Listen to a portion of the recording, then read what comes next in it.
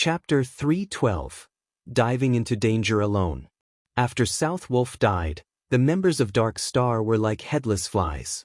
Frightened and scared, they fled in all directions. Zero Wing's berserker Lonely Snow swiftly closed the gap between him and an elementalist of Dark Star to 20 yards before using charge to instantly catch up to and incapacitate the elementalist. After that, Lonely Snow used Thunderclap, Violent Strike, Suppression, and Whirlwind Slash in rapid succession, making quick work of the elementalist. Following closely, everyone else from Zero Wing took action as well against a group of mages and healers that could use neither skills nor tools. In addition to the fact that these classes were innately slow runners, the members of Zero Wing required no time at all to finish off the surviving Dark Star members. As these players died, they left behind piles of weapons and equipment.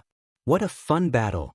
Those bastards from Dark Star think that they are so amazing, but now, all of them are dead.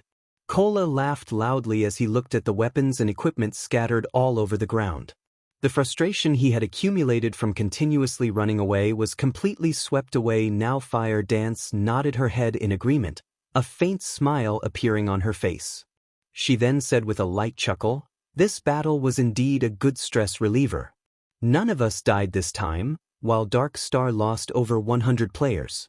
After this battle, Dark Star will have to reorganize their plans to pursue us."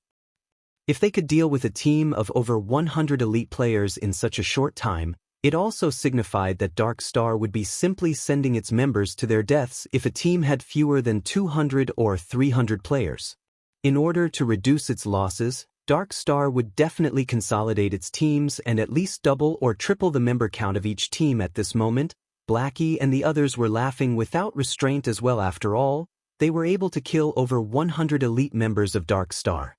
This would, without a doubt, be a huge blow to Dark Star. Collect the loot. Dark Star will be arriving here soon, Shurfeng commanded. The loot they obtained from killing the 100-plus elite members of Dark Star was extremely bountiful. They had collected close to 1,000 weapons and equipment, and a majority of them were even mysterious iron rank. The harvest they got from this single battle far exceeded even the harvest Aqua Rose obtained from the battle that involved tens of thousands of players. Even Shurfeng was somewhat moved by this harvest kill and plunder. Just from this battle, they had obtained the resources required to arm an elite team of 100 players.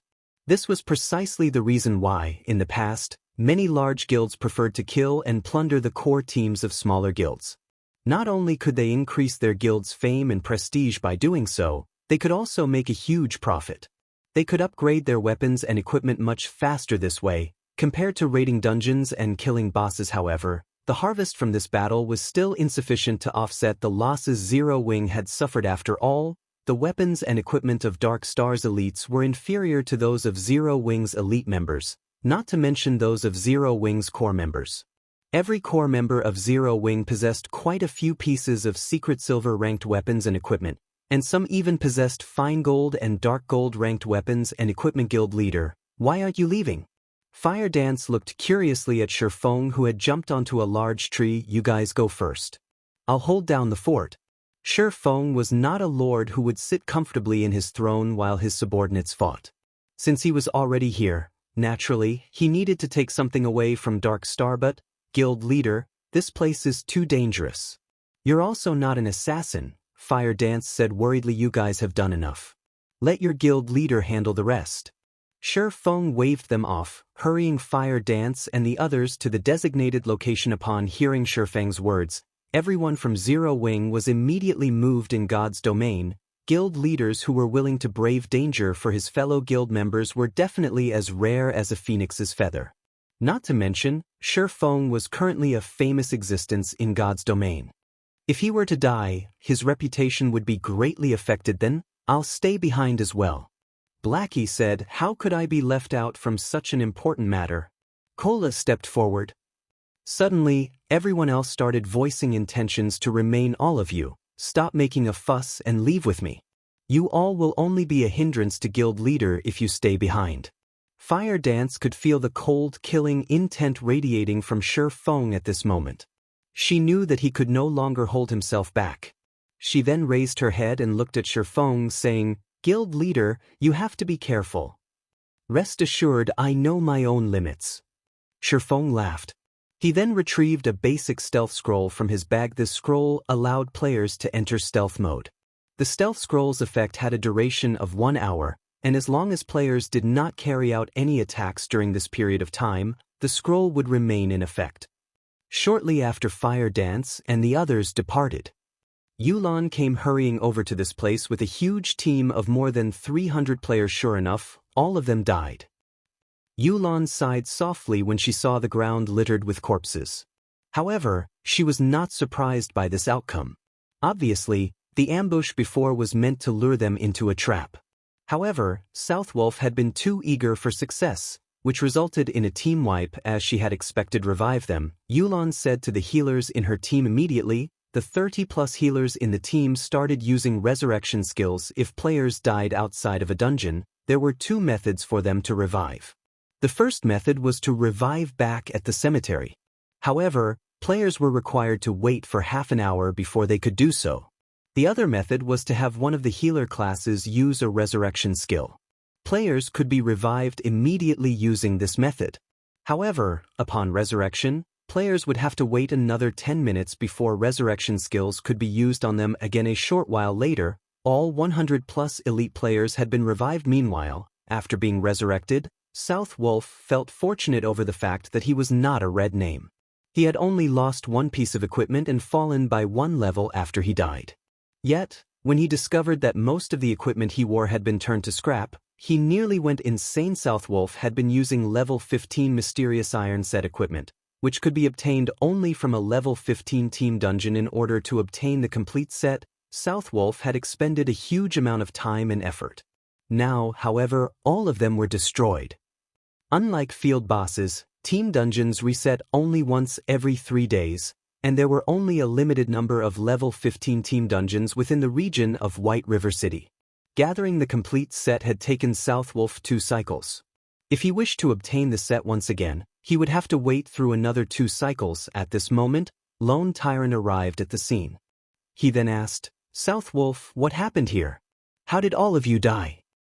Southwolf was someone from Underworld, so he did not particularly care how many players from Dark Star had died. He cared more about himself instead. However, the same could not be said for Lone Tyrant. The strength of Dark Star determined his future as its guild leader. Now, more than 100 elites from his guild had died for no reason. The worst part was that these elites had lost most, if not all, of their weapons and equipment. The levels they lost could be recovered, but it would not be as easy to recover the equipment. We were lured into an ambush unprepared, and all of us got killed. However, I discovered something even more important. I don't know how he managed it, but Black Flame is now with the core team of Zero Wing. He has also become a red name at this point, so this is the perfect chance for us to destroy Zero Wing. Although Black Flame is very powerful, we should have no problems dealing with all of them if we send in a team of 300 to 400 players. We can still catch up if we chase after them right away. Southwolf's words immediately allowed Lone Tyrant and Yulan to come to a realization. Truly an interesting person, Yulan muttered softly, her interest towards the player named Black Flame growing. As for Lone Tyrant, his expression turned grim upon receiving this piece of information. Obviously, with Black Flame commanding Zero Wing's core team, their combat power had increased to frightening heights. Also, from Southwolf's description of the one-sided battle that took place before, Lone Tyrant also learned that Black Flame was a great expert. Not only did Black Flame possess extraordinary combat power, he also possessed a strategic level skill. A team of 100 elite players would definitely be insufficient to deal with him. Hence, they needed to rearrange their team compositions. Each team now had to have 200 players at the very least. Otherwise, they would only suffice as cannon fodder. Black Flame, you've actually dared show yourself here. Since you've come seeking your own death, don't even think about leaving this place alive today. Lone Tyrant revealed a sinister expression. He inwardly mocked Shifeng for his foolish actions. In order to save Zero Wing's core team, Shifeng had actually disregarded the dangers and barged into Lone Tyrant's domain. Shifeng must not know how to write the word death. Chapter 313, Killing the Commander. Gather everyone immediately and surround this area. I don't believe that they can grow wings and fly away. Lone Tyrant sternly issued his command. The news of World Dominator's defeat had already spread, and very few in White River City did not know about the battle that took place. This result had greatly boosted Zero Wing's prestige. If Dark Star could get rid of not only Zero Wing's core team, but Zero Wing's guild leader, Black Flame, also, then they could destroy the fame that Zero Wing had accumulated up until this point. At that time, Dark Star would also garner fame themselves, killing two birds with one stone. Naturally, Lone Tyrant would not let go of such a valuable opportunity immediately. Everyone from Dark Star started moving. Previously, they had tried to cover too large an area in their search. Now that Shifeng and the core team of Zero Wing had exposed themselves, Lone Tyrant quickly concentrated their hunt. Soon, more and more Dark Star members gathered at the stated location in the dense forest. Shifeng, who remained hidden in a tree, did not panic at this situation. Instead, he continued to wait for all the members of Dark Star to arrive. Come. The more, the merrier. Shifeng inwardly chuckled as he saw that the number of players gathered had already exceeded 1,000 before the battle even started. Shifeng had already considered the consequences. If he had not come fully prepared, he would not have allowed Fire Dance and the others to obliterate South Wolf's team of elites. Guild leader, our members have surrounded this part of the forest. As long as any Zero Wings members show themselves, it will be their death, a ranger reported as he walked up to Lone Tyrant. Good. Start shrinking the encirclement. Lone Tyrant laughed satisfyingly. He then looked towards Ming Sha, the team leader of the Underworld Guards, and respectfully said, "In a moment, we will have to rely on Brother Ming Sha and your men to take care of the experts from Zero Wing. Rest assured, young Master Feng sent us to deal with Fire Dance and her team of experts. Although there is now an additional Black Flame added to the equation, the Underworld Guards can resolve this solution all the same. We won't let any of them escape," Ming Sha replied and nodded his head. In order to extinguish Zero Wing's core team, Feng Xianyang had specifically sent a team of Underworld Guards to assist Dark Star. Feng Xianyang had gone all out on this hunt. Every Underworld Guard was an expert that Underworld had spent many years searching for to recruit. Underworld had also spent massive amounts of resources on nurturing these experts further. Compared to Absolute Heaven, the top-tier assassin that Shifeng faced before, these Underworld Guards were stronger, not weaker. Meanwhile, Feng Xianyang had sent a team of 20 of such guards. One could just imagine the frightening might this team possessed. Even a 100-man elite team from Dark Star was no match for this team. Also, the leader, Ming Sha, was an expert among experts. In the virtual gaming world, he ranked near the top. Regarding pure combat techniques, he was on the same level as the Snow Goddess, Gentle Snow. However, as Gentle Snow was in possession of a huge amount of resources in terms of equipment, Ming Sha was definitely no match for her. Originally, Feng Xianyang had arranged for Ming Sha to go to White River City to deal with Yifeng. However, Yifeng was simply too elusive, as if he had completely vanished from White River City.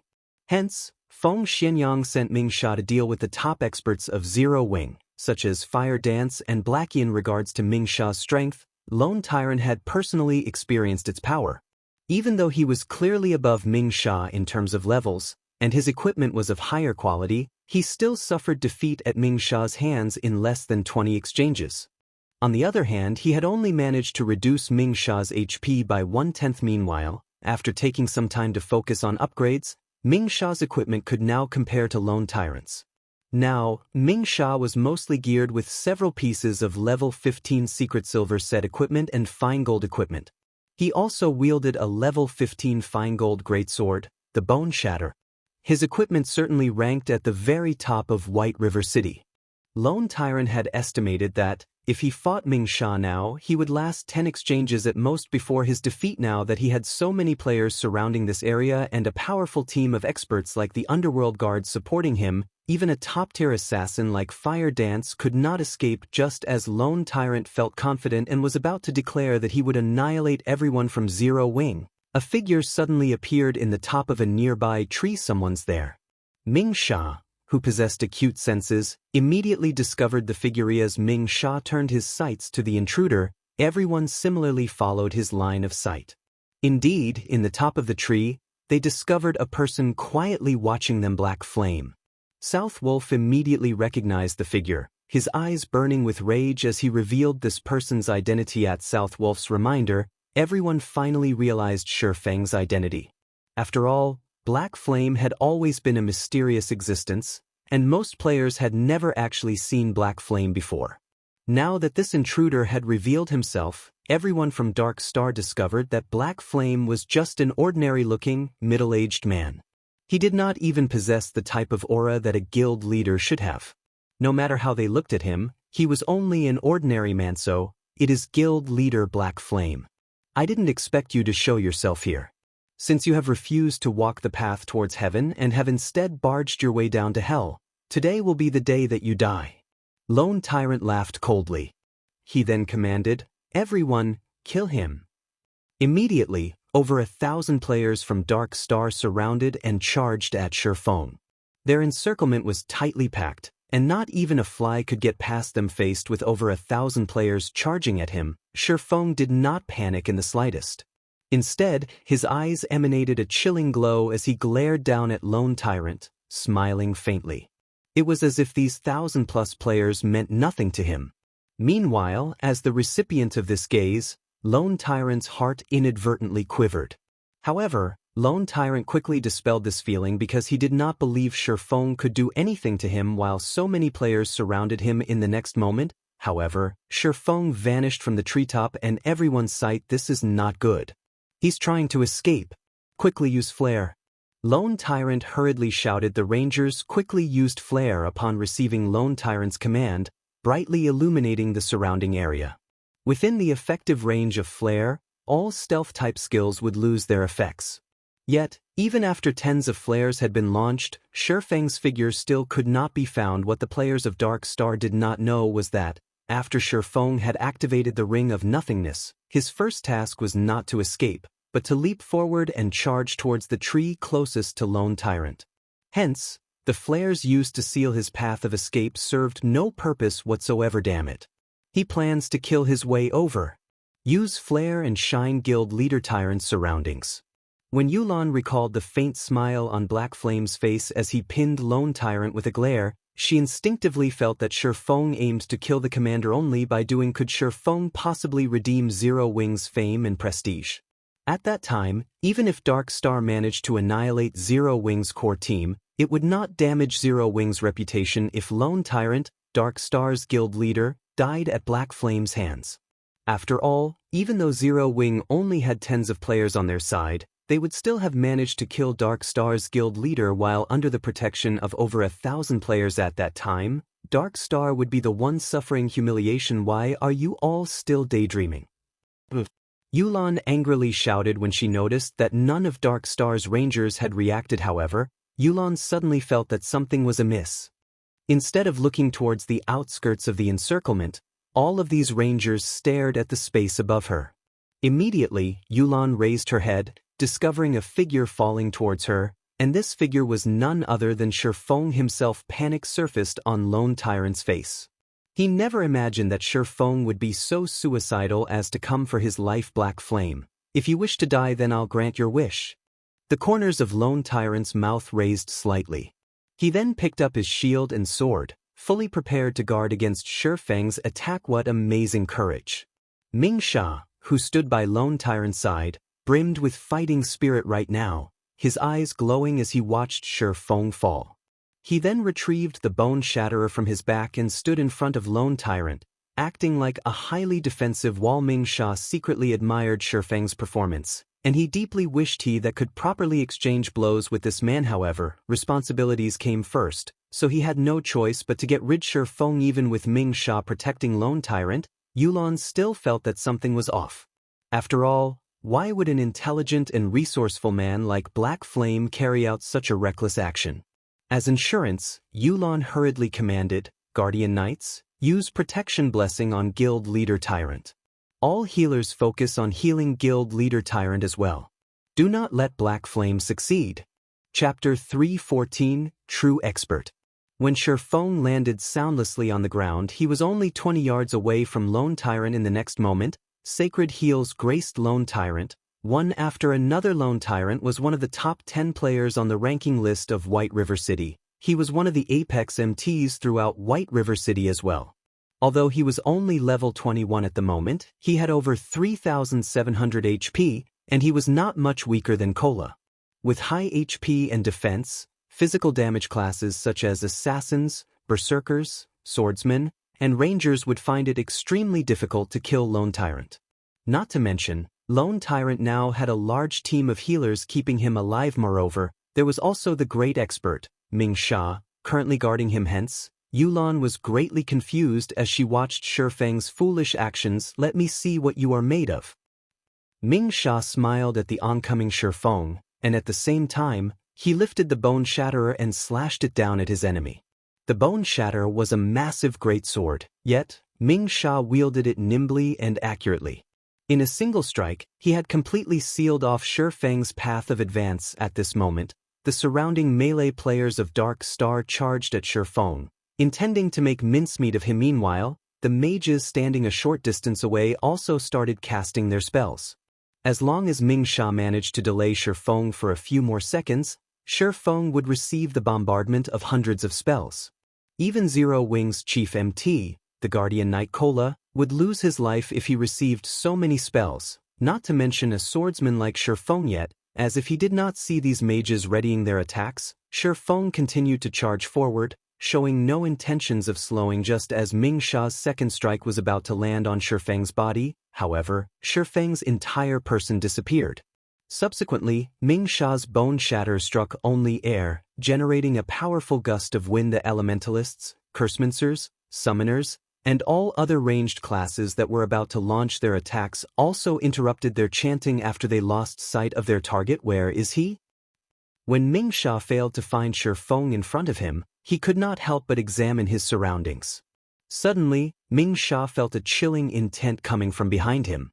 Spinning around, he discovered that, just like a ghost, Shifeng had soundlessly appeared behind Lone Tyrant.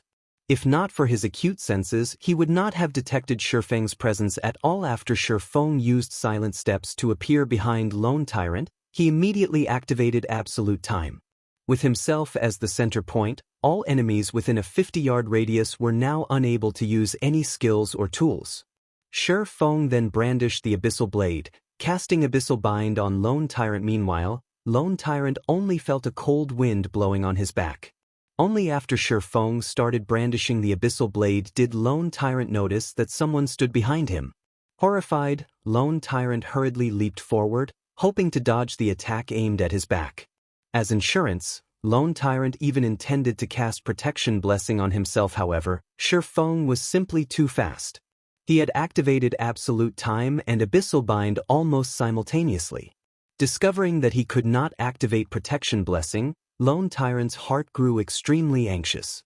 In the next instant, 9 pitch-black chains bound his body, preventing him from moving even an inch. Meanwhile, the healers standing in the distance could only watch this scene play out. With their skills locked, the most they could do was provide moral support. Seeing that Shifeng was the only person standing close to Lone Tyrant, Ming Sha realized that he had been tricked. Shifeng had deceived him into leaving Lone Tyrant's side. Suddenly, a feeling that he had just been played for a fool grew in Ming Sha's mind. This was the first time he had felt such a feeling. Lone Tyrant was bound and completely unguarded right now. He was unable to resist in the slightest. If he, Ming Sha, had stayed by Lone Tyrant's side, even if Lone Tyrant were bound, he could have still helped defend against attacks. Now, however, he was almost a full 10 yards away from Lone Tyrant. If this were any other day, he could have closed the distance between them using the charge he had specifically reserved. Now, however, none of his skills would work. Even if he wanted to save Lone Tyrant, he was powerless to do so. However, he only needed around 2 seconds to close a distance of 10 yards. As long as Lone Tyrant could survive that long, Ming Sha was confident in stopping Shifeng, preventing Shifeng from dealing any more damage to Lone Tyrant. Naturally, Lone Tyrant had considered this as well. Hence, even when faced with Shifeng's Abyssal Blade and Purgatory's Shadow, he still revealed his confidence as if saying, "What can you do to me?" He was a Guardian Knight who possessed 3,700 HP. It was simply impossible for Shifeng to kill him in 2 short seconds. Unfortunately, reality had cruelly slapped Lone Tyrant in the face when Shifeng's chop landed on Lone Tyrant, who now had his defense reduced by 100% due to the effects of the Abyssal Bind. A frightening damage of -1,500 appeared above Lone Tyrant's head. This single slash had erased Lone Tyrant's confidence. Now, an expression of fear decorated Lone Tyrant's face instead. Immediately, Lone Tyrant struggled to escape Abyssal Bind. However, no matter how much energy he expended, the bone-chilling chains remain unperturbed. This was the first time Lone Tyrant had felt so powerless. He had over 1,000 subordinates and a team of experts protecting him. Yet, Shifeng regarded them all as nothing. Now, he could not even resist while Shifeng arbitrarily slaughtered him. Shifeng lifted the Abyssal Blade high. In the next moment, the Abyssal Blade, which was covered in green arcs of lightning, descended, and 3 arcs of lightning penetrated Lone Tyrant's body. 984, -1370, -1892. After Thundering Flash ended, Lone Tyrant's body fell to the ground from beginning to end. Shifeng had only used 2 moves to finish off Lone Tyrant, and the time he spent doing so had not exceeded 1 second. Shifeng's attack power thoroughly shocked everyone from Dark Star. Shifeng's performance was simply stunning. Even when faced with over 1,000 elites from Dark Star, he managed to kill Dark Star's guild leader. Lone Tyrant Mingsha was also stunned by this scene. He had never imagined that Lone Tyrant would die so quickly under Shifeng's assault. Everybody, get him. No matter what, do not let him escape. Mingsha bellowed as he felt unprecedented humiliation after finishing off Lone Tyrant. Shifeng sent a chilling gaze to his surroundings. Those who received his gaze inadvertently halted their steps, and none dared to look Shifeng in the eyes. Shifeng was like a king that had descended from heaven.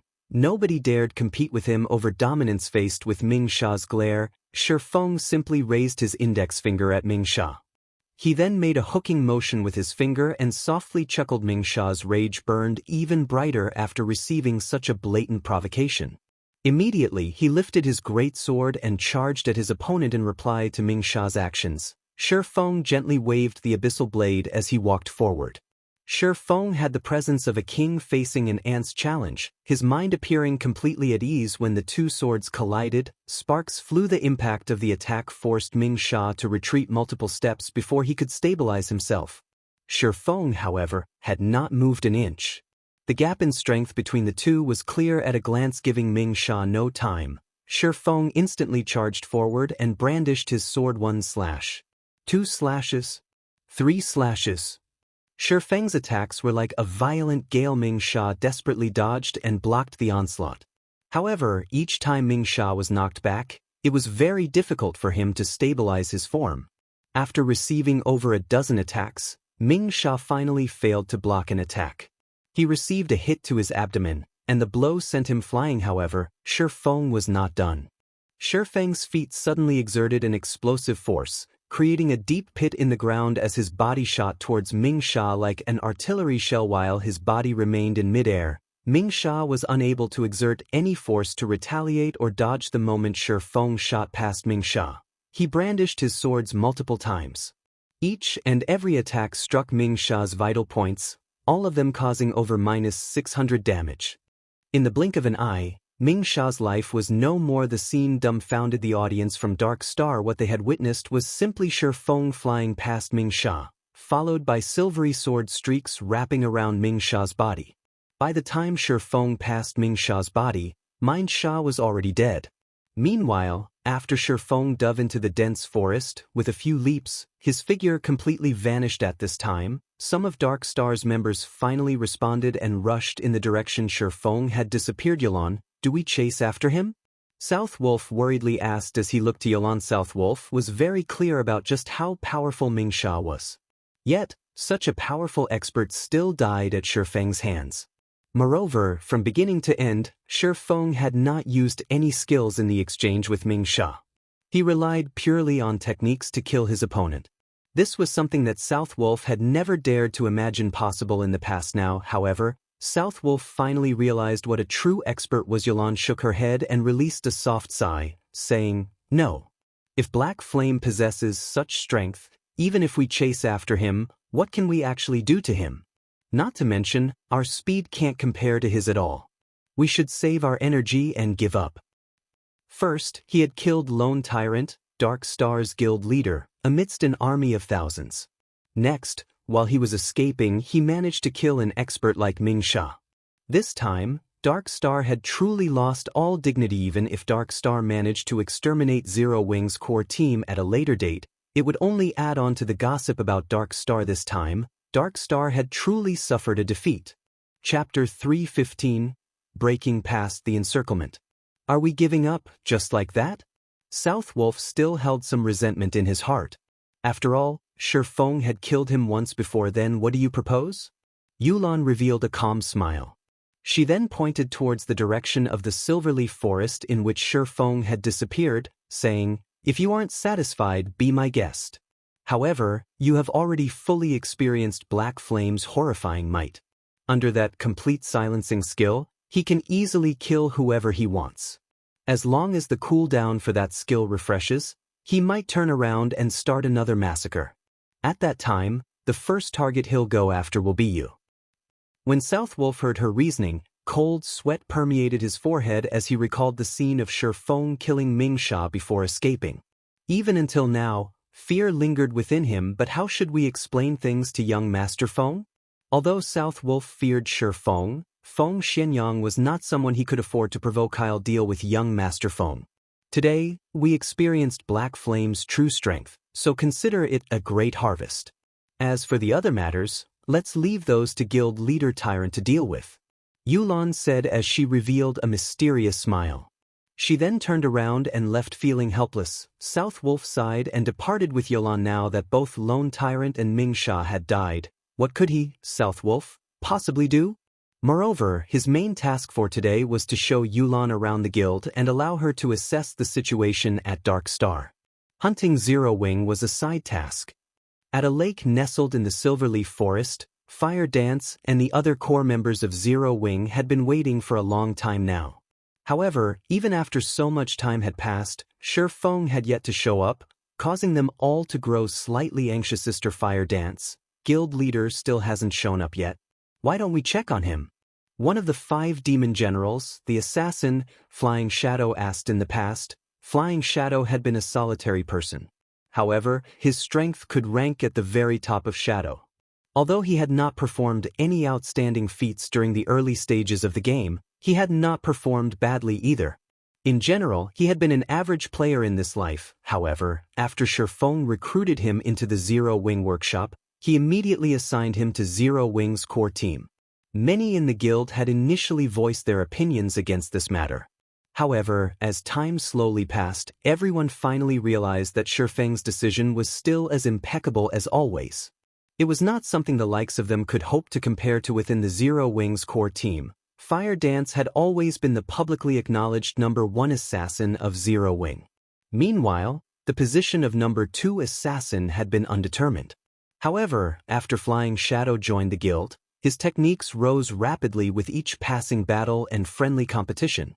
Very quickly, everyone began to acknowledge him, and now he was considered the most powerful assassin in Zero Wing after Fire Dance. No. Since guild leader has chosen to stay behind, he obviously is confident of obtaining victory. We will only be a hindrance if we try to help. Fire Dance shook her head and rejected Flying Shadow's proposal.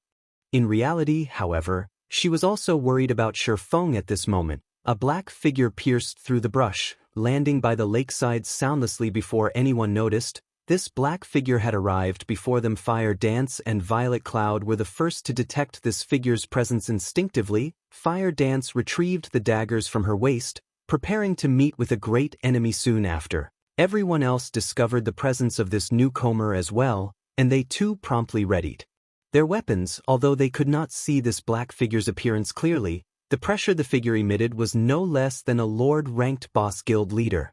Fire Dance quickly recognized Shi Feng's appearance, and she was greatly shocked when she felt his aura. Previously, as they had been in a hurry to escape, she had not noticed Shi Feng's change. Now that she confronted Shi Feng, face to face, she suddenly realized that Shi Feng's strength had greatly improved. Right now, even she could not determine exactly how powerful Shi Feng was. It was especially true for the sharp and frightening aura he emanated. It seems that all of you have improved greatly recently. You actually managed to discover me so quickly. Shi Feng examined his guild members and revealed a satisfied smile. Battles in God's domain were unlike any other virtual reality game. The improvement of a person's strength was not limited to techniques and equipment. One must also possess a bestial intuition. After all, the penalty for death was not low, so such an intuition was essential when engaged in combat in the fields. In reality, if players did not suffer death when grinding out in the fields, they could easily reach level 200 within 2 years. Yet, Shi Feng had taken a decade to reach level 200 in the past. Death was inevitable when battling in God's domain. In the past, Shi Feng had died countless times while participating in all sorts of combat in God's domain. Danger always lurked around the corner. Guild wars were only a small part of the dangers in God's domain. Thus, it was of utmost importance for a player to nurture a bestial intuition to avoid unnecessary deaths. It was also a key to leveling up quickly. People's lives in reality were simply too peaceful, so this bestial intuition had been completely buried deep in their bodies. However, as players experienced more battles in God's domain, this intuition would slowly rise to the surface. Meanwhile, the rate at which players improved also correlated to how strong their intuition became, and this was one of the main factors differentiating average players from expert. Shi Feng chose to appear so stealthily to test everyone's intuition, and the result had not disappointed him. Compared to several days ago, everyone present had improved greatly. Though, when compared to Fire Dance and Violet Cloud, everyone else's improvement paled slightly. Nevertheless, they were still much stronger than the average elite player. After Shi Feng finished evaluating everyone's strengths, he then said with a smile, "All right, let's leave this place. Follow me." Leave. This was exactly what everyone had constantly tried to do. However, it was simply too difficult to accomplish. Currently, Dark Star's forces locked down the Silverleaf Forest. With their team of slightly more than 30, it was impossible to fight their way out of the forest in the next moment. However, Shi Feng gave everyone an underwater breathing potion. This potion allowed players to breathe underwater for half an hour. Following which, Shi Feng gulped down the breathing potion and jumped into the lake. He then dove into the depths of the lake. The team copied Shi Feng's actions, drinking the breathing potion and jumping into the lake as well. This lake was not just a pool of stagnant water. Instead, it connected to the other lakes found in the Silverleaf Forest. A player in the past had accidentally stumbled on this particular secret.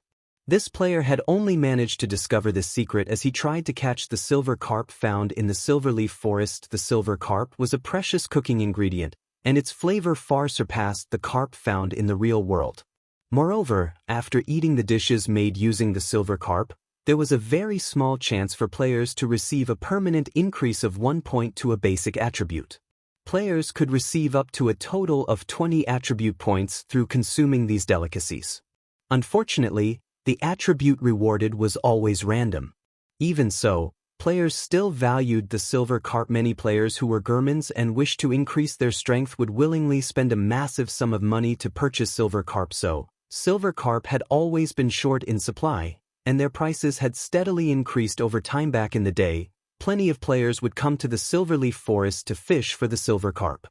There was also no lack of bloodbaths due to competition over these silver carp as well. Shi Feng led everyone through one underwater tunnel after another, gradually distancing themselves from Dark Star's Encirclement. However, Dark Star still held Silverleaf Forest's exits. So, it was impossible for them to depart from the forest safely. A guild war order could seal an area for 24 hours. During this period, no one could use return scrolls in this area. In addition, if enemy guild members logged out of the game while in this area, they would receive very harsh punishment. This punishment was far more severe than even the penalty for death, as it was meant to prevent players from abusing this method to avoid the war. However, guild war orders had a cooldown time of 2 natural days. In God's domain, that would be 96 hours. Hence, after players managed to endure and survive through the guild war order's effective period of 24 hours, they could return directly to the city using a return scroll. Shi Feng intended to take advantage of these underwater tunnels before anyone discovered their existence. By doing so, They could escape Dark Star's surveillance and wait out the seal of the Guild War Order. Dark Star had a lot of members inside the Silverleaf Forest. However, due to Shifeng's group killing one of their teams, which had consisted of over 100 elite players, in addition to Shifeng's impossible feat of killing both Lone Tyrant and Ming Sha amidst the encirclement of over 1,000 players, Dark Star no longer dared spread their forces too thin. They even called for more reinforcements to the Silverleaf Forest. Yet, even after thoroughly searching the area where the previous battle took place, they still could not manage to locate any traces of Shifeng, and the others' time passed. Little by little after his resurrection, Lone Tyrant was like a madman as he sent out all members of Dark Star to hunt Shifeng's team in the Silverleaf Forest. His insanity also attracted the attention of the players in White River City. Why was Dark Star sending even more players to the Silverleaf Forest? Were the thousands of players they had sent there before not enough to deal with the core members of Zero Wing?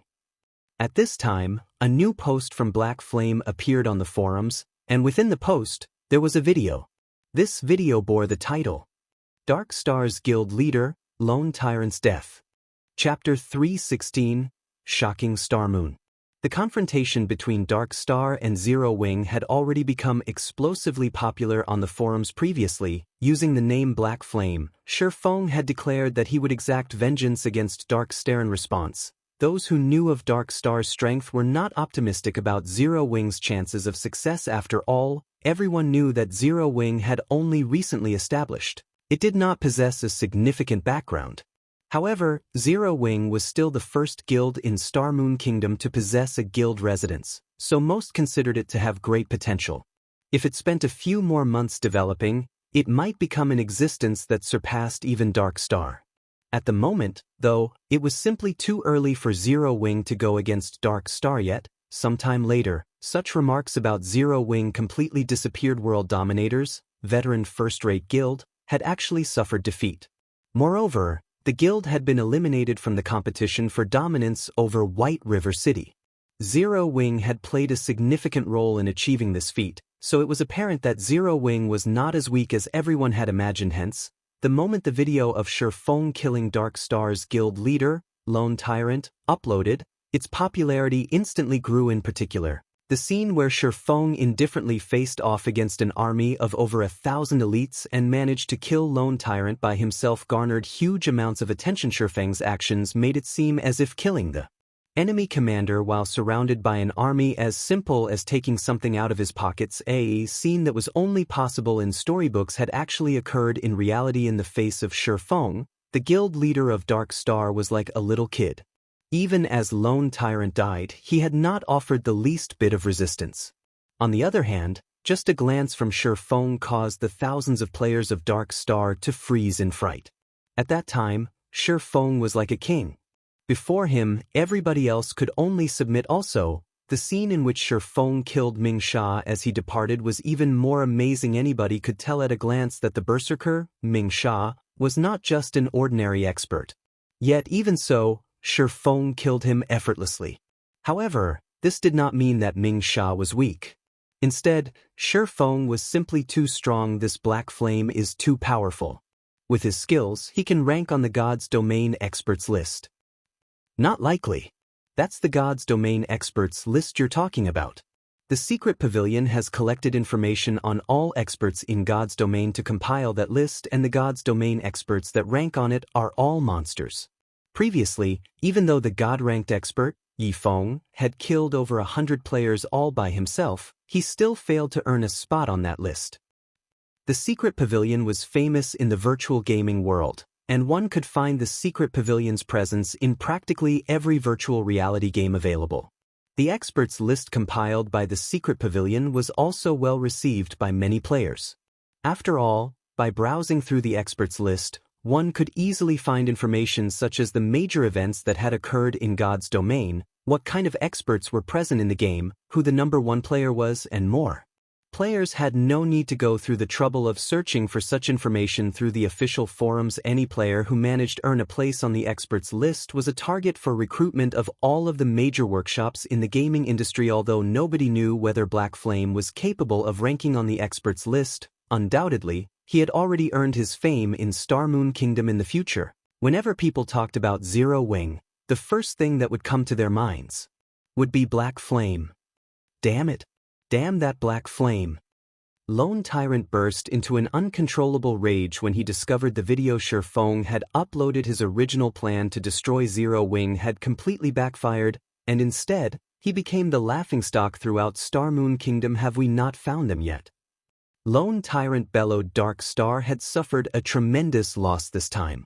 Not only had it lost more than 1,000 players to Zero Wing, but Dark Star's fame and prestige had also been destroyed. Lone Tyrant's reputation had gone up in flames. To make things worse, he still had to compensate World Dominators for its losses. The amount they had to pay would definitely put a dent in Dark Star's funds, damaging the guild's development. In this war, Dark Star had suffered a double loss. However, Lone Tyrant was completely helpless about this situation. Guild leader, we've already increased the number of people searching for them to 15,000. However, it's as if they grew wings and flew away. Even after rummaging through the entire Silverleaf Forest, we still can't find any traces of Zero Wing. I suspect that they have long since left the forest. Otherwise, if Black Flame and the core members of Zero Wing were still here, Zero Wing's and Ouroboros's forces would have carved a path of blood into this forest by now. They wouldn't have dispersed and went on to do their own things. Lone Tyrant's confidant explained slowly. Before, Lone Tyrant's anger had blinded him, so he had not considered this. However, now that he thought it through, it was as his confidant said. If Black Flame, Zero Wing's guild leader, were still trapped deep in his enemy's territory, how could the other members of his guild possibly sit and do nothing? They would have charged forward in desperation. If Zero Wing had joined hands with Ouroboros, based on Dark Star's strength, Dark Star would have no choice but to back off. Yet, Zero Wing had not done so. Even the reinforcements Lone Tyrant had called in from White River City received no obstruction whatsoever from the other guild. Based on Zero Wing's inaction, one could conclude that Black Flame had indeed already left the Silverleaf Forest. Damn that Black Flame. We've wasted so much time and manpower. Lone Tyrant's eyes burned with anger. However, he was simply helpless against Zero Wing. It was no longer possible to deal with their enemy now. Previously, he had the help of World Dominators to hinder Ouroboros. Now that World Dominators was out of the competition, if Dark Star wished to deal with Zero Wing, it would have to fight both Zero Wing and Ouroboros simultaneously.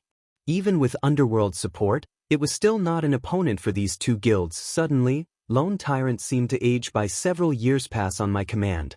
Everybody is dismissed. Those who should rest, rest. Those who wish to level up, go level up.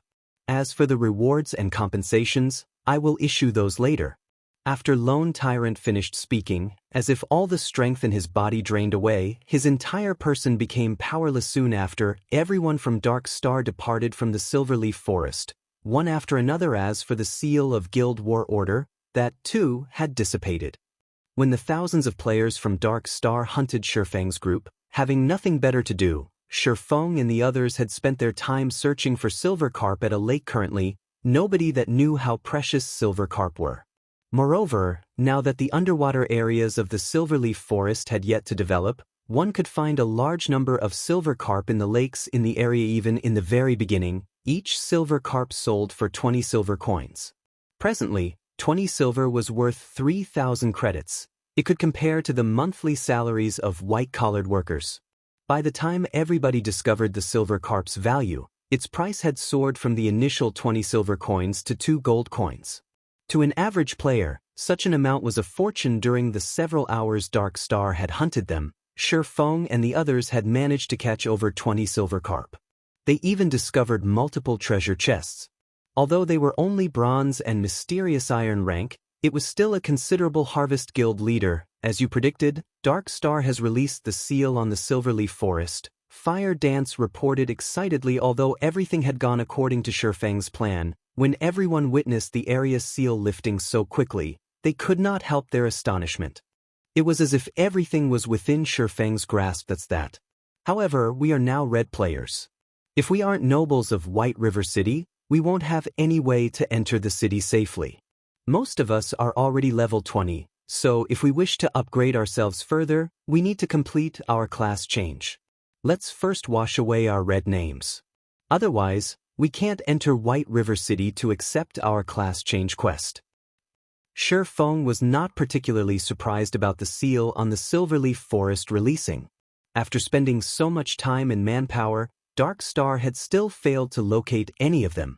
As long as Lone Tyrant was not an idiot, he would definitely stop searching for them like a fool. Chapter 317 Town Capture. Guild Leader, our names are as red as blood right now. Most of us have killed more than 10 people, while Blackie and I have killed more than 100 each. We'll need to waste a lot of time to cleanse our red names completely. By the time we do, most of the players from the other guilds will have already reached level 20, Fire Dance said as she smiled bitterly. If a player wished to remove their status as a red name, they needed to remove the crime value they had accumulated.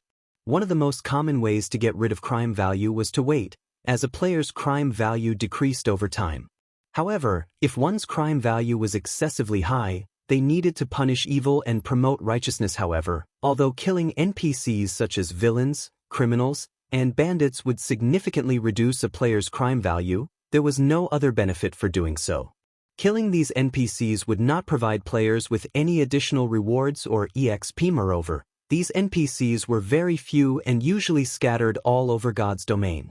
It would be fine if players hunted for these NPCs by themselves, but hunting as a group would be time-consuming and inefficient indeed. Let's forget about cleansing your red names for now. We'll raise our White River City reputation. As long as you become nobles, entering the city as red names will not have significant consequences. We should have no problems taking on the class change quest. Shi Feng made his decision after some thought. Otherwise, it would take around 2 to 3 days' effort to cleanse such a high crime value.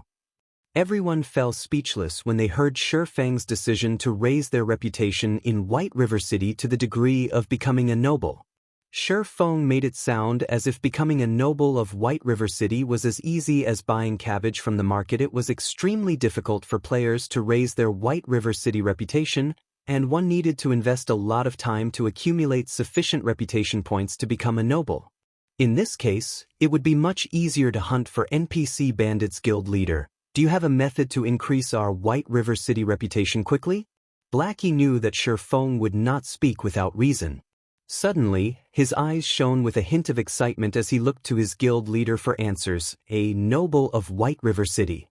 Currently, one could count the number of players that had become nobles of White River City on one's fingers. After becoming a noble, not only could one purchase a business stall in White River City, but one could also receive high-level quests in the city. The rewards were enough to drool over.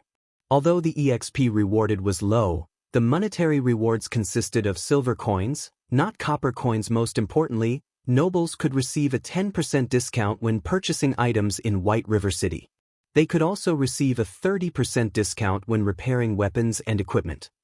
Currently, every time they went to repair items, they would always leave with a stomach ache due to the quality of their items. The repair fees were at least 6 times higher than the average player's. If they could become nobles of White River City, in the future, they would not become poor bastards whenever they needed to repair their equipment. They might even get the chance to enter the nobles district. Shi Feng rolled his eyes at Blackie, saying, "Do you really think it is so easy to become a noble?" The team could not help their laughter at Blackie as he nearly choked from Shi Feng's reply. Although it is not easy to raise one's reputation in White River City, if one wishes to increase it quickly, there is indeed a method to do so. Guild Leader, is there really such a method? Cola asked excitedly. It was an absolute nightmare for him whenever he had to repair his equipment out of cloth armor, leather armor, and plate armor. The repair fees for cloth armor were the cheapest. On the other hand, plate armor cost the most to repair, and normally, the fees were at least double that of cloth armor. There is one method: town capture. Shi Feng nodded, revealing a mysterious smile. Shi Feng's announcement stunned his guildmates. What kind of trouble was Shi Feng trying to stir? They had just escaped from Dark Star's pursuit, yet, now, they were going to capture a town. Town capture? Cola was confused. Although he did not know why Shi Feng suggested they capture a town, such a thing was not easy. Level 50 elite NPCs guarded every town. There were even Tier 2 NPCs protecting them. Even with their strength combined, they wouldn't be a match for even a single level 50 elite NPC, not to mention a tier 2. That's right. However, we're not going to capture just any town. Instead, our aim is Creek Town, one of the towns within the White River City region that's occupied by evil-aligned NPCs.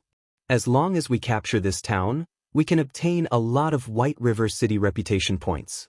If we're lucky, there might even be unexpected rewards, Shifeng explained. However, it won't be easy. I'll need to make some preparations before we set off. Just stay here and catch some fish for now. I'll head back and make the necessary arrangements. I'll notify you guys once I'm done. After Shifeng said so, he used a return scroll town capture. During the middle stages of God's domain, this was a commonplace activity for players. There were plenty of small towns in God's domain, and a majority of these towns were not under the management of any kingdoms or empires. Instead, other forces occupied these towns. So long as players wished to establish their own empire in God's domain, it was a must for them to occupy towns. Meanwhile, if players wished to occupy a town, they needed to chase away the forces that occupied said town first. Only by doing so could they turn the town into their own guild town. They could then slowly develop and upgrade the town's rank. It was also not impossible for players to develop a town to surpass even Star Moon City.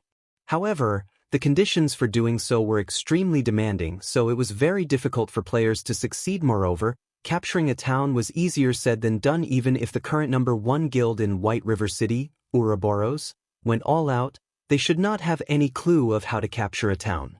It should be impossible for Ouroboros to capture even the most bordered and resource-poor town. On top of that, now that Shifeng had unsealed the Endless Abyss, towns had upgraded their overall strength in preparation for the assault from demonic beasts, making it even more challenging for players to capture a town. However, Creek Town, the town Shifeng had chosen as his target, was slightly special. There was a hidden quest in White River City that would greatly reduce the overall strength of Creek Town. If the town were weakened, capture would become far easier. However, in order to accept this hidden quest, at the very minimum, one must first become a Viscount of White River City. Fortunately, Shifeng just happened to be just that. After Shifeng returned to White River City, he suddenly became the focus of the entire city. Any players who saw him immediately began whispering to companions or strangers by their sides. Shifeng was a celebrity right now, and everyone in White River City knew about him. Although part of the reason why Shifeng attracted so much attention was due to his blood-red name, the actual cause for his fame was due to the name Black Flame. The video of the battle in the Silverleaf Forest was extremely exciting. The scene where Shifeng had leaped high into the air to finish off Ming Sha was particularly unforgettable. Countless players had tried to mimic Shifeng's actions. Unfortunately, average players could, at most, jump 2 to 3 meters high. Compared to Shifeng, who had managed to reach a height of 8 meters, the gap between them was simply too massive. Moreover, Shifeng had brandished his sword 6 times while in midair, and every strike accurately landed on Ming Sha's vital points. Through their attempts to mimic Shifeng's actions, everyone's admiration for him grew. Everyone knew that a player's basic attributes determined the gap between them and others. Only after making a comparison did they know just how wide the gap was between them and Shifeng guild leader Black Flame. When will Zero Wing hold another mass recruitment? I've been waiting to join Zero Wing for a long time now. A level 17 male swordsman asked loudly. That's right. This little girl wishes to join Zero Wing as well.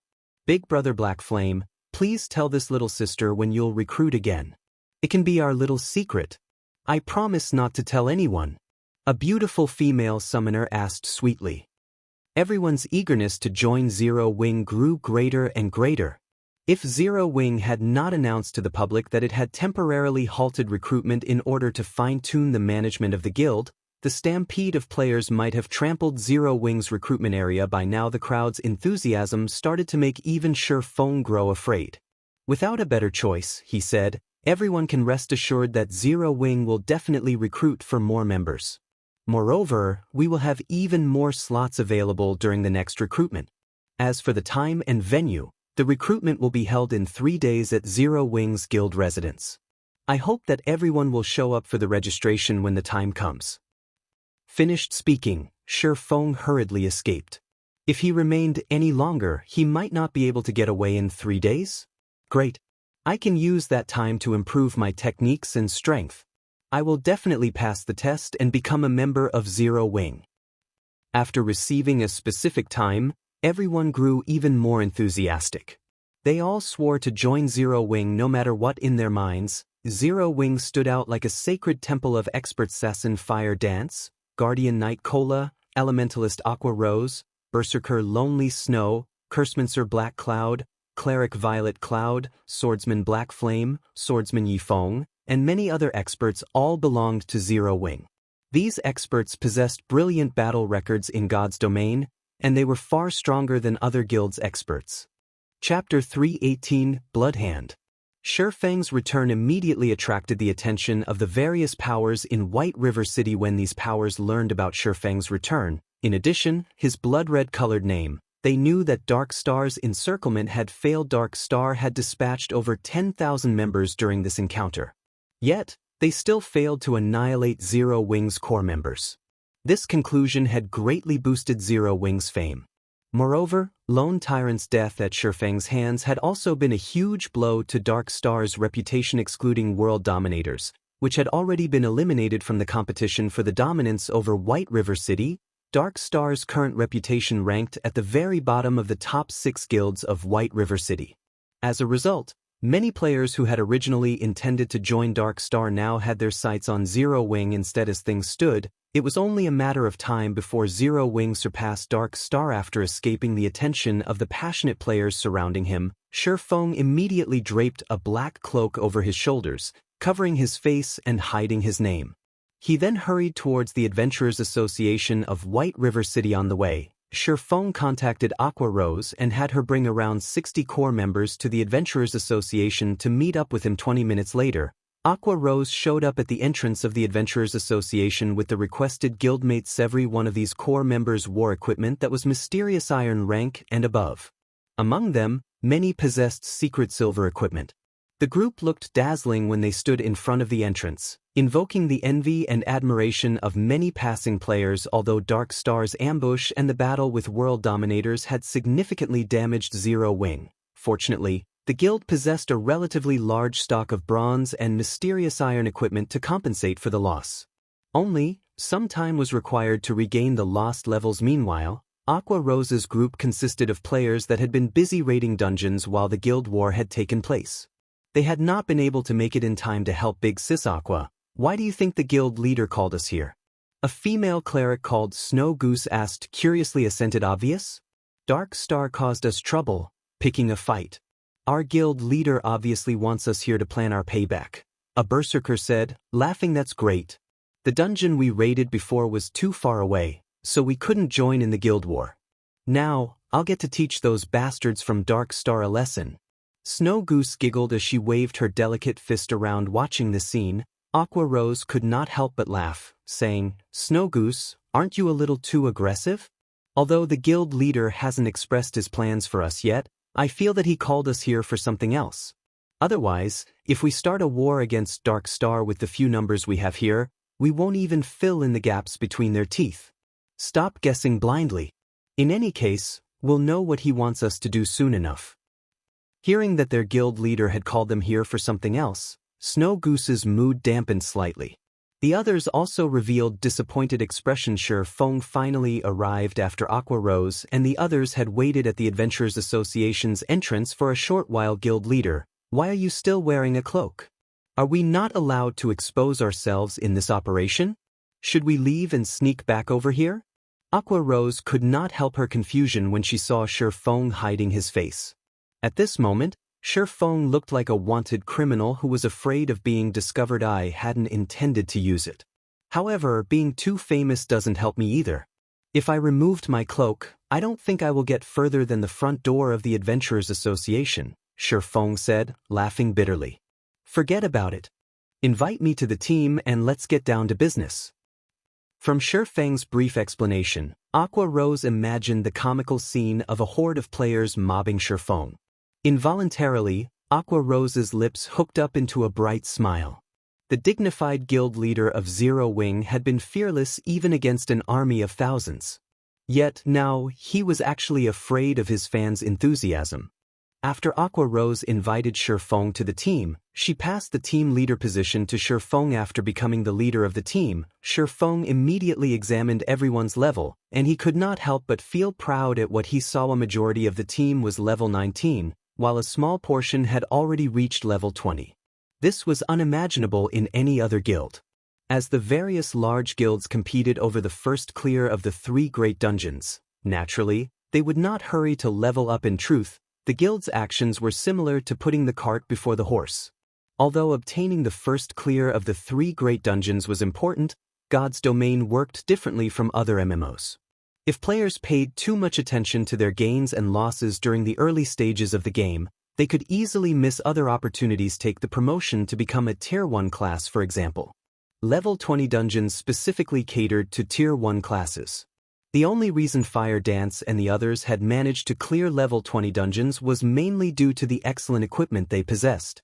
Otherwise, it would have been extremely difficult to achieve such a feat. Not to mention, there were still the 50-man and 100-man level 20 large-scale team dungeons. Hence, the earlier they completed their Tier 1 promotion, the better their chances were of obtaining the first clear of the 100-man team dungeon. The only benefit of obtaining the first clear of the level 10 3 great dungeons was fame among players.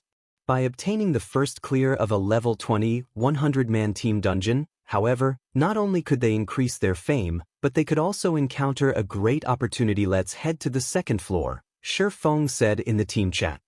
Normally, nobody visited the second floor of the Adventurers Association. This place did not receive individual guild players. Instead, this place was exclusive to guild team Sister Aqua. Why do you think the guild leader has led us here? Snow Goose asked curiously. I don't know. Aqua Rose shook her head. She too could not see through their guild leader, Shifeng. However, it was precisely because of this that she had chosen to join Zero Wing. She then continued, however, this is where guilds come to take on large-scale quests. I wonder what kind of great quest the guild leader plans to accept? At this time, Shifeng sat in front of the VIP counter. With a smile, the beautiful receptionist behind the counter asked, Lord Viscount, how may I be of service today? I wish to take on a guild crusade quest, Shifeng requested a kit. However, as the Zero Wing Guild is only a 3-star guild, there are only 4 locations available for a crusade. May I know which location Lord Viscount desires? The receptionist listed the 4 locations. They were rather remote towns, barren wastelands. However, dark forces occupied each location. Without 2,000 to 3,000 level 30 Tier 1 players, one should not even consider capturing it. Of course, this was only in the case for attacking normally. If it were a crusade, however, the difficulty of capturing the town would significantly decrease. Even so, it was still extremely difficult. If one attempted to capture these towns with only 100 players around level 20, it would be Suicide Creek Town, then. Shifeng was very familiar with the crusade quests available in White River City. He chose Creek Town, which was occupied by the Blood Hand Association. Without hesitation, among the many dark forces in the White River City region, the Blood Hand Association was one of the weakest and smallest powers. It ranked at the very bottom. Taking on any of the other 3 locations, each of which was controlled by lower-middle-class dark forces, would be nothing more than suicide for Shifeng and his team. They would have no chances of successfully capturing the town at all. Okay. A 1-star crusade quest will require a deposit of 30 gold coins. If the quest is not completed within 5 days, then the deposit will not be refunded. Snow Goose, who currently stood behind Shifeng, widened her delicate mouth in shock when she heard the requirement of a 30 gold deposit. Just what kind of quest was this? To think that they actually needed to pay a deposit before accepting the quest. Moreover, the deposit was even 30 gold coins. Big Sis Aqua, what kind of quest is that? It actually needs 30 gold coins. Even if I sold myself, I still wouldn't earn so much money. Snow Goose said. Stunned Snow Goose's words left everyone speechless. Shifeng, on the other hand, merely revealed a calm smile as he paid the 30 gold coins deposit gladly. He then said in the team chat, this is a guild crusade quest. Unless one becomes a true noble of White River City, they can't even accept such a quest. Moreover, 30 gold coins is actually very cheap. Cheap? Everyone was truly speechless this time. At this stage of the game, 30 gold coins was practically the maximum a third-rate guild would possess. If they could not complete this Crusade quest, those 30 gold coins would be gone forever. Chapter 319, Windbreaker. After Shi Feng accepted the 1-star guild Crusade quest, he led everyone to the Twilight Temple. The Twilight Temple was a main hub for healer classes. Here clerics, oracles, and druids could take on quests that rewarded high-level skills related to their class's guild leader. What are we doing here? Aqua Rose asked, confused, weary, looking for assistance. Shi Feng smiled faintly, not bothering to explain further. After entering the main hall of the Twilight Temple, they saw level 180 elite guards crowding the temple. This hall also contained the statue of the Twilight Goddess, below which stood a level 200 priest dressed in Redan. Oracle advanced to priest after reaching tier 2. To Shi Feng and the others, a level 200 priest was an existence that they could only revere. At this moment, however, this priest dressed in red took the initiative to walk up to Shi Feng and welcome him. Greetings, Lord Viscount, the priest said, fawning. Greetings, esteemed Lord Priest. I wish to purchase some water of life.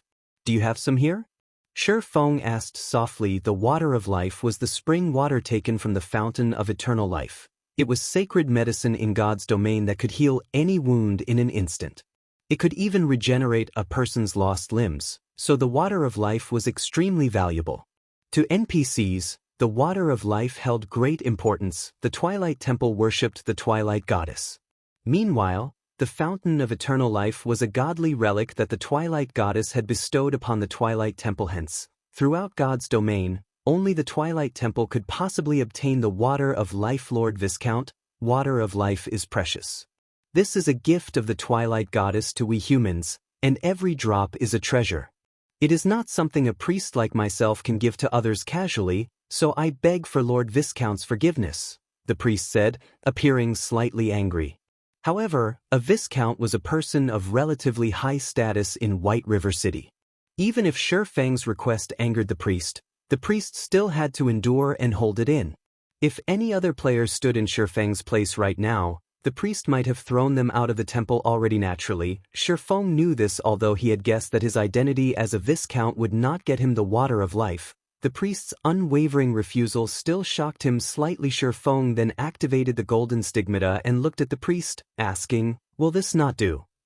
Suddenly, twinkling golden stars appeared in Shi Feng's dark pupils. His body began to emanate a terrifying aura. In the face of this aura, the priest felt even his soul tremble. The priest was the manager of this Twilight Temple, so it was only natural that he would possess vast knowledge regarding God's domain. Stigmata were the war god's temple's symbol of supremacy, and they were categorized into 3 different colors: silver, gold, and purple. A person capable of controlling a golden stigmata was definitely a core character of the war god's temple. Is it really not possible? Shi Feng asked again. In truth, he was not confident in obtaining the water of life. If players wished to purchase the water of life from the Twilight Temple, the prerequisite was sufficient status among humans. As to what degree of status, even Shi Feng was unsure. However, characters like Weissman, the controller of a city, could definitely purchase some. Shi Feng was not a city lord, so if he wished to purchase the water of life, he could only try his other identities. If it were not possible to obtain any, he would have to look for other assistants to help him with the Crusade quest instead. After he gained sufficient status in the future, he would return and purchase water of life. After some struggling, the priest finally opened his mouth and said, "Lord Viscount, with your esteemed status, you can purchase 1 drop. Okay, I'll take it," Shi Feng replied, slightly excited. However, his excitement confused the members of Zero Wing behind him. Wasn't it just a single drop of water of life? Yet, it actually caused their usually calm and indifferent guild leader to grow excited. Could this water of life possibly be an epic item? That will be 300 gold, Lord Viscount. The priest carefully took out a small crystal vial from his pocket. Within this vial, there was a single droplet of dark blue liquid. Aqua Rose immediately revealed a shocked expression when she heard the required price of 300 gold. The others were stunned as well. However, Shi Feng was not surprised by this price. Instead, he handed over 300 gold to the priest without hesitation. His actions even seemed a little impatient. Aqua Rose was speechless when she heard the price for a drop of water of life. There was not a single guild in God's domain that could possibly afford such an amount.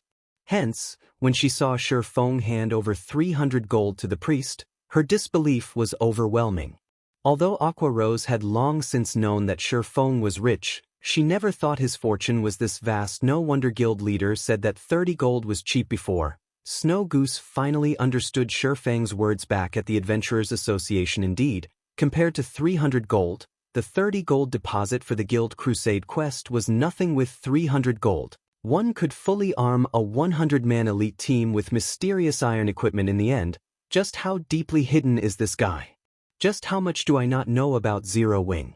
Aqua Rose shifted her gaze to Shi Feng, a complicated feeling possessing her heart. If Lone Tyrant of Dark Star knew about this, he would definitely regret making an enemy out of Zero Wing. Wars between guilds were mainly competitions in financial power. Meanwhile, by showing off its own financial power, Dark Star had simply shown off its slight skill in front of an expert. However, what Aqua Rose did not know was that Dark Star could have caused Shi Feng some significant problems had they really annihilated Zero Wing's core team.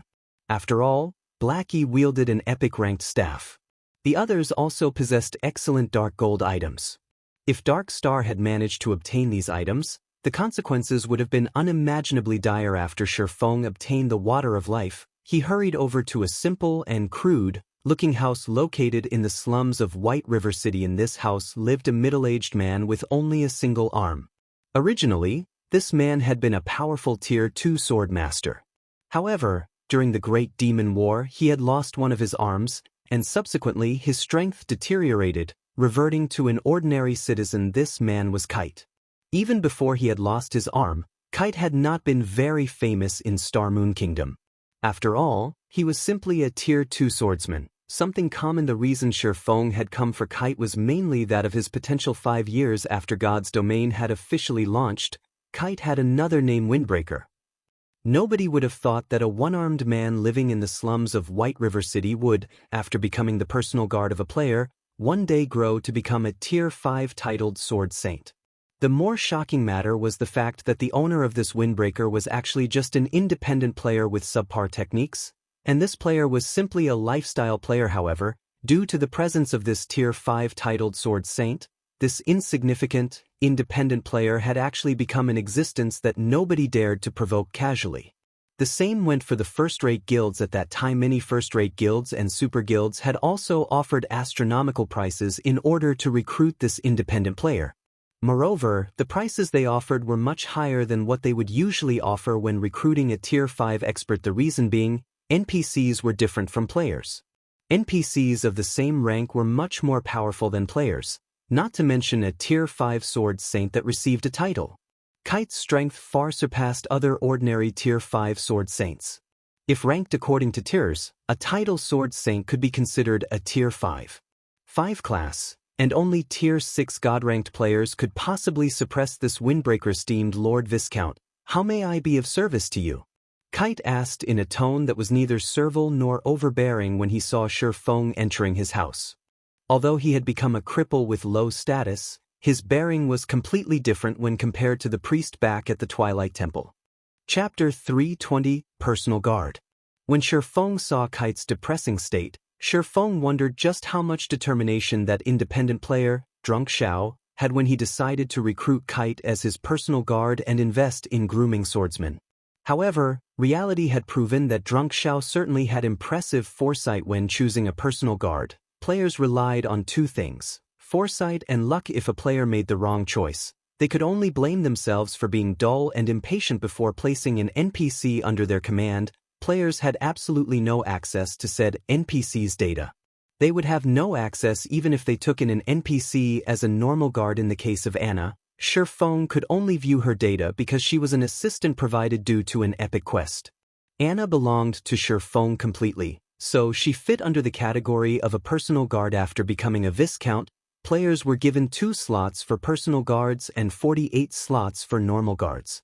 These slots were precious, as after signing the contract with an NPC, Players were required to pay a considerable fee should they ever wish to dissolve the contract. If it were merely dissolving the contract for normal guards, most players could afford the fee.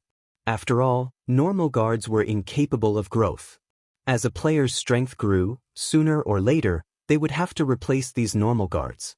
However, personal guards were a different story. Personal guards could grow with a player. Even if it were Shi Feng, he would not dare dissolve contracts of personal guards casually, as the price was simply too high. Hence, after players became Viscounts, they would be very careful when selecting their personal guards. They absolutely would not waste these 2 slots. However, leaving it empty was also unwise. Even if one accepted personal guards with slightly lower potential, these personal guards could be of great help when properly developed, especially when leveling up. Moreover, the sooner one started nurturing a personal guard, the stronger they could become later on. Also, players could not simply recruit any NPC they wished. For example, players could not recruit NPCs directly affiliated to the various kingdoms, empires, or the several strongest powers of God's domain. In other words, the NPCs must not be affiliated with any powers. In addition, the stronger the NPC was, the harder it was for a player to put them under their command. Hence, thoughts such as recruiting a level 200 Tier 5 NPC should be kept to one's dreams. In the past, Drunk Zhao's decision to accept Kite as his personal guard relied on both foresight and luck. It was not a feat normal people could repeat in this life. However, Shi Feng had decided that he needed to obtain the NPC named Kite no matter what. Mr. Kite, I have just recently become a Viscount of White River City, and currently, I am trying to recruit guards for myself. I wonder if you would be interested? Shi Feng asked. Kite looked a little excited when he heard Shi Feng's offer. However, when he looked at the empty space where his right arm used to be, he sighed and said, "My lord, you too can see for yourself. I am but a cripple now, so I have no way to serve as one of my lord's guard." I realize Mr. Kite's concerns. I had heard that Mr. Kite became a Tier 2 swordmaster at an early age. During the Great Demon War, you have even managed to injure a Tier 3 demon heavily, though at the cost of your sword arm. Today, I have come to recruit you as my guard, so of course, I have come prepared. Do you know what this is? Shi Feng smiled as he retrieved a small, crystalline bottle. Within the crystalline bottle, there was a single droplet of dark blue liquid. Just by looking through the crystal wall of the bottle, one could already feel the boundless life energy coming from this droplet water of life. Kite immediately recognized this liquid, a hint of emotion appearing on his stone-cold face. After all, this liquid was something he had yearned for all this time. Now that it was in front of him, how could he not recognize it? That's right. As long as Mr. Kite agrees to become my personal guard, the water of life in this bottle is yours. Shi Feng smiled. Esteemed Lord Viscount, are you truly willing to use this precious water of life on a mere sword master like me? Kite asked carefully. In reality, Shi Feng's offer was touching. My lord, you should know that, with this droplet alone, even a Tier 3 powerhouse would agree to become your personal guard. Aqua Rose was greatly shocked when she heard Kite's declaration. She never realized the water of life was so precious. A single droplet could actually convince a Tier 3 NPC to serve as a player's personal guard. That was a Tier 3 class. Players revered even Tier 2 classes, let alone Tier 3 classes. If their guild could have a Tier 3 NPC as a guard, they could simply annihilate anyone who provoked them. Unfortunately, Aqua Rose's thoughts were too good to be true. Although the water of life could be enough to recruit a Tier 3 powerhouse, Shi Feng was simply too weak right now. He would not be able to recruit a Tier 3 NPC, even if he wanted to. Of course, I already know that, Mr. Kite. However, I value your potential even more.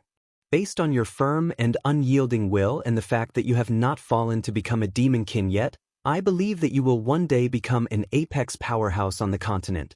Shi Feng affirmed. Shi Feng's words were not without justification. One should never provoke a demon. Shi Feng had simply met with the phantom of a Tier 4 great demon, and as a result, he bore its curse.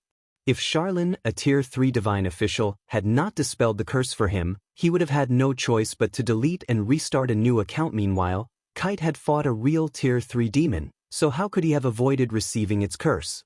A demon's power was the evilest force that could corrode a human spirit. However, after suffering the demon's curse for so many years, although Kite had lost his powers, he continued to live normally. He had not turned into a demon-kin. If Kite had not possessed a firm and unyielding will, the demon's power would have devoured him long ago. Mr. Kite, I wonder if you are willing to become my guard? Shi Feng asked seriously. Since Lord Viscount is willing to accept a cripple like myself, how could I possibly reject my lord's good intentions? From today onwards, my lord will be my only master. I swear allegiance. Kite dropped to a knee in front of Shi Feng, receiving the water of life respectfully. System, do you wish to assign Kite as your personal guard? Shi Feng clicked agree. Following which, Kite's data appeared in Shi Feng's NPC managing interface. Kite, Yi Feng's personal guard. Gender, male. Age, 39. Loyalty, 90. Charm, 60. Physique, 40. Wisdom, 81. Growth potential, 26. Class, Tier 1 Swordsman. Level, 30. HP, 8000/8000. Attack power, 600 to 720. Defense, 3100. Attributes, Strength 125, Agility 130, Endurance 200, Intelligence 90, Vitality 180. Although Shi Feng had mentally prepared himself, when he looked at Kite's data, his heart could not help but twitch.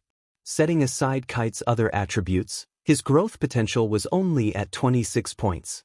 This number was simply maddening. Shi Feng truly wondered how Drunk Xiao had managed to endure and nurture Kite in the past. Common ranked personal guards had 0 to 30 growth potential. Basically, no one wanted such personal guards. Bronze ranked personal guards had 31 to 50 growth potential.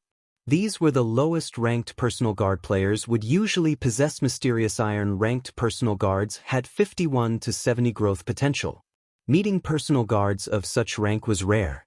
Normally, one required honed foresight and had to carry out long-term observation to find such guards. Secret Silver ranked personal guards had 71 to 80 growth potential. Such personal guards were extremely rare. Normally, players that managed to obtain these NPCs would treat them like their own babies. Fine Gold ranked personal guards had 81 to 90 growth potential. These individuals were as rare as a phoenix's feather. Dark Gold ranked personal guards had 91 to 100 growth potential. If a player managed to recruit such a personal guard, as long as developed properly, the player's strength no longer mattered. As for epic ranked personal guards, which were above Dark Gold rank, Shi Feng had never actually seen one before. He also did not know how powerful epic ranked personal guards were. However, it would not be unusual if such a guard transcended the realm of normal men, achieving godhood. Chapter 321, NPC Army. After Kite became Shi Feng's personal guard, he opened the crystalline bottle and drank the water of life within. When Aqua Rose saw Kite drink the droplet of water of life, which cost 300 gold, she could not hide her pained expression. As for the other guild members, they, too, gulped at the sight. 300 gold. It was enough to outfit a 20-man team with Secret Silver equipment fully. Yet, their guild leader spent that 300 gold on an ordinary-looking and crippled NPC. They could not help their envy. However, Shi Feng paid no attention to the others' thoughts. In the past, Drunk Xiao had become a famous character throughout God's domain due to his personal guard. Even when countless first-rate guilds and super guilds had offered astronomical prices to purchase this guard, Drunk Xiao refused to sell. Meanwhile, Shi Feng had only spent 300 gold to obtain this future Tier 5 titled Sword Saint. How was this not a worthwhile trade? Shortly after Kite drank the water of life, his body suddenly emitted a bright green light. This light originated from the water of life. Not only did it possess frightening healing powers, but it could also remove all abnormal statuses. A few moments later, Kite's body expelled a cloud of dark gas, and following its removal, Kite's originally pale complexion turned rosy red. The right arm that he had lost also began to regenerate at a rate visible to the naked eye. 1 minute later, Kite had fully recovered. Guild leader. At this moment, Aqua Rose dared not believe her own eyes. She had long since developed a keen intuition, so she could immediately discover the change in the NPC named Kite. Although Kite's clothing was still worn out, the aura he gave off no longer felt depressing. Rather, it was refreshing. At this moment, He seemed like a caged lion that had broken out of its confinement, releasing a heaven-shocking roar to let everyone know of its return. This is the real him. Shi Feng laughed. In the past, drunk Xiao had gone through great pains for Kite. He had practically bankrupted himself to obtain a droplet of water of life in this life. However, Shi Feng had easily accomplished drunk Xiao's feats. Moreover, Shi Feng had managed to heal Kite while he was still level 30 inches. The past, drunk Xiao had only managed to obtain the water of life after Kite passed level 100. Despite having the same growth potential, there would be a huge difference in strength between a personal guard nurtured from level 30 and a personal guard nurtured from level 100. His growth potential is as shocking as expected. Shi Feng could not help but mutter happily when he examined Kite's data again. Kite, Yifeng's personal guard. Gender, male. Age, 39. Loyalty, 90. Charm, 75. Physique, 95. Wisdom, 88. Growth potential, 94. Class, Tier 1 Swordsman. Level, 30. HP, 15, 400/15, 400. Attack power, 830 to 960. Defense, 4,500. Attributes, Strength 384, Agility 364, Endurance 420, Intelligence 276, Vitality 280. Kite's current attributes were worlds apart from the attributes he had before he drank the water of life. It seems that taking the water of life earlier has also affected his growth potential. Shi Feng could recall that Kite's growth potential in the past was 92 points. Now it was 2 points higher. After 90 points, even a difference of 1 point in growth potential would create a significant difference regarding attributes, let alone 2 points. These additional points would be of immense help to Kite's growth in the future. Kite, take these and use them for now. Issuing his instructions, Shi Feng retrieved several pieces of level 20 mysterious iron equipment and passed them to Kite. Although they were somewhat incompatible for the level 30 swordsman, they were all Shi Feng had at the moment.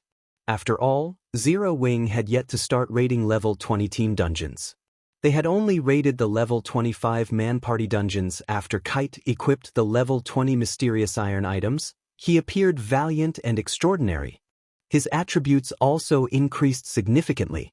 His HP broke through the 18,000 threshold, his attack power increased past 1,400 points, and defense reached 6,000 points. Kite's defense far surpassed even Zero Wing's chief MT, Cola.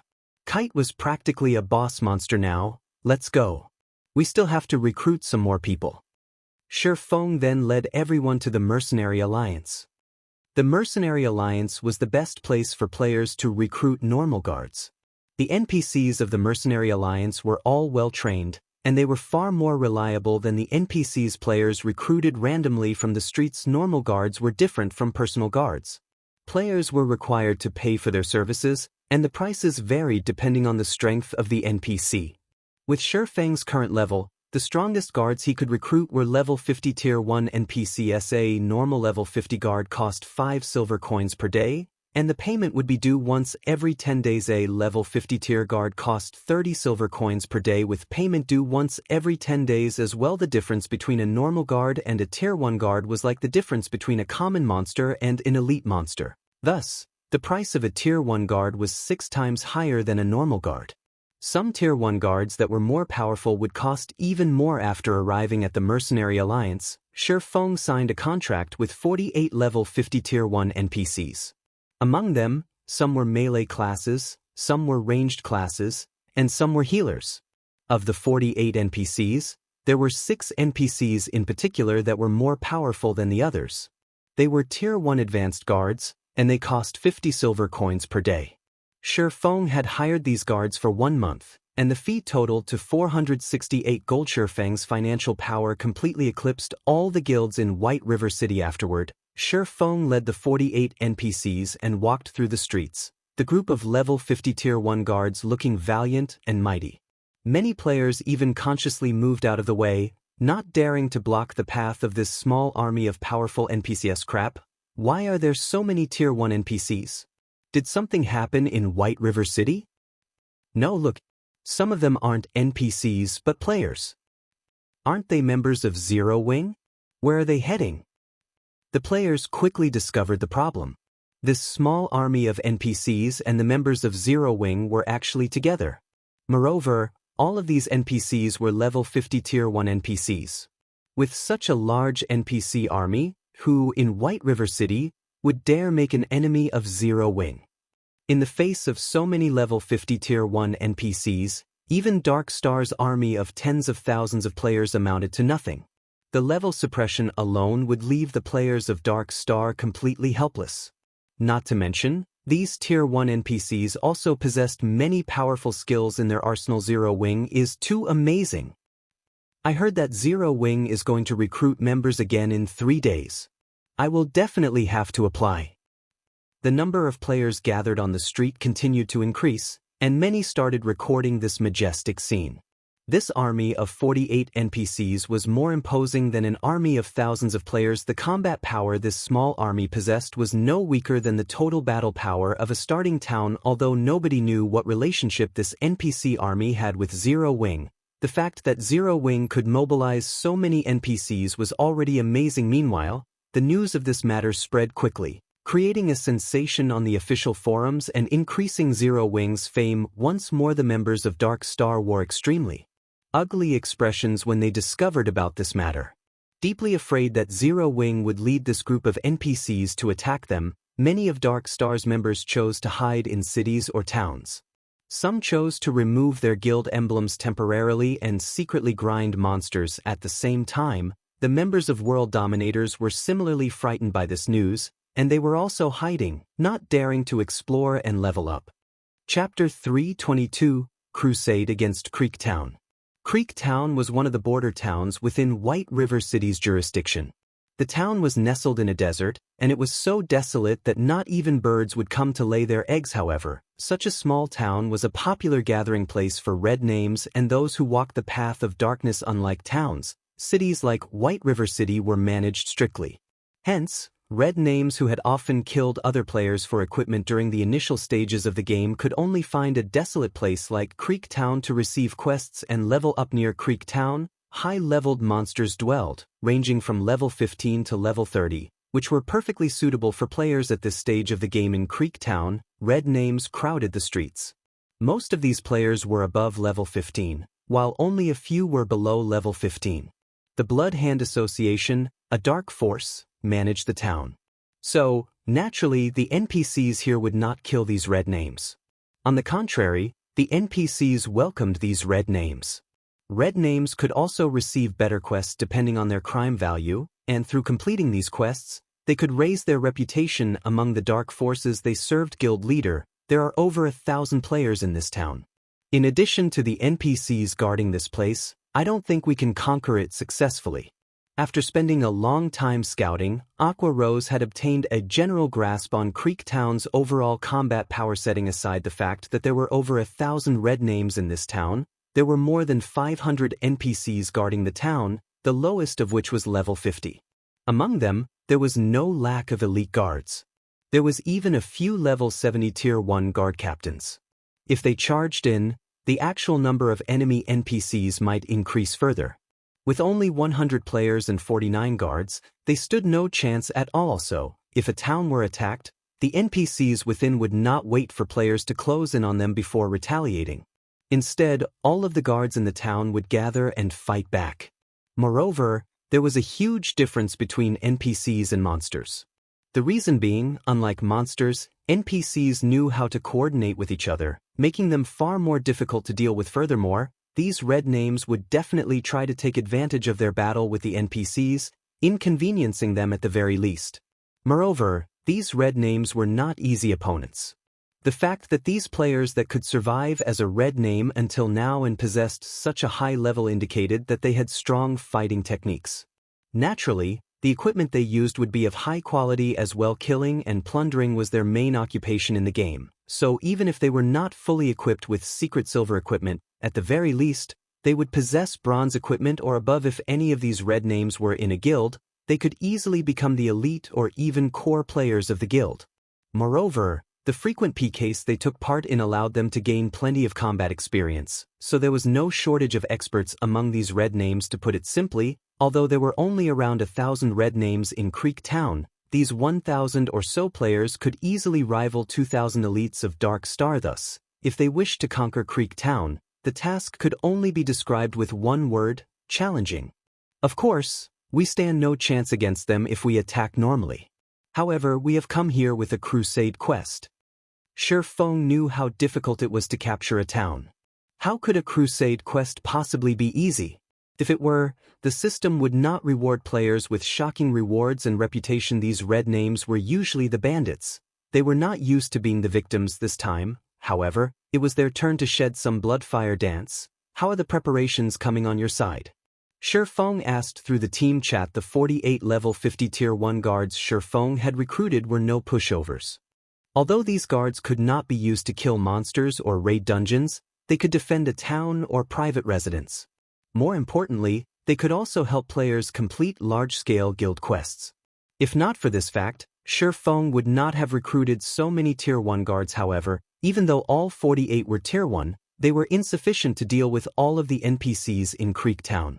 Moreover, Shi Feng had not intended for them to launch a frontal assault on the guards of Creek Town. Among the 48 tier 1 guards Shi Feng had recruited, some were rangers and assassins. Hence, Shi Feng had tasked Fire Dance and the others to take along one of these guards to lure the Blood Hand Association's NPCs out of town. After all, the intelligence the tier 1 guards possessed was much lower than players. If Shi Feng allowed the tier 1 guards to lure the enemy NPCs, they could easily fail. Yet, if players lured the enemy NPCs, due to the great disparity in attributes, the NPCs could catch up and kill the players. Hence, Shi Feng's solution was to have players instructing the tier 1 guards individually. Weary already. We've grasped most of the basic commands, so we're only waiting for your command now, Fire Dance said with a smile. Good. After I initiate the Crusade quest, all of you take action immediately. Remember not to lure the town guards too far. Otherwise, they will run back to town.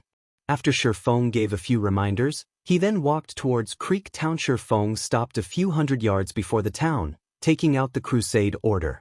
He then pointed the Crusade Order at the sky. Suddenly, rays of golden light shot from the Crusade Order, and in the next moment, a golden magic array appeared above Creek Town. In the evening sky, this magic array was extremely conspicuous, and it quickly attracted the attention of many players inside the town. A short moment later, the magic elements of this array burst open, and one after another, golden ripples spread from this magic array, enveloping the entire region of Creek Town. At this moment, if viewed from the outside, a protective, golden dome appeared, covering Creek Town. Creek Town System Announcement: Zero Wing has started a crusade against Creek Town. Unrelated parties, please leave immediately. Creek Town System Announcement: Zero Wing has started a crusade against Creek Town. Unrelated parties, please leave immediately. Creek Town System Announcement: Zero Wing has started a crusade against Creek Town. Unrelated parties, please leave immediately. The crusade announcement repeated 3 times, and all of the red names in Creek Town were shocked by this notification. There was actually a guild that dared to capture a red name town. Shortly after, all of the players belonging to the dark forces in Creek Town received another message. However, the message this time was from the Blood Hand Association. The message stated that, as long as they could successfully defend the town, all players would receive bountiful rewards. Moreover, players would receive achievement points for each enemy they killed. After the battle was over, players could exchange these achievement points for weapons and equipment. Zero Wing sure is kind. They have actually come to gift us money. Do they think they are amazing? Since they dared to come into our territory and make trouble, we'll annihilate every single one of them. The players of Creek Town's blood boiled, their killing intent rose to new heights. Although Zero Wing shone like the sun in mid-sky in White River City, in their eyes, Zero Wing wasn't worth mentioning. After all, they all had impressive techniques and none of them mingled in White River City, so they had no need to fear Zero Wing's vengeance. Even if Zero Wing tried to take revenge on them, they only needed to hide, and Zero Wing could do nothing to them. The barefooted are not afraid of those who wear shoes. They were the hoodlums of God's domain, so why would they fear Zero Wing? Inside one of the bars in Creek Town, an assassin clothed in black currently drowned himself in alcohol.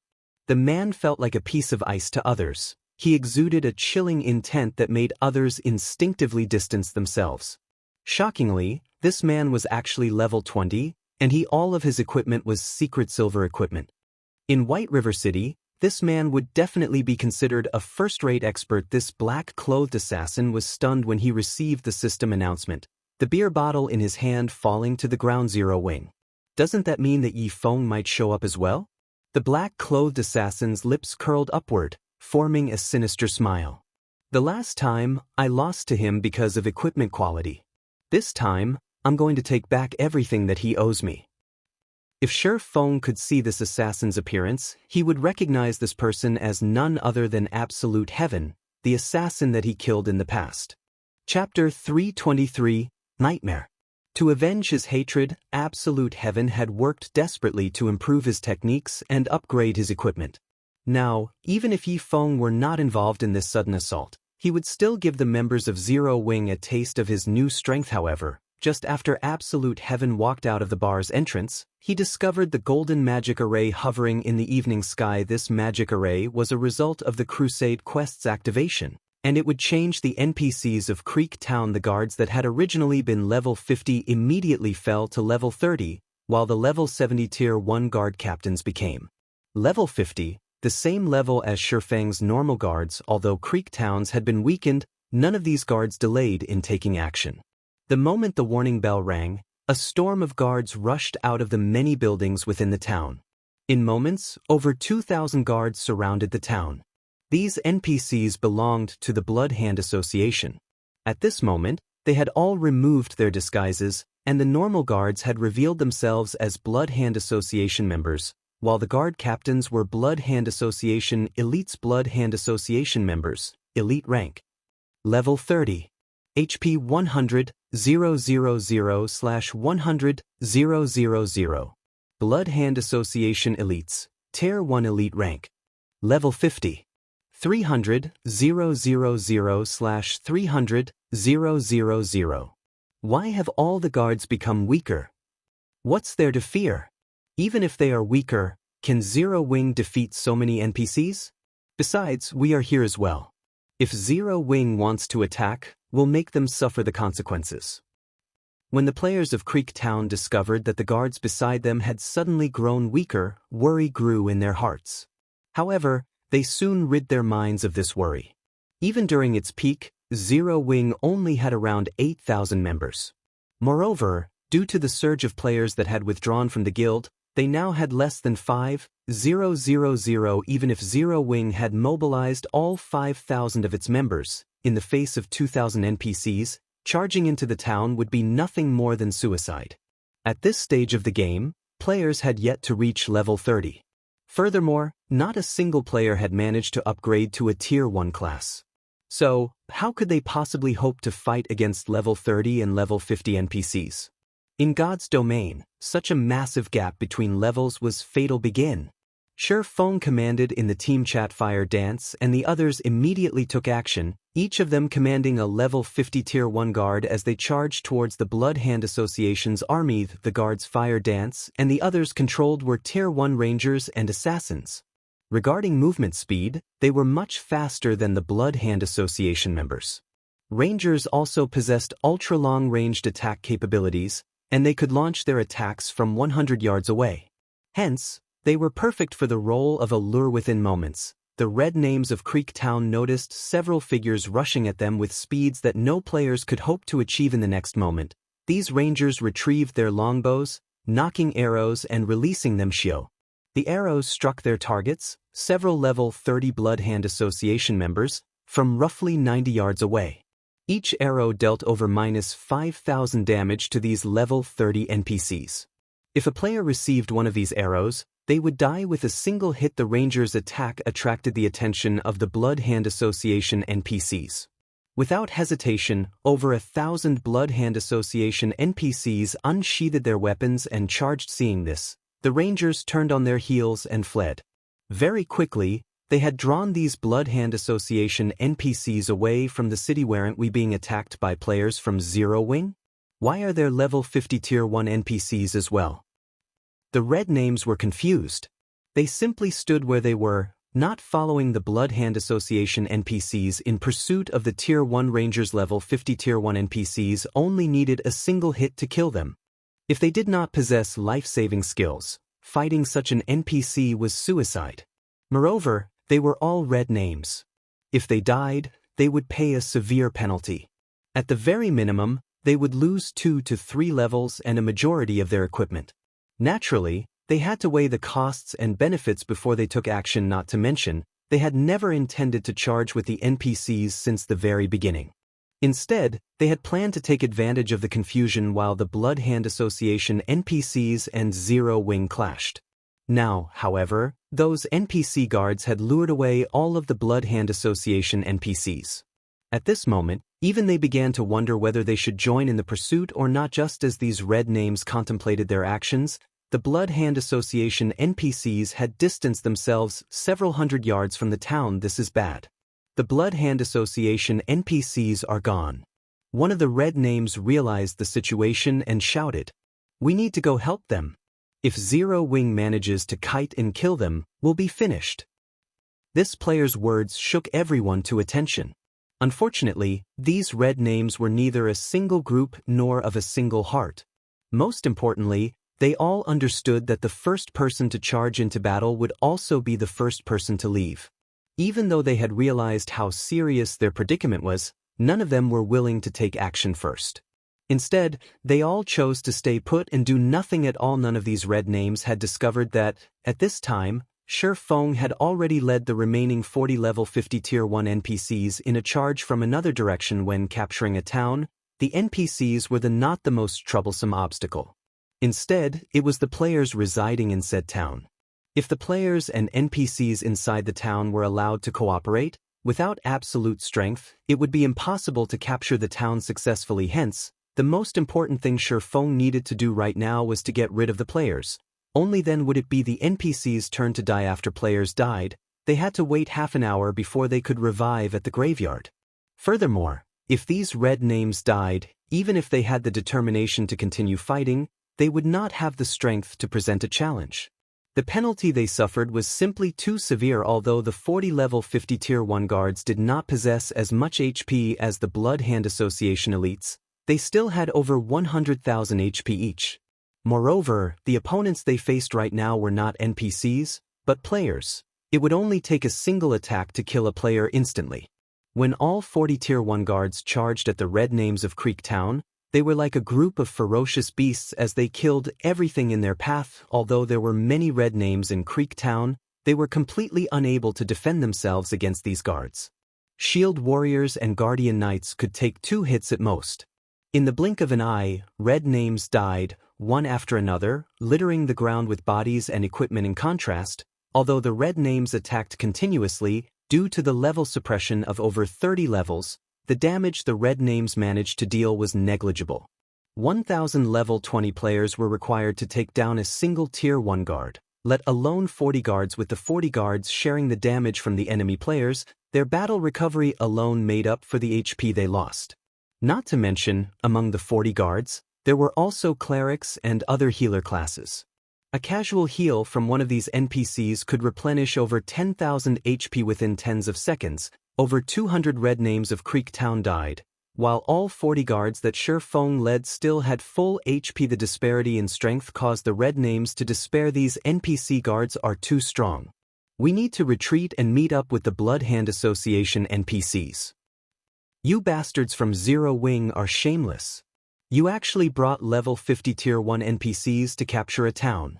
If you have the strength to face us, don't use those NPC guards and fight us fairly. The red names cursed Shi Feng at the others as they fought the NPCs. Shi Feng could only chuckle at their words. Immediately, he instructed the NPC mages to cast their AoE spells. Suddenly, rain of fire descended from the sky. In the next moment, thunderbolts struck down at the red names.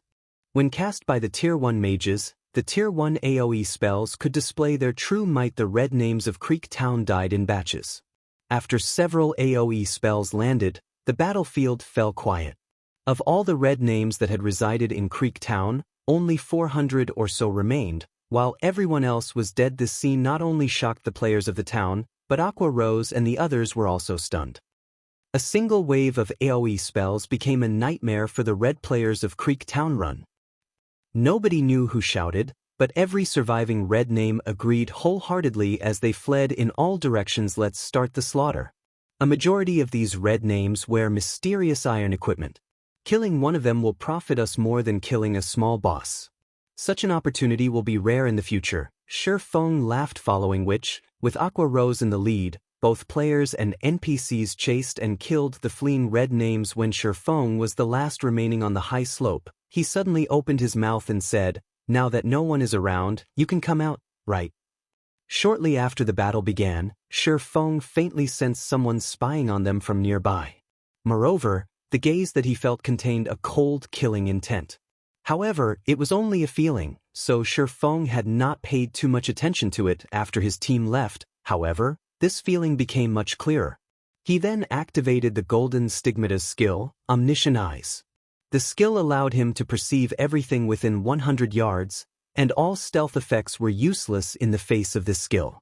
And as expected, Shi Feng discovered an assassin slowly creeping up on him from behind. However, even after Shi Feng spoke, the assassin continued to hide. "Do you think I am playing a trick on you?" Shi Feng unsheathed the abyssal blade and immediately sent a thundering flash behind him. 3 green arcs of lightning streaked across the air. In the next moment, a black figure suddenly appeared and swiftly dodged the attack. It was none other than the assassin that Shi Feng had killed before, Absolute Heaven. At this moment, shock filled Absolute Heaven's chilling gaze. Someone was actually capable of discovering his presence from such a long distance away. This was the first time he had encountered such a situation. Chapter 324, Times Have Changed. So it's him.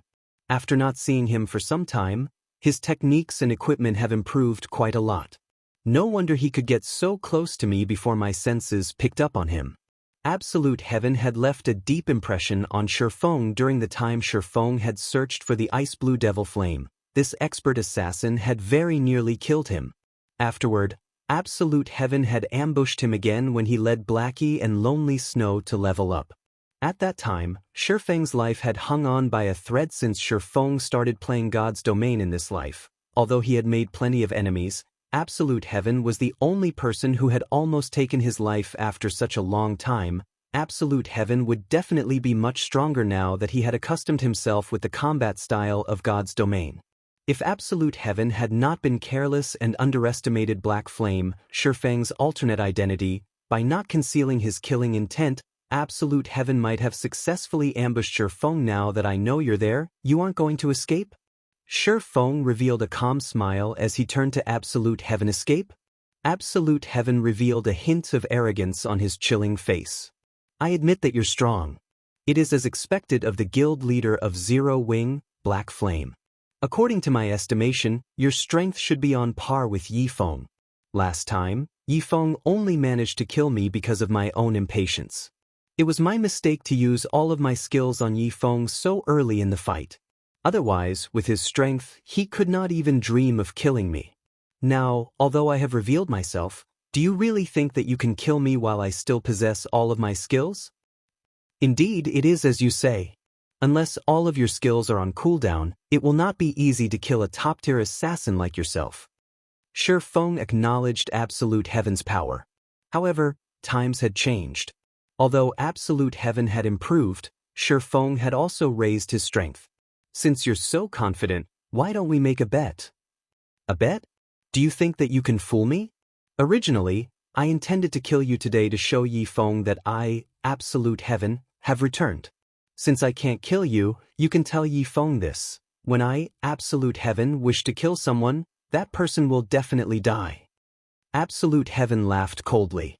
He then turned around to leave. "If you want me to pass your message on, sure. However, the condition is that you need to escape." Shi Feng activated the 7 Luminaries ring, using the aura of time skill, Absolute Time. He instantly charged at Absolute Heaven. Absolute Time prevents enemies within a range of 50 by 50 yards from using any skills or tools for 20 seconds. With this skill activated, all of Absolute Heaven's skills were in a similar state as a forced cooldown. Meanwhile, an assassin that could not use skills was like a tiger without claws or fangs. You think I can't escape? Absolute Heaven smiled confidently in reply to Shifeng's taunt. He then tried to use blind on his opponent. If he could do so, he could escape from this place easily. However, Absolute Heaven immediately discovered that he could not use any of his skills. Suddenly, he started to panic. Nobody understood better than Absolute Heaven just how fragile an assassin was without his skills. However, Absolute Heaven was no ordinary player.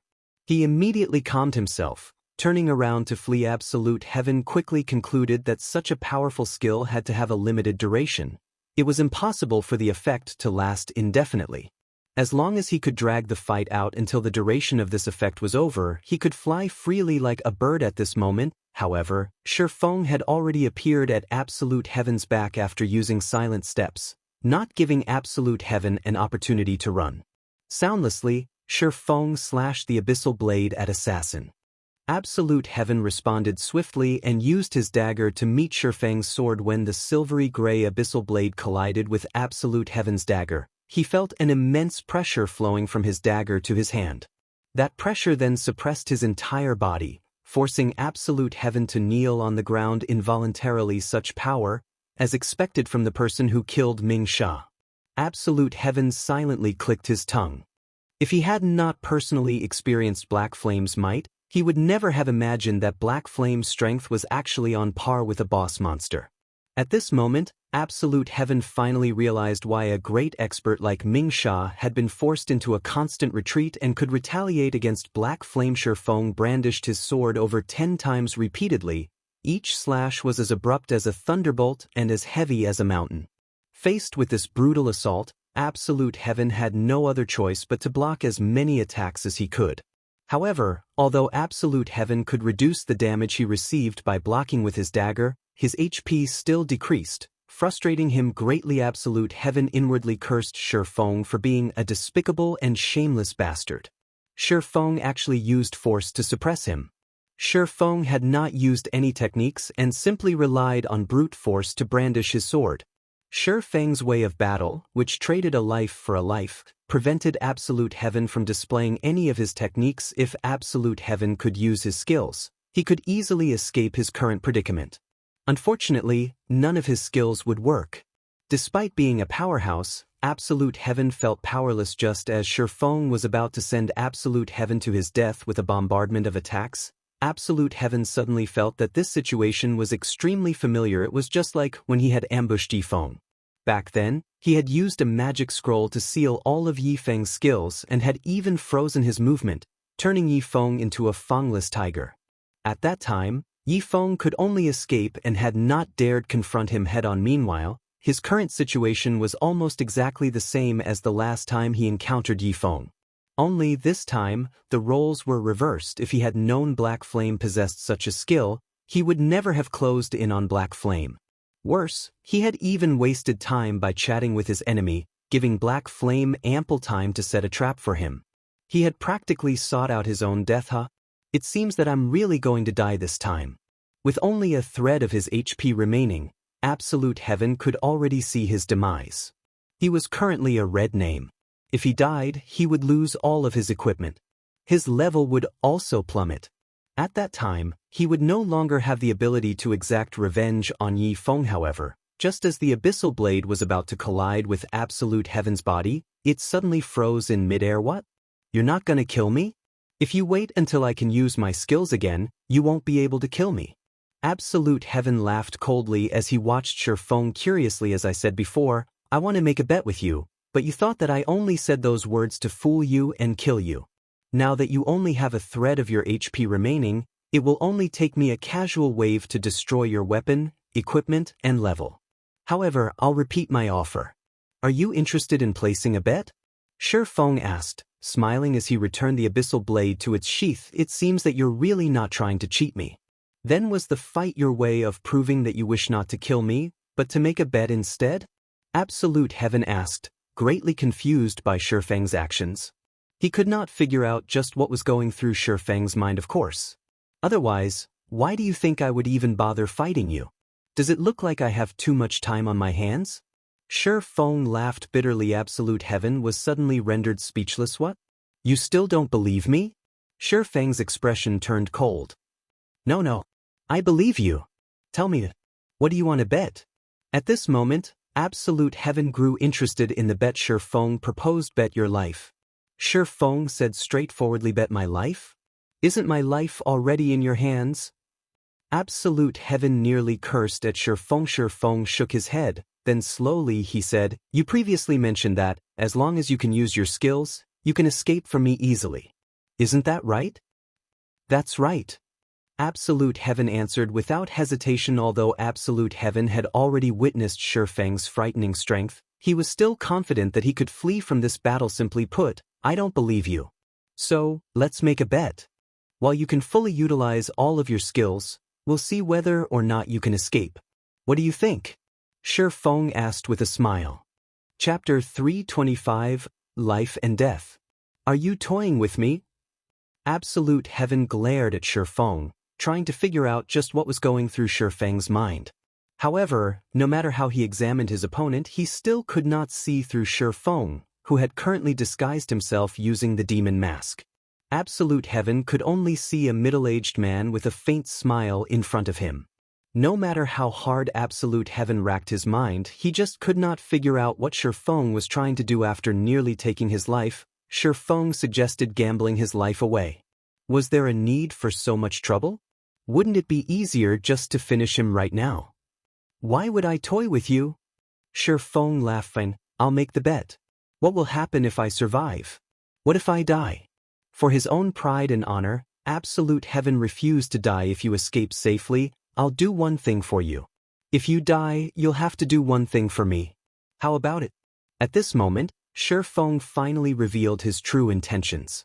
He had done everything so far, all for this single goal. One thing, huh? Absolute Heaven considered it carefully. After giving it some thought, he looked at Shi Feng and said, If I ask you to kill Yi Feng, will you do it? Absolute Heaven's request caught Shi Feng off guard, but soon after, he let out a soft chuckle. In White River City, everybody knew that Black Flame and Yi Feng were the two symbols of Zero Wing. Never would Shi Feng have imagined that Absolute Heaven's request would be something like this. He had to admit that Absolute Heaven was indeed ruthless. If the public learned that Black Flame had killed Yi Feng, it would greatly affect Zero Wing's reputation. At the same time, it would also affect Black Flame and Yi Feng's reputations. However, be it Black Flame or Yi Feng, only a few core members of Zero Wing knew that both identities belonged to a single person, which was Shi Feng himself. Meanwhile, Absolute Heaven requested that he kill himself. The difficulty of this request was indeed quite high. What? Didn't you say that you'll do one thing for me if I win? Absolute Heaven smiled complacently. He then said, My request is so small, yet you hesitate. No, I just didn't think that you would make such a simple request. Originally, I thought you would want to kill me once. After all, I am the guild leader of Zero Wing, and Feng Xianyang of Underworld possess a deep hatred of me. As long as you manage to kill me and pass on the recording to the higher-ups of Underworld, you will receive Underworld's attention. Your position in the organization will soar as well. Shi Feng mentioned if Black Flame died, the prestige that Zero Wing had managed to accumulate due to his efforts would crumble. At this moment, Absolute Heaven suddenly came to a realization. He had actually forgotten about such a possibility. The loss and humiliation Dark Star had suffered caused Feng Xianyang's hatred of Zero Wing to soar. The guild he had nurtured with so much effort had actually fallen into such a state. Naturally, he would not let Zero Wing off the hook. Hence, Feng Xianyang put out a bounty to all members of Underworld stating that, as long as anyone from Underworld managed to kill the higher-ups of Zero Wing and cause trouble, the rewards would be bountiful. As long as someone could accomplish this task, they could gain fame, status, and wealth. If one could annihilate Zero Wing, receiving a promotion from outer member to elite member of Underworld would be a simple matter. There were not many elite members in Underworld. They were few and far between, but those who obtained the prestigious title would also become influential in reality. Every day, there were countless outer members in Underworld working as hard as they could to become official members. Only after becoming an official member could one possibly become an elite member. If he, Absolute Heaven, could kill Black Flame, the guild leader of Zero Wing, there might actually have a chance at receiving the promotion to that elite group. Even if it were not possible, at the very least, he could still become an official member. All right, then. I agree to the bet. Let's start after I have fully recovered. Absolute Heaven directly agreed. After a few moments, Absolute Heaven's HP and stamina recovered completely. Shi Feng then took out a gold coin, suggesting, I'll toss this gold coin into the air. The battle will start the moment the coin reaches maximum altitude and begins to fall. How about it? Okay. Absolute Heaven was momentarily speechless when he saw Shi Feng use a gold coin as a starting signal. Was he not afraid of losing the gold coin? Currently, Absolute Heaven only had around 20 silver coins in his pockets. Even so, he was considered relatively wealthy. Yet, Shi Feng had actually taken out 5 times that amount and treated it like a toy. Comparisons are indeed odious. Let's start then. Shi Feng tossed the gold coin into the air. The coin soared upward. Only when it was around 4 meters above ground did its speed begin to slow, the coin faintly showing signs of stopping and succumbing to gravity. Absolute Heaven focused his gaze sternly on the coin. The moment it started to fall, he intended to use blind on Shi Feng immediately. He would then activate wind steps and start running towards the town. In such a wide open area, if he attempted to use Vanish to enter stealth mode, Shi Feng would discover him easily. However, it would be a different story in town. Although terrain on the way to town was complex, aside from Vanish, he possessed other life-saving skills and tools to help him get through this distance. As long as he could reach the town and use Vanish, even if Shi Feng possessed excellent senses, it would be impossible to locate him. However, from start to end, Shi Feng had been paying attention to Absolute Heaven. He did not even take a look at the gold coin in midair. The moment the gold coin started to descend, just as Absolute Heaven was about to use blind, Shi Feng instantly vanished. Immediately, he appeared at Absolute Heaven's back, sending a chop towards the assassin. The speed of this attack was astonishing, and Absolute Heaven had no way to dodge. Absolute Heaven suddenly felt an icy feeling coming from behind him. Moreover, the blind that Absolute Heaven had used before had lost its target, becoming ineffective. Without giving it a second thought, Absolute Heaven immediately proceeded with the next part of his plan and activated wind steps. When activating this skill, he would become invincible for nearly 1 second. Absolute Heaven took advantage of this short moment of invincibility to block Shi Feng's attack, negating all damage. Moreover, Absolute Heaven also took advantage of the impact of Shi Feng's attack to send himself flying almost 6 yards away, creating a relatively large gap between Shi Feng and himself. Shi Feng inwardly praised his opponent as he watched Absolute Heaven's fleeing figure.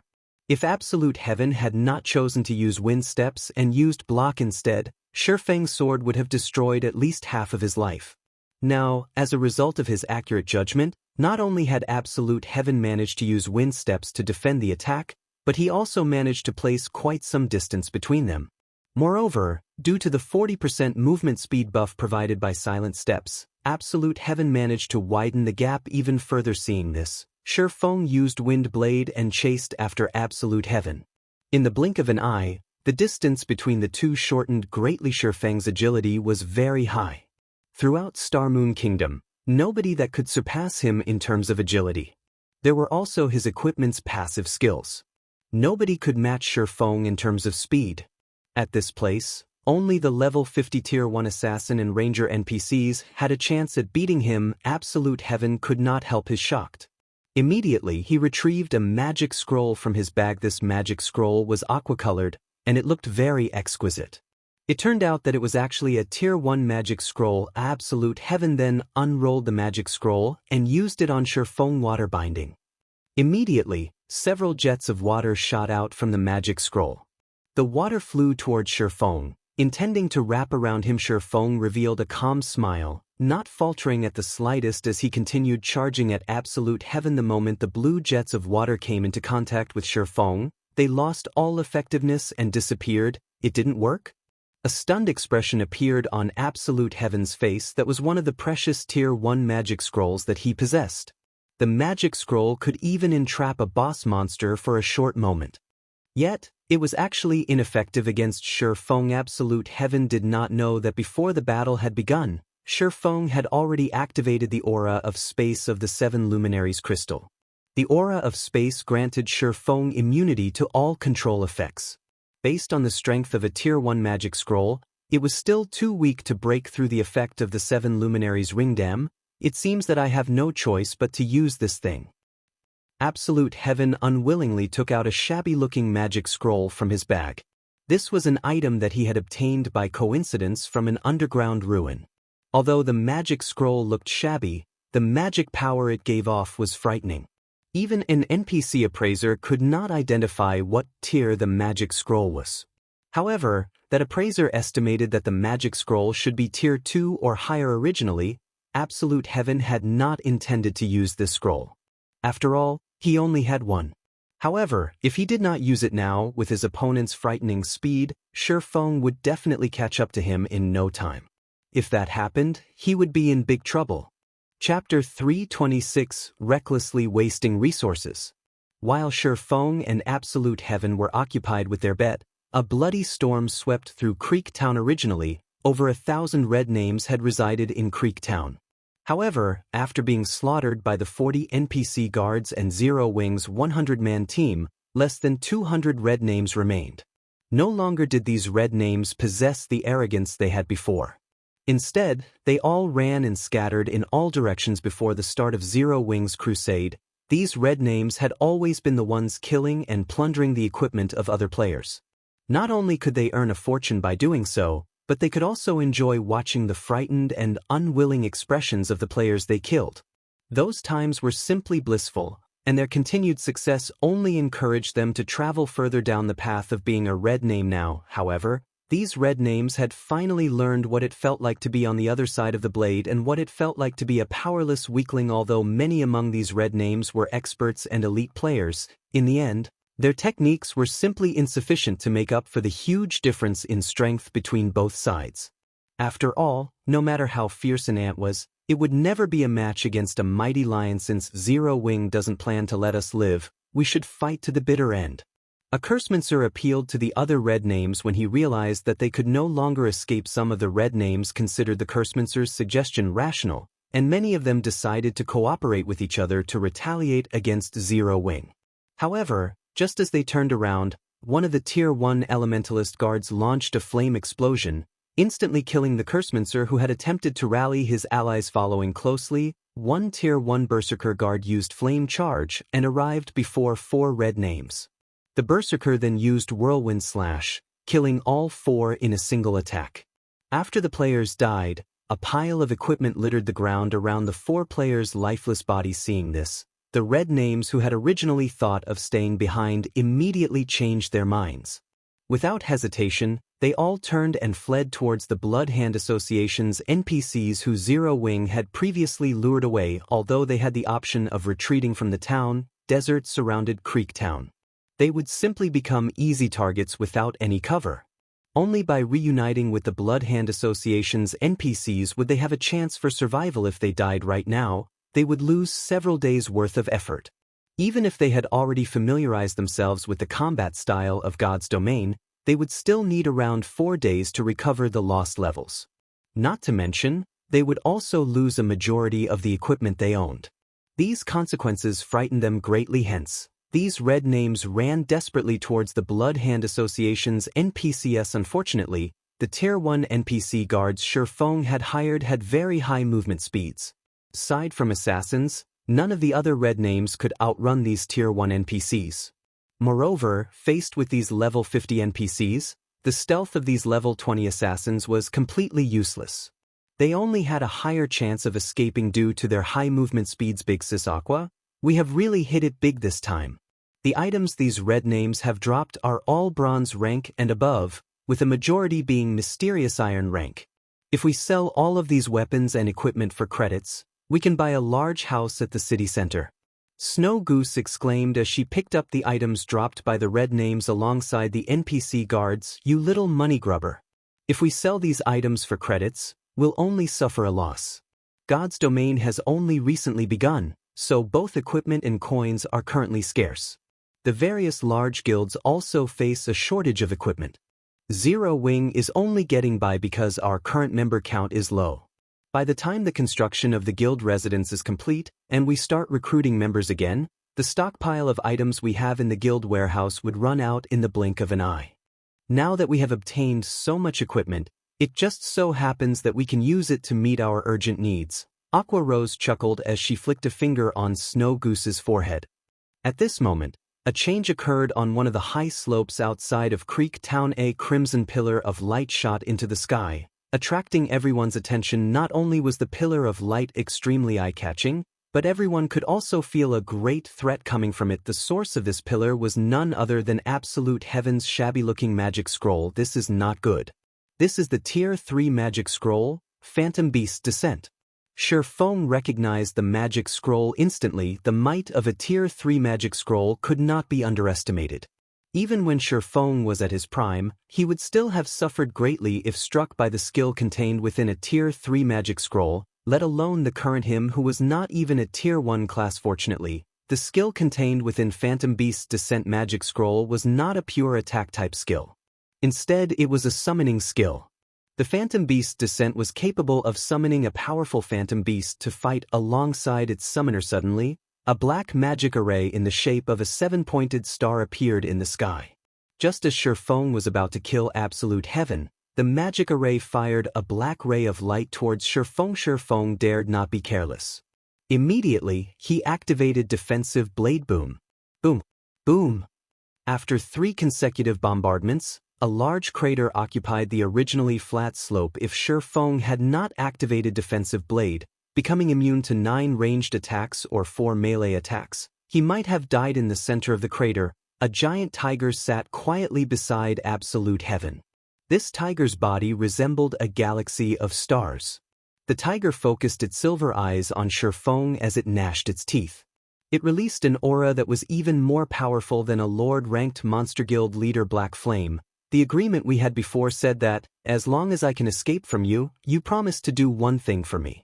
I wonder, is that agreement still valid if I kill you? Absolute Heaven laughed naturally. However, you sure are willing to part with such a rarity. Do you even know the value of a Tier 3 magic scroll? Shifeng glanced at the Phantom Beast the assassin had summoned, inwardly pitying the loss of such a precious item. Tier 0 players could not display the true might of a Tier 3 magic scroll. This was especially true for a summoning scroll. If a Tier 1 player used such a scroll, the summoned Phantom Beast could easily decide the outcome of a war involving tens of thousands of players. If used by a Tier 2 player, the Phantom Beast would have no problems eradicating a large-scale town. In Shifeng's previous life, many guilds had willingly spent thousands of gold coins to purchase such a magic scroll. At this moment, however, Absolute Heaven had used such a precious magic scroll on this small battle. This was simply a reckless waste. Of course, I know. However, you are too fast. I know that I won't reach Creek Town if this continues. Compared to dying, I'd rather use it. Absolute Heaven had mourned the use of the scroll as well. However, he no longer wished to experience the humiliation of dying once again. Since I've already used this magic scroll, you can rest in peace now. Guild leader Black Flame, go. Get rid of him.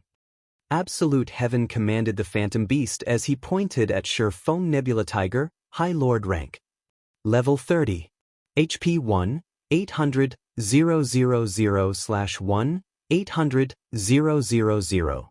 The strength of a Phantom Beast summoned from a summoning scroll was determined by the summoner's level and tier. Absolute Heaven was currently level 20, so the summoned beast would be level 30, which was 10 levels higher than himself. If Absolute Heaven were a Tier 1 class, then the Nebula Tiger would not be just a High Lord. At the very least, it would be a Great Lord-ranked monster. A Great Lord-ranked monster could only be described using the word horrifying. Hundreds of players of the same level would be no more than ants in front of a Great Lord. When such a monster was under the control of a player, it would become even more frightening and powerful. This was also why Tier 3 summoning scrolls were so precious. A controllable Great Lord-ranked monster could easily decide the outcome of a war involving tens of thousands of players. Chapter 327, Moment of Brilliance. AOO. The Nebula Tiger roared angrily, releasing shockwaves. With the sound the Nebula Tiger's roar echoed throughout Creek Town. causing everyone who heard it to shudder. This was the might of a High Lord-ranked phantom beast. A single roar could send tremors through a person's heart. However, the main reason the Nebula Tiger released this roar was not to shock its enemies. Instead, it was meant for its master. In the next moment, a layer of crimson mist surrounded Absolute Heaven's body. This was the effect of Life Ward, a special skill gained by summon monsters. When this skill activated, it would form a protective shield around the summoner, increasing the summoner's defense. When all was said and done, a summon monster was still a summon monster. If the summoner of the monster died, the monster would also disappear. Hence, all summon monsters would possess skills capable of protecting their masters. When Absolute Heaven saw the effects of Life Ward, his lips immediately curled into a smile. When used, Life Ward created a protective shield capable of absorbing 20,000 damage. Even if an enemy managed to close the distance and engage him in melee combat, they would need to expend a significant amount of effort to exhaust the Life Ward. Furthermore, Absolute Heaven possessed high combat power as well. His opponent might die before he could overcome the Life Ward. Absolute Heaven had originally worried that Shifeng could simply deal with him directly. However, with the Life Ward protecting him, his only fear vanished. Black Flame, your time of death has come. Absolute Heaven started commanding the Nebula Tiger to attack Shifeng. The greatest difference between a summon monster and a normal monster was the player's control. While under a player's control, monsters that had originally possessed powerful attributes would become even more formidable.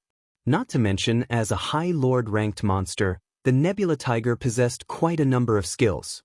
It would only take an instant for the Nebula Tiger to kill a player. The Nebula Tiger, which was over 3 meters in height, lightly tapped its feet on the ground, crossing the distance of over 10 yards between Shifeng and itself in an instant. So fast.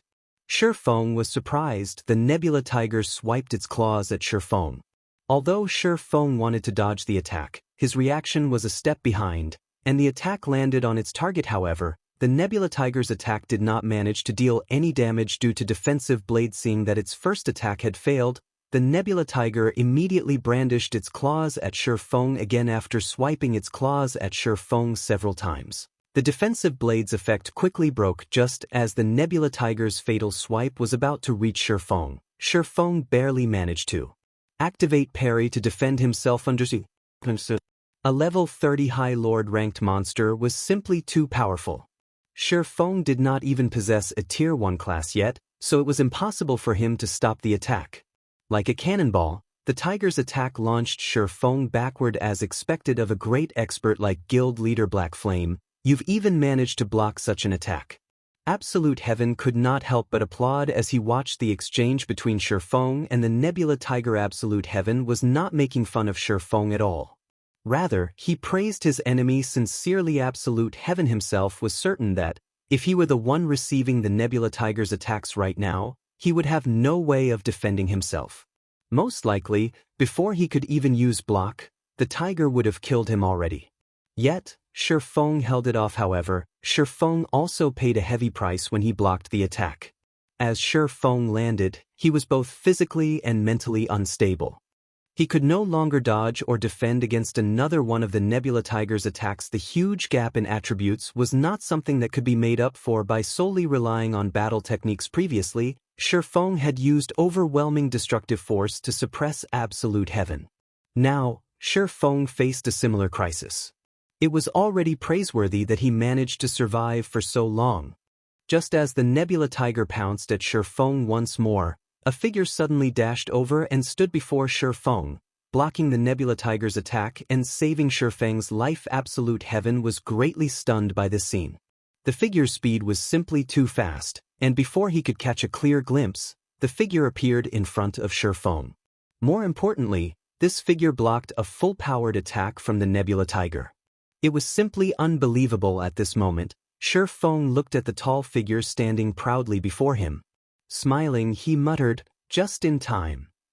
The person that blocked the Nebula Tiger was none other than Kite. Shifeng's personal guard. Kite was a dark gold-ranked personal guard.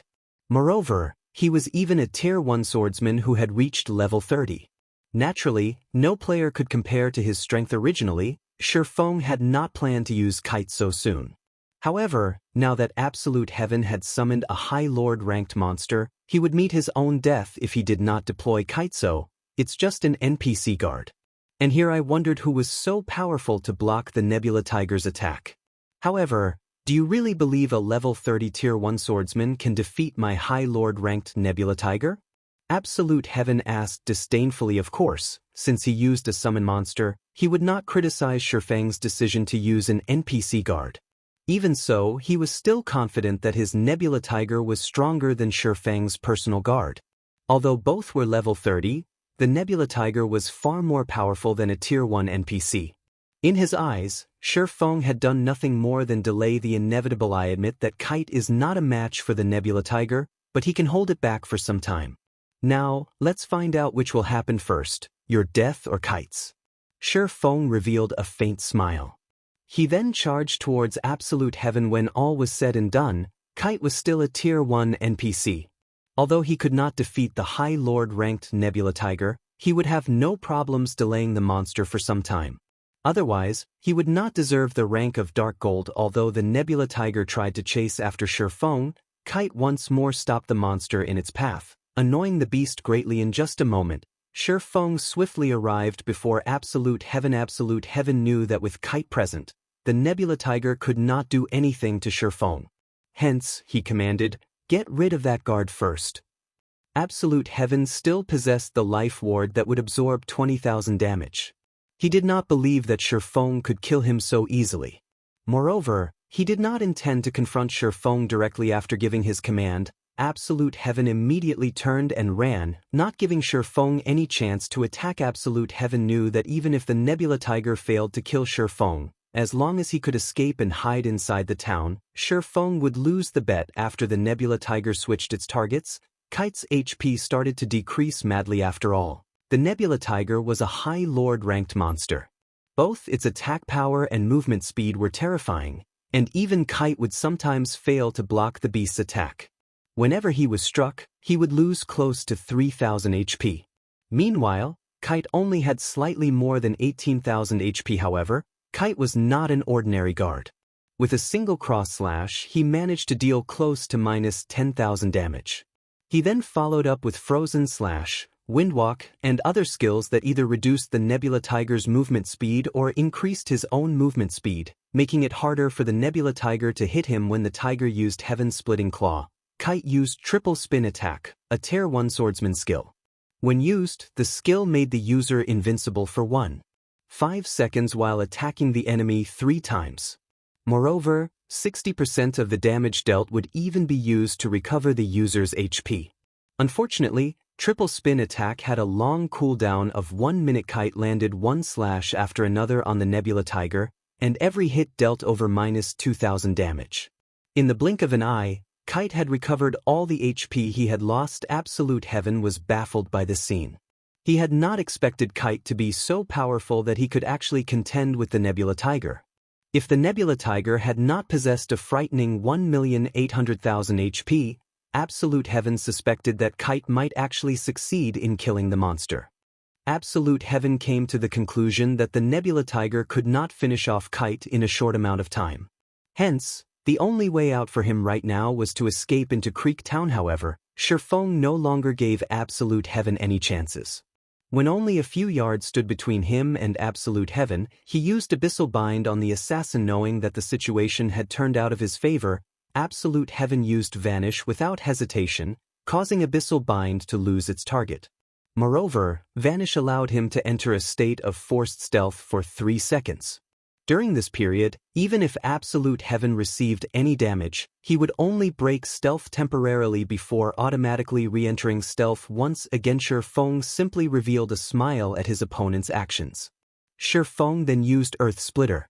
A sword aura immediately rushed towards the location where Absolute Heaven had stood, the attack revealing Absolute Heaven momentarily before he disappeared again. Although it was only an instant, Shifeng had enough time to lock onto Absolute Heaven's position. Shifeng then used space movement, appearing directly above the assassin thunder flame explosion. Lighting and fire descended from the skies, landing directly on Absolute Heaven's head. Absolute Heaven responded quickly to the incoming attack and threw himself forward. Simultaneously, Absolute Heaven used Shadow Cloak to negate the damage from Thunderflame Explosion and resist the faint effect. Shifeng was slightly astonished when he saw the skill Absolute Heaven used. He never expected for Absolute Heaven to have learned even Shadow Cloak. It was no wonder why Absolute Heaven was so confident of escaping. Shadow Cloak allowed the user to become immune to all magic damage and control effects for 5 seconds.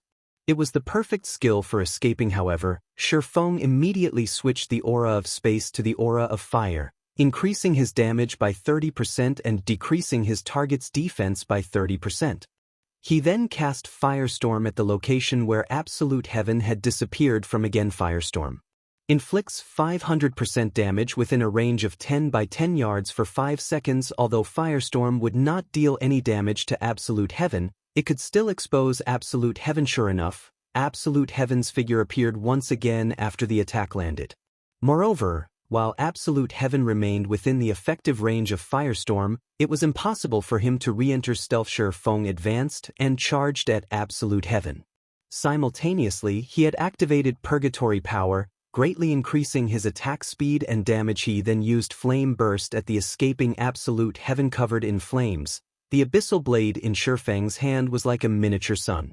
Shifeng brandished his sword 6 times at Absolute Heaven, striking the protective shield repeatedly. Every strike dealt over -4,000 damage. His critical hits dealt close to -9,000 damage. Even though the life ward protecting Absolute Heaven could absorb up to 20,000 damage, in the face of Flame Burst, Shifeng sliced the protective shield apart like paper. His subsequent attack after breaking the shield struck Absolute Heaven's back. The secret silver equipment Absolute Heaven wore also lost more than half of its durability from the attack. To Absolute Heaven's disbelief, his HP, which had been over 2,000, plummeted to 0. The assassin's body fell to the ground, his weapons and equipment scattered around his body. Although everything seemed to have happened slowly, in reality, it only lasted an instant. The battle stunned the Zero Wing members who watched from a distance. At this moment, no words could describe their feelings. It turned out that a battle between players in God's domain could also be so frightening. It was a battle that shook them to their core. From the appearance of the red pillar of light to the end of the battle, less than 20 seconds had passed. First, there was the confrontation between the High Lord ranked monster and the Tier 1 NPC swordsman, and then there was the chasing battle. The spectating members of Zero Wing had only managed to catch the afterimages of 2 figures running towards town, with one escaping while the other pursued. As the battle continued, the appearance of lightning and fire dazzled the eyes. Finally, after the momentary appearance of a miniature sun, one person lay flat on the ground with items strewn around his lifeless body. On the other side, the battle between the Nebula Tiger and Kite also came to an end.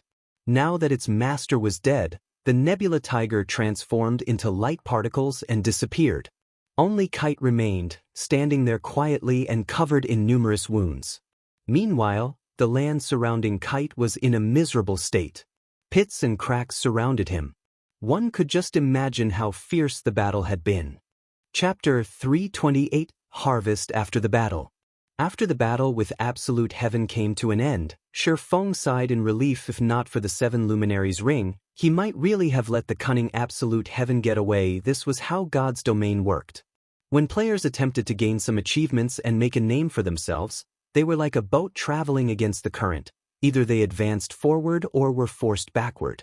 Today's glory might very well become tomorrow's laughingstock. Although Absolute Heaven's growth was impressive, there was still a considerable gap between him and Shifeng. Soon after, Shifeng looted the items the assassin had dropped. Shifeng was inwardly astonished when he examined Absolute Heaven's items. The equipment Absolute Heaven dropped was top tier even among secret silver equipment. Meanwhile, the daggers he dropped were fine gold rank. With these items, even among the core members of Zero Wing, Absolute Heaven could still reach the middle ranks. Among the assassins, only Fire Dance and Flying Shadow surpassed Absolute Heaven. Absolute Heaven was a lone wolf. Yet, even without relying on the support of a guild or an organization, he still obtained such quality items for himself. He was already an expert standing at the peak of White River City. If Absolute Heaven were not a solo player, the equipment he had possessed might not have been secret silver, but fine gold rank. If Absolute Heaven had been fully geared with fine gold equipment today, Shurfeng's victory would not have been so easily secured. Big Sis Aqua, is that really our guild leader? Snow Goose asked hesitantly, her big, round eyes focused on the figure standing proudly within the sea of fire. He looks so much more powerful than when he appeared in the video. Guild leader is usually a very ordinary, approachable, and gentle person. But now, even when looking at him from such a distance, I still feel overwhelmed. Naturally. Aqua Rose giggled. This is our guild leader, ordinary yet reliable. Snow Goose had been raiding dungeons all this time, so she had only ever heard and not personally seen any of Shurfeng's battles. Now that she had personally witnessed Shurfeng fight for the first time, it was only natural that shock filled her heart. After all, a video could only portray so much. Only by personally experiencing something could one truly understand it. Alright, stop daydreaming. Clean up these remaining red players quickly. Over 2,000 NPCs are still chasing Fire Dance and the others, and they could obliterate our team at any moment. The red names of Creek Town had despaired when faced with Shurfeng and his NPC entourage. Now that Shurfeng had also extinguished the hope presented by Absolute Heaven and the High Lord ranked monster, these red names completely lost their heart to resist escape. How were they supposed to escape? With Shurfeng's gale-like speed, even if they grew a few more legs, it still would not be enough for them to get away. After these red names lost their fighting spirit, Aqua Rose and the others took little effort to clean up. They took less than a minute to deal with the remaining red names of Creek Town. Meanwhile, the harvest they obtained was sufficient to arm a team of 1,000 players throughout this battle, although a few of their members had died and lost a level. When compared to the harvest they obtained, such loss was practically negligible. The items they obtained had easily made up for the total losses Zero Wing had suffered with surplus. Aqua Rose was overjoyed when she examined their harvest. As the manager of Zero Wing's daily affairs, she was very clear about what these items represented. With the addition of this batch of items, after Zero Wing finished recruiting new members, they could arm a large batch of elite players, pushing Zero Wing's combat power to a whole other level. At that time, even if Dark Star declared another war on Zero Wing, they could still deal with it without needing Ouroboros's assistance. Guild leader, we've dealt with all the red names. We can start cooperating with Fire Dance and the others to kill the Blood Hand Association NPCs now. Aqua Rose happily reported through the team chat, okay. Follow the plan and kill those Blood Hand Association NPCs. Be careful not to lure too many at once. Those NPCs are more sensitive than field monsters, Shurfeng said. All right. Send me a healer. I need someone revived. I'm a cleric. I'll go. Snow Goose hurriedly shouted in the team chat, excitedly waving her hand. Seeing the girl's reaction, Aqua Rose indulgently said, fine, off you go then. In any case, the Tier 1 guards will be responsible for killing those NPCs. Our role is to supply support. The Blood Hand Association NPCs were all level 30 and above, while the members of Zero Wing were only around level 20. Among those present, only Shurfeng and Blackie possessed 10 ignore levels. Everyone else could only deal minute amounts of damage to these NPCs. The most they could do was use some control skills on these Blood Hand Association NPCs. Although these Blood Hand Association NPCs possessed a certain degree of intelligence, it was only slightly higher than normal field monsters. Otherwise, Fire Dance's group could not have lured them away. What Aqua Rose's group needed to do was to lure the Blood Hand Association NPCs away in small batches and kill them separately.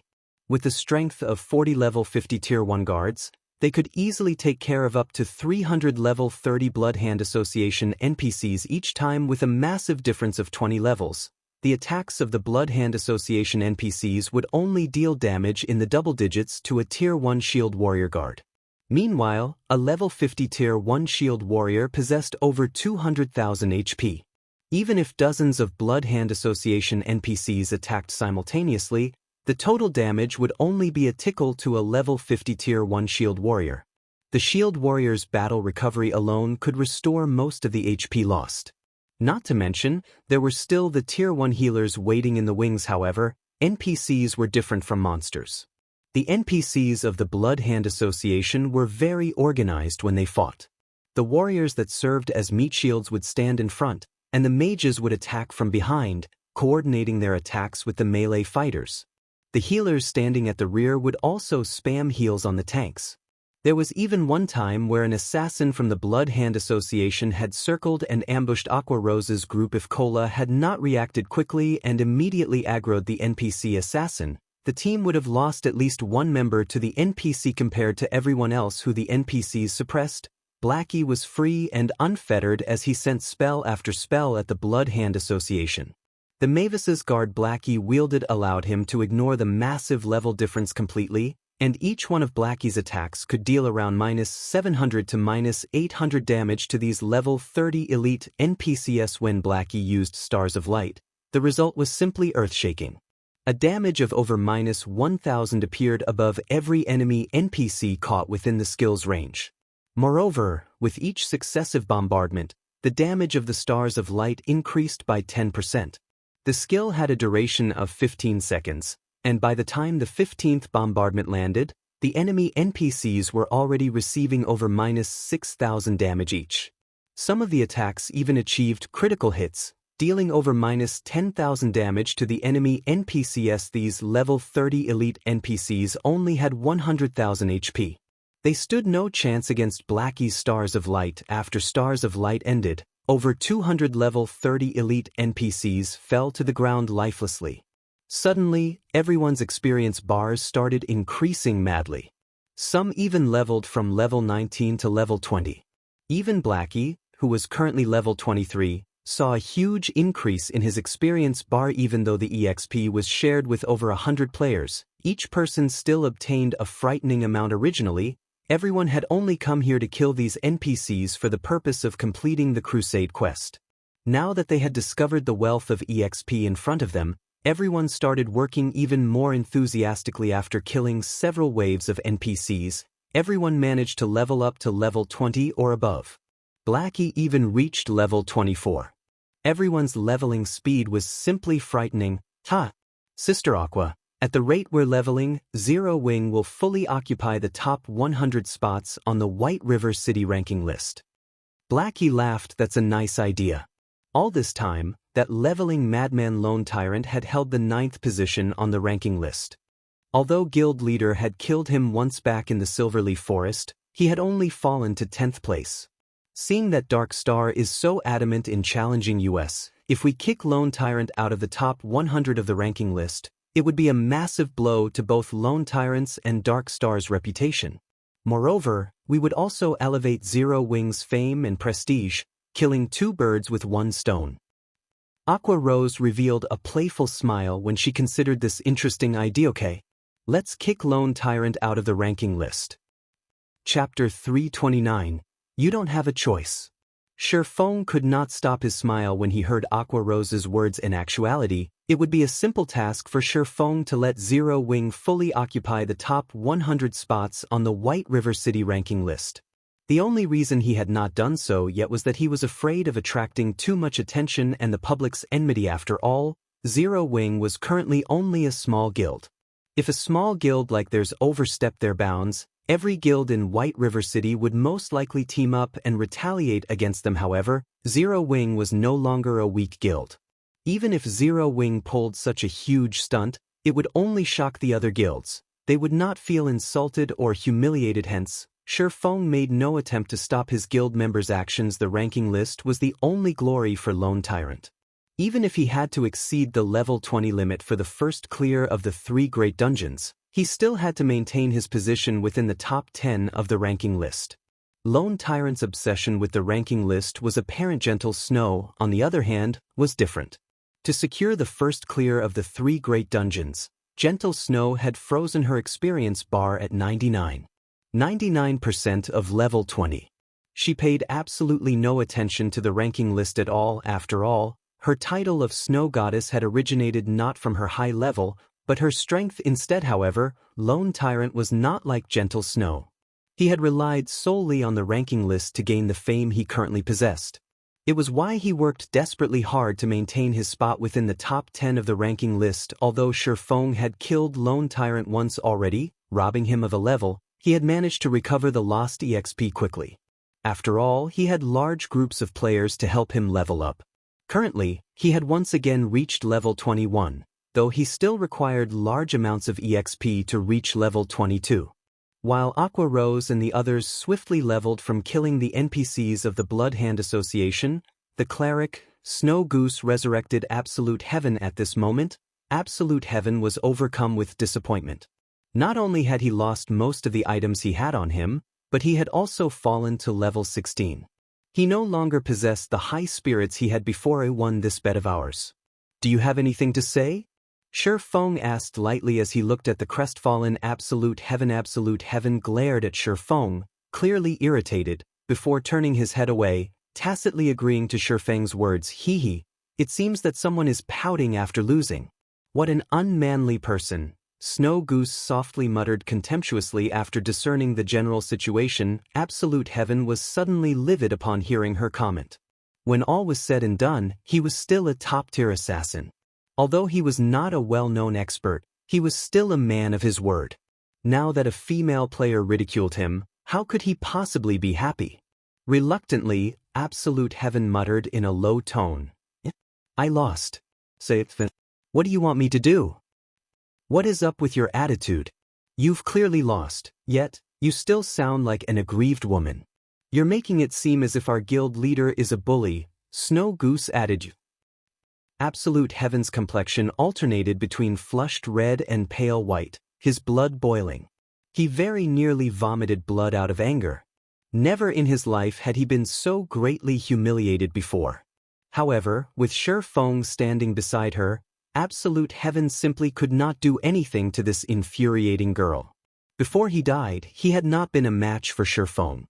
Now that he had fallen to level 16 and lost most of his items, it was impossible for him to escape Shi Feng's grasp at this moment. Shi Feng spoke, "All right, Snow Goose. Absolute Heaven is a top-tier expert assassin. If you continue speaking of him this way, his little heart might not handle it. No matter what, you should at least show him some respect." "Oh." Snow Goose smiled and nodded. Absolute Heaven nearly fainted from anger seeing Absolute Heaven's ashen complexion. Shi Feng smiled faintly and said, "Since you've acknowledged your loss, I'll make it simple. I don't need you to do anything difficult. Just help me collect all the information relating to Underworld in God's domain." "You're insane. That's Underworld you're talking about. If they find out that I leaked important information, they will hunt me down." Absolute Heaven never thought that Shi Feng would actually aim for such a thing. "Oh? I didn't think you would really have such information." The assassin's reaction surprised Shi Feng. His demand had only been casual. After all, Absolute Heaven was only an outer member of Underworld. How could he possibly possess all the important information relating to the organization? Logically, only those belonging to Underworld's middle management or above should possess the information he was looking for. Absolute Heaven was momentarily stunned. Immediately after, he bellowed, "Black Flame, you deceived me." Absolute Heaven had always thought of joining Underworld's core upper management. Hence, he had collected plenty of information regarding Underworld so that he would have an easier time climbing the ranks of the organization. After becoming an outer member, he had met with Feng Xianyang through South Wolf's introduction. Feng Xianyang even gave him one of the reserved spots for becoming an Underworld guard after learning of his skill. With his new status as an Underworld guard reservist, Absolute Heaven managed to obtain even more information about Underworld in God's domain. Yet, Shi Feng had played him so easily. "Since you have the information, hand it over to me." Shi Feng was extremely interested in discovering Underworld's situation in God's domain. After all, he had provoked Feng Xianyang. Who knew what Underworld would try in the future? Without knowing anything about his enemy, Shi Feng could not take appropriate measures. However, if he possessed inside information about the organization, the situation would be greatly different. One who knows his own strength and that of the enemy is invincible in battle. If Shi Feng had not possessed his advantage of being a reincarnated person, Dark Star, the guild controlled by Underworld, would have long since eliminated both him and his guild. Hence, Shi Feng had to take preventive measures against Underworld only. Shi Feng had not expected this boon to arrive so quickly. Originally, Shi Feng had only intended to toy with Absolute Heaven for a little bit before changing his condition. His actual goal was to have Absolute Heaven report Underworld's movements within the White River City region. Now, however, things had become far simpler. He could obtain all information regarding Underworld in God's domain directly. No. I absolutely will not agree to this. Underworld far surpasses your imagination. You have no idea what you are going up against. I urge you to change your request. This is not just about me. You too would be better off without knowing anything. Why create trouble for yourself? Absolute Heaven said resolutely. It turns out that even a top-tier expert will renege on his word. It seems that I have misjudged you, Shifeng sighed. Guild leader, I could tell that he was a scoundrel that would break his promises with a single glance. What's the point of wasting your time arguing with him? Let's just do away with him. Kill him every time he revives. After we kill him to level 0, let's see how he can survive in Underworld, Snow Goose suggested, sporting a cheeky grin. Snow Goose's suggestion left the assassin utterly speechless. Kill him every time he revived? Was this girl really a cleric? Could she be a demon disguised as a human instead? Snow Goose, how could you speak like that? As a girl, you should act gently and reserved. Kill him every time he revives? That's simply too cruel. What will you do if you terrify him? Shifeng could not help but reprimand the cheeky little girl. At most, we'll upload the video recording the previous fight and our dialogue to the forums. It will be fine as long as we reveal this to everyone. You're right, guild leader. Snow Goose applauded cheerfully. As long as the video of the battle went viral, not only would everyone know that Absolute Heaven was a man who broke his promises, but the hidden organization named Underworld would also be exposed to the public eye. Even if Absolute Heaven did not reveal any secrets, Underworld would hunt him down for what little he had already said. Black flame. Raging flames burned in Absolute Heaven's eyes as he looked at Shifeng. He only wished that he could murder the smiling demon before him right now. Just hand it over. Shifeng calmly smiled. I have already sealed off all paths of retreat. You don't have a choice. Chapter 330 Shock.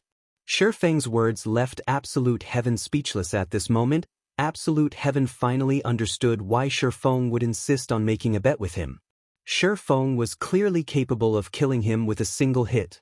Yet, Shifeng had given him hope of retaliation for this very moment. A terrible thought suddenly emerged in Absolute Heaven's mind. Had Shifeng planned to deal with Underworld all this time? Before joining Underworld, Absolute Heaven had known that Underworld's background was unfathomably deep. It was an existence that he could not afford to provoke. After joining the organization, that thought had only strengthened. He absolutely could not make an enemy of Underworld. Now, Shifeng dared to consider challenging Underworld. He simply did not know how to differentiate between life and death. It would have been fine if only Shifeng did not know how to differentiate between life and death. Yet Shifeng intended to drag him down as well. Moreover, the swordsman left him with no other options. Shifeng was eviler than a demon. When Absolute Heaven saw that Shifeng's finger was about to click the upload video button, he lowered his head and helplessly said, "Fine. However, I have a condition. No one can know that I gave you this information. You can rest assured on this point. Since I have asked you to do such a thing for me, I will not make things difficult for you. I won't let anyone but myself look at the information relating to Underworld." Shifeng assured and nodded. Absolute Heaven's worries were unfounded. After all, Shifeng was also worried about this situation becoming public, which would, in turn, allow Underworld to take precautionary actions. I'll send you the files tomorrow after I have compiled them, Absolute Heaven said before turning to leave. However, Shifeng was a step ahead and blocked his retreat. What? Worried that I'll deceive you? You currently have information to use against me. What tricks could I possibly play on you? Absolute Heaven laughed bitterly. Overthinking things. I'm just returning the items you dropped when you died. As for your levels, with your strength, you should recover quickly. Shifeng then took out the items he had looted from Absolute Heaven and returned them to their original owner. After some hesitation, Absolute Heaven finally decided to receive the items before leaving. Guild leader, are we really going to start a war with that mysterious organization named Underworld? Snow Goose asked. Based on Absolute Heaven's words, Snow Goose could discern just how terrifying Underworld was. Even a top-tier expert like Absolute Heaven was afraid when talking about it. Furthermore, a powerful guild like Dark Star was just a puppet of Underworld. With Zero Wing's current strength, wouldn't acting against Underworld be akin to smashing an egg against a rock? What, afraid? Sure, Feng chuckled, of course not. Our Zero Wing is invincible. How could we possibly lose to Underworld? Snow Goose's eyes glowed as her fighting spirit sword she had left Twilight Echo with Aqua Rose to create their own legacy in God's domain. How could they give up so easily because of a single Underworld? Time passed little by little. At this moment, Aqua Rose and the others were still battling against the Blood Hand Association NPCs. Even though it was night in God's domain, spells of war illuminated the sky around Creek Town so brilliantly that it appeared to be day. Although these NPCs provided no loot, the EXP they gave was bountiful. The members of Zero Wing were only able to kill these Blood Hand Association NPCs with such ease due to the assistance of the level 50 Tier 1 guards. In the future, it would not be so easy for them to come across such a valuable opportunity as more Blood Hand Association NPCs died. The Zero Wing Guild members watched their levels soar. The ranking list of White River City also underwent dramatic changes. Players from Zero Wing continuously appeared within the top 100 of the ranking list. The change had not been obvious at the beginning, as only a few members had entered the 90s. However, as time passed, the EXP growth of Zero Wing never stopped. The guild members who originally ranked within the 90s jumped into the 80s, then jumped again from the 80s to the 70s, their positions ever rising. However, this was still not the most shocking incident. What really shocked people was the fact that the Zero Wing members occupied every rank between 70 and 100. They had forced all others out of the top 100 ranks. Is this real or fake? Aren't the members of Zero Wing too impressive? It was already amazing that they managed to occupy the top 8 positions before. Now, they fully occupy the 70th to the 100th positions. What did these people eat to become so fierce? As expected of the guild that I fancy. If this continues, Zero Wing will sooner or later occupy all 100 spots on the White River City ranking list. That shouldn't be possible, right? After all, there is still Lone Tyrant who ranks 10th. Although Black Flame had killed him once, he has already managed to recover to level 21. It shouldn't be possible to kick him out of the top 100. Lone Tyrant? So what? Hadn't he been the top player on the White River City ranking list before? In the end, 8 experts from Zero Wing still shoved him aside. Even now, he is still stuck at 9th place. Now that Zero Wing is showing its might, he might not keep his rank for long. Serves him right. Who told Lone Tyrant to behave so arrogantly before? He had dared to ambush and made an enemy of Zero Wing. Now, Zero Wing is merely teaching Lone Tyrant a lesson, letting him know that his pride is worth nothing to Zero Wing.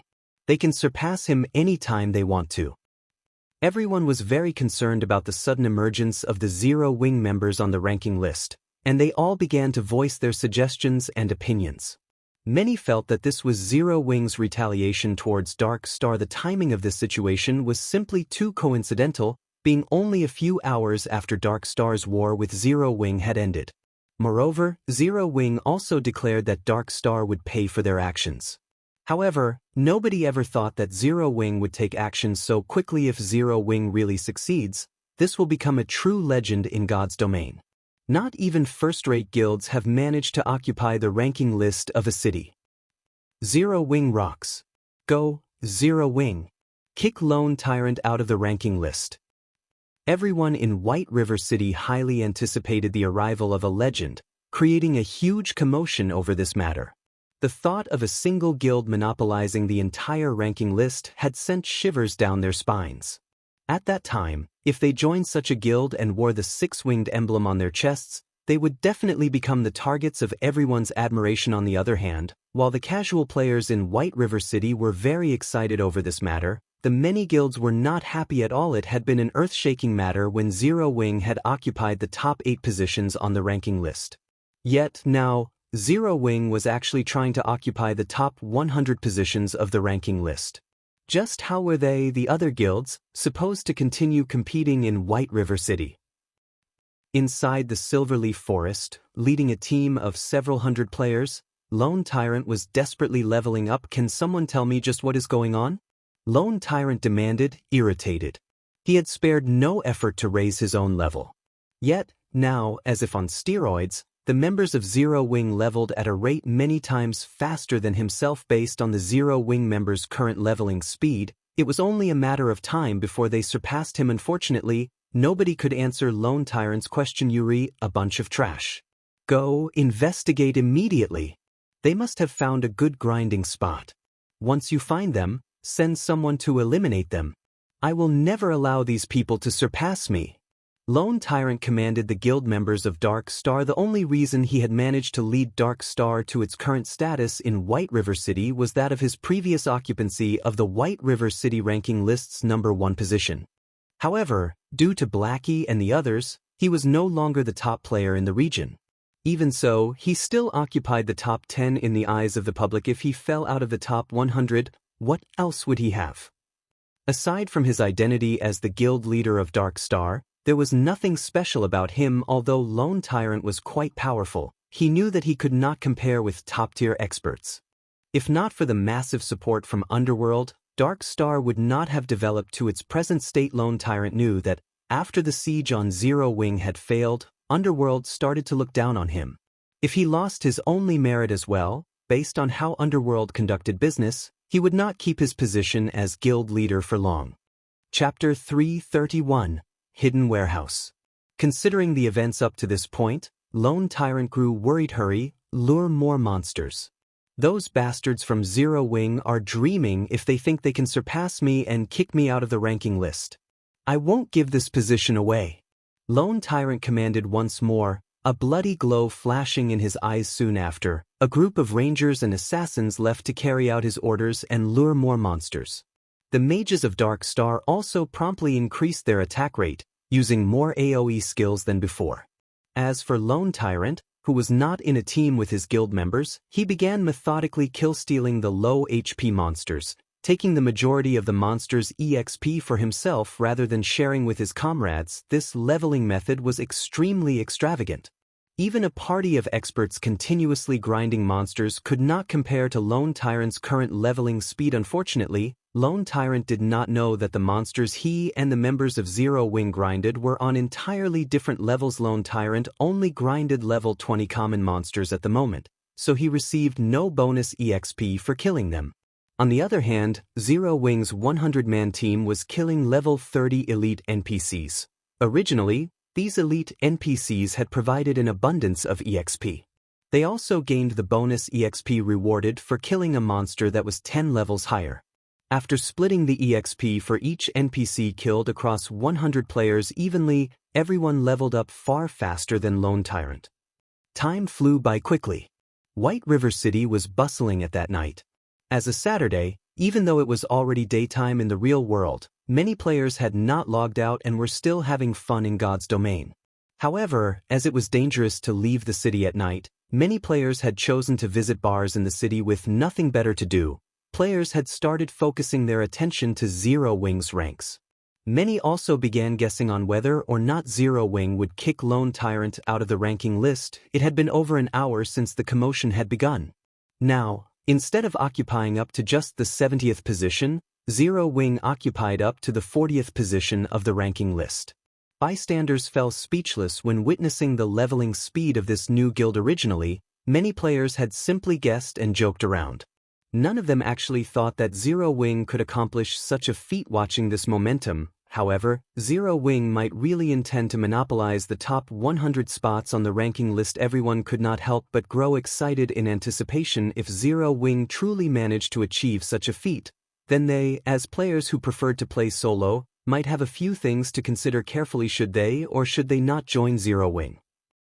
Inside one of the bars in White River City, the members of the Holy Grail Knights were currently drinking in celebration. Today, they had managed to raid a level 15, 20-man hard mode dungeon, the Blood Fong Fort. They also obtained quite a load of equipment and materials from the raid. Brother Warwolf, that Zero Wing sure is godly, huh? First, they defeated world dominators. After that, they managed to kill Dark Star's Lone Tyrant. Now, they are even planning to kick Lone Tyrant out of the top 10 and monopolize the ranking list. Soon they might even rule White River City. In reply, Warwolf, the leader of the Holy Grail Knights, shook his head and said, "It's still too early to say. Moreover, the other top 6 guilds aren't here just for show. They won't allow Zero Wing to develop freely. Although, it is true that I have underestimated Zero Wing before." Moments after Warwolf started speaking, a few cloaked players walked into the bar. The equipment these players wore immediately attracted the attention of the others inside the bar. These newcomers were fully geared with secret silver equipment. Moreover, none of them possessed a guild emblem on their chests, signifying that they were all independent players. Meanwhile, the leader of this group was a beautiful female summoner. If Shifeng were here right now, he would definitely notice that this female summoner was none other than Yulan of Underworld, Big Brother Warwolf. Long time no see. Yulan walked up to Warwolf and greeted him with a bright smile. "It's been a long time indeed. The pure and sweet little girl from the past has grown into a beautiful tigress. Time really is amazing." Warwolf sighed ruefully as he looked at the noble and graceful girl in front of him. "Big Brother Warwolf, you jest. Everything I have today is all thanks to you." Yulan smiled faintly. Looking around, she said, "We haven't seen each other for so many years now, and I really wish to have a nice conversation with you. There are too many bystanders here. Why don't we find a room upstairs to catch up? Indeed, it has been many years since we last met. We should really have a nice chat." Warwolf immediately spent 5 silvers to rent a guest room on the 2nd floor. He then walked towards the stairs leading to the bar's 2nd floor. Yulan promptly followed after Warwolf. The other cloaked players that had entered the bar with Yulan also moved to guard the staircase, preventing anyone from going upstairs. At this moment, the entire bar was silent. The other members of the Holy Grail Knights, as well as the other guests in the bar, were still stunned by what they just saw. Their minds were unable to process what had just happened. The leader of an independent team actually knew such a noble and elegant beauty. Moreover, they even rented a private room to have a conversation. The other players' minds went wild with fantasy.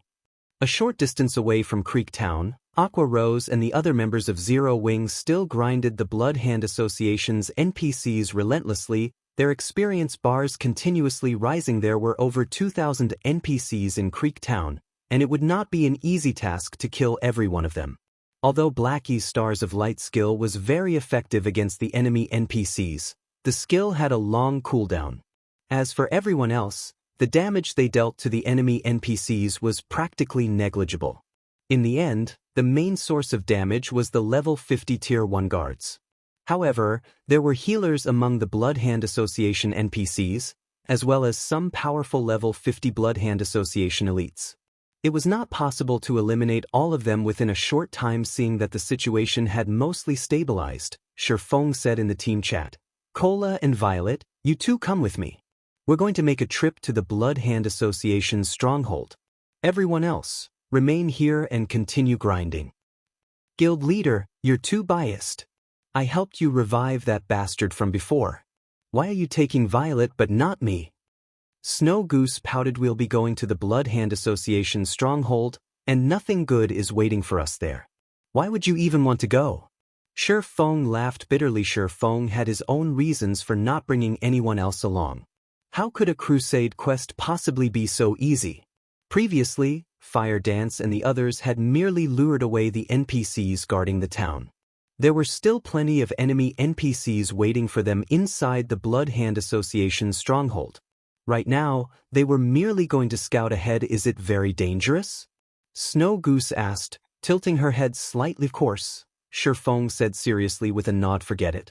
I can't compare to Violet in terms of survivability, and it would be a pity if I lost my fine gold-ranked staff," Snow Goose said after giving it some thought. Soon after, Shifeng led Cola and Violet Cloud to the Blood Hand Association's stronghold in Creek Town. As the Blood Hand Association's stronghold, the security around the construct was usually very strict. However, now that all of the NPCs had been drawn away, Shifeng's group managed to enter the stronghold without any trouble. The inside of the tower was a resplendent sight. Such a luxurious building in a barren place like Creek Town was unimaginable. "Careful. This is the Blood Hand Association's stronghold. There are definitely a lot of traps here," Feng reminded his team in the past, world dominators had suffered heavy losses to conquer Creek Town. They had dispatched over 6,000 Tier 1 players and returned with less than 1,000. Meanwhile, close to half of those deaths had been because of the hidden traps inside the Blood Hand Association's stronghold. One could just imagine how deadly the traps inside the Blood Hand Association's stronghold were. Although world dominators had paid a steep price, their harvest was equally shocking. It was especially true for the hidden warehouse inside the Blood Hand Association's stronghold. One of the main reasons that many large guilds preferred to capture towns ruled by dark forces was because of the treasures they possessed. Of course, different towns gave varying amounts of treasure. In this case, the Blood Hand Association possessed a significantly large treasury. Even though the loot available was limited due to Crusade quest, the final sum was still sufficient to move even Feng's heart. Otherwise, who would be so foolish as to spend 30 gold coins to take on a Crusade quest? Moreover, only a Viscount or someone of higher status could accept such a quest. Chapter 332, Encountering a Magic Weapon Once Again. Inside of the Blood Hand Association's stronghold, it was like a maze. There were also many level 30 Blood Hand Association knights patrolling the construct. These NPCs wore red leather armor and wielded spears. They also had 200,000 HP. Moreover, these NPCs always moved in groups of 10, and their coordination made them extremely difficult to deal with. If Feng and the others recklessly charged into a group of these NPCs, even with a Tier 1 swordsman like Kite protecting them, the result would be the same. These knights would eliminate them in an instant. In fact, even if Feng's group were strong enough to fight these Blood Hand Association knights, they would still meet their deaths if they chose to confront these NPCs. This was due to the many hidden traps and mechanisms throughout the stronghold. In the past, world dominators had paid a steep price because of these traps. Naturally, Feng would not behave as recklessly as world dominators had in the past. Hence, he would always detour and bypass any knights they met, avoiding a confrontation with the NPCs at all costs. In any case, the paths in this stronghold all connected in one way or another. As long as one was careful, it was possible to find the Blood Hand Association's hidden warehouse without engaging in combat. Finally, after a long time, Feng's group arrived before a pair of tightly sealed, stone doors. 2 words were etched into the wall next to the doors. Control Room. This was where all of the traps within the Blood Hand Association's stronghold were controlled. As long as they disabled these traps, they would have nothing to worry about as they traveled through the construct. Just after Kola forced open the heavy stone doors, the group immediately discovered an old, one-eyed man dressed in black robes inside the control room. The old man held a redwood staff as he manipulated a magic array. Character, Tier 1 Elementalist. Level 30. HP 1, 000, 000/1,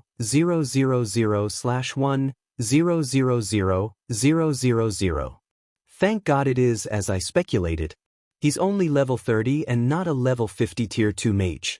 Feng could not help but sigh in relief when he saw Incorrictor's information. If not for the Crusade quest, the old man before them would be near impossible to deal with. Although Incorrictor would only be level 50, as a Tier 2 mage he could kill a level 50 Tier 1 player as easily as squishing a bug guild leader. It's a level 30 Tier 1 Elementalist. I'm afraid that he might be somewhat difficult to deal with. Should we call for reinforcements? Kola had a clear understanding of his own abilities. Currently, he was only level 22. If it were a level 20 Tier 1 Elementalist, he could tank it. However, it was impossible for him to endure the attacks of a level 30 Tier 1 Elementalist. The tier suppression alone would greatly increase the damage he received, not to mention the level suppression. With the two combined, even as the Chief MT of Zero Wing, he would be cannon fodder at best. Relax, you don't need to tank. Feng smiled. He then looked at his personal guard, Kite, who stood beside him, saying, Kite will be armed. Kola, you'll act as support. You just need to activate your magic resistance aura and use protection blessing on Kite during crucial moments. Kola suddenly remembered that Feng had a personal guard like Kite beside him. Kite had over 18,000 HP. Compared to Kola, Kite was far more durable as an M. Although Kite was far inferior to Incorrictor regarding HP, as a level 30 Tier 1 swordsman, Kite's close combat capabilities far surpassed a Tier 1 Elementalist Kite. You'll tank Encirclement. Violet, you'll heal Kite. Cola, focus on using Protection Blessing on Kite when needed. Feng commanded without hesitation. Kite charged Encirclement, slashing his sword at the old man. A damage of over -4,000 appeared above Encirclement's head. Compared to the High Lord-ranked Nebula Tiger, Encirclement's defense was much lower. Despicable intruders, I'll turn all of you into my lab rats. Encirclement used instantaneous movement, dodging Kite's sword techniques. The old man then waved his staff, summoning an aqua-blue magic shield that covered his body.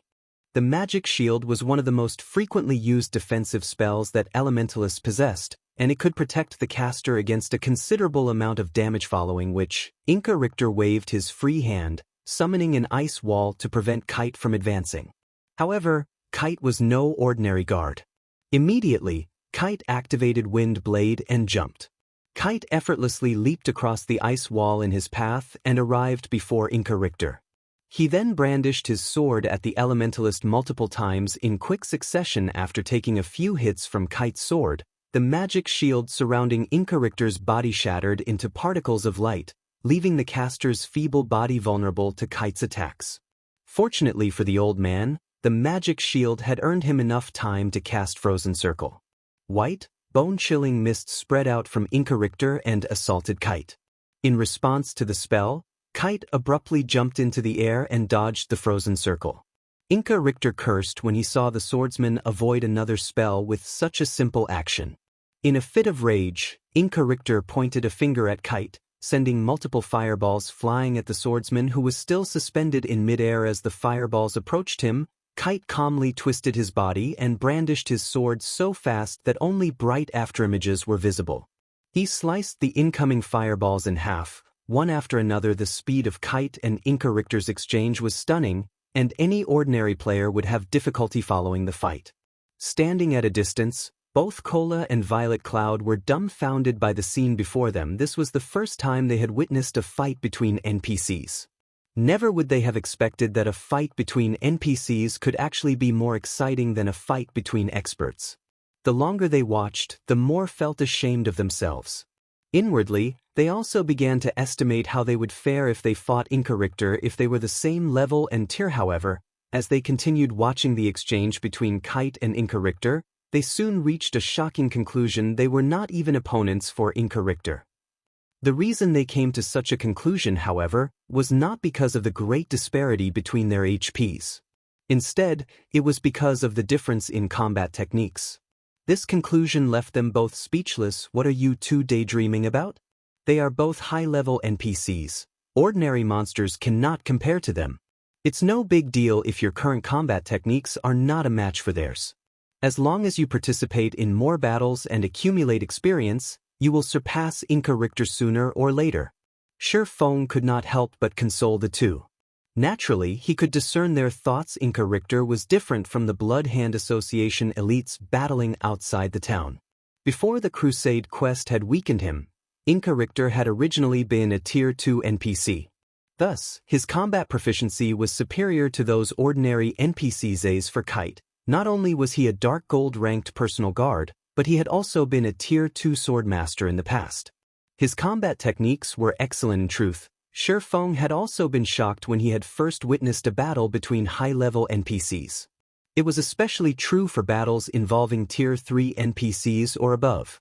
Regarding control over personal combat power, these NPCs could actually exhibit more than 70% of their strength. According to the evaluation criteria of God's domain, those capable of exhibiting more than 70% of their personal combat power were considered first-rate experts. These NPCs were far superior to the current top-tier experts.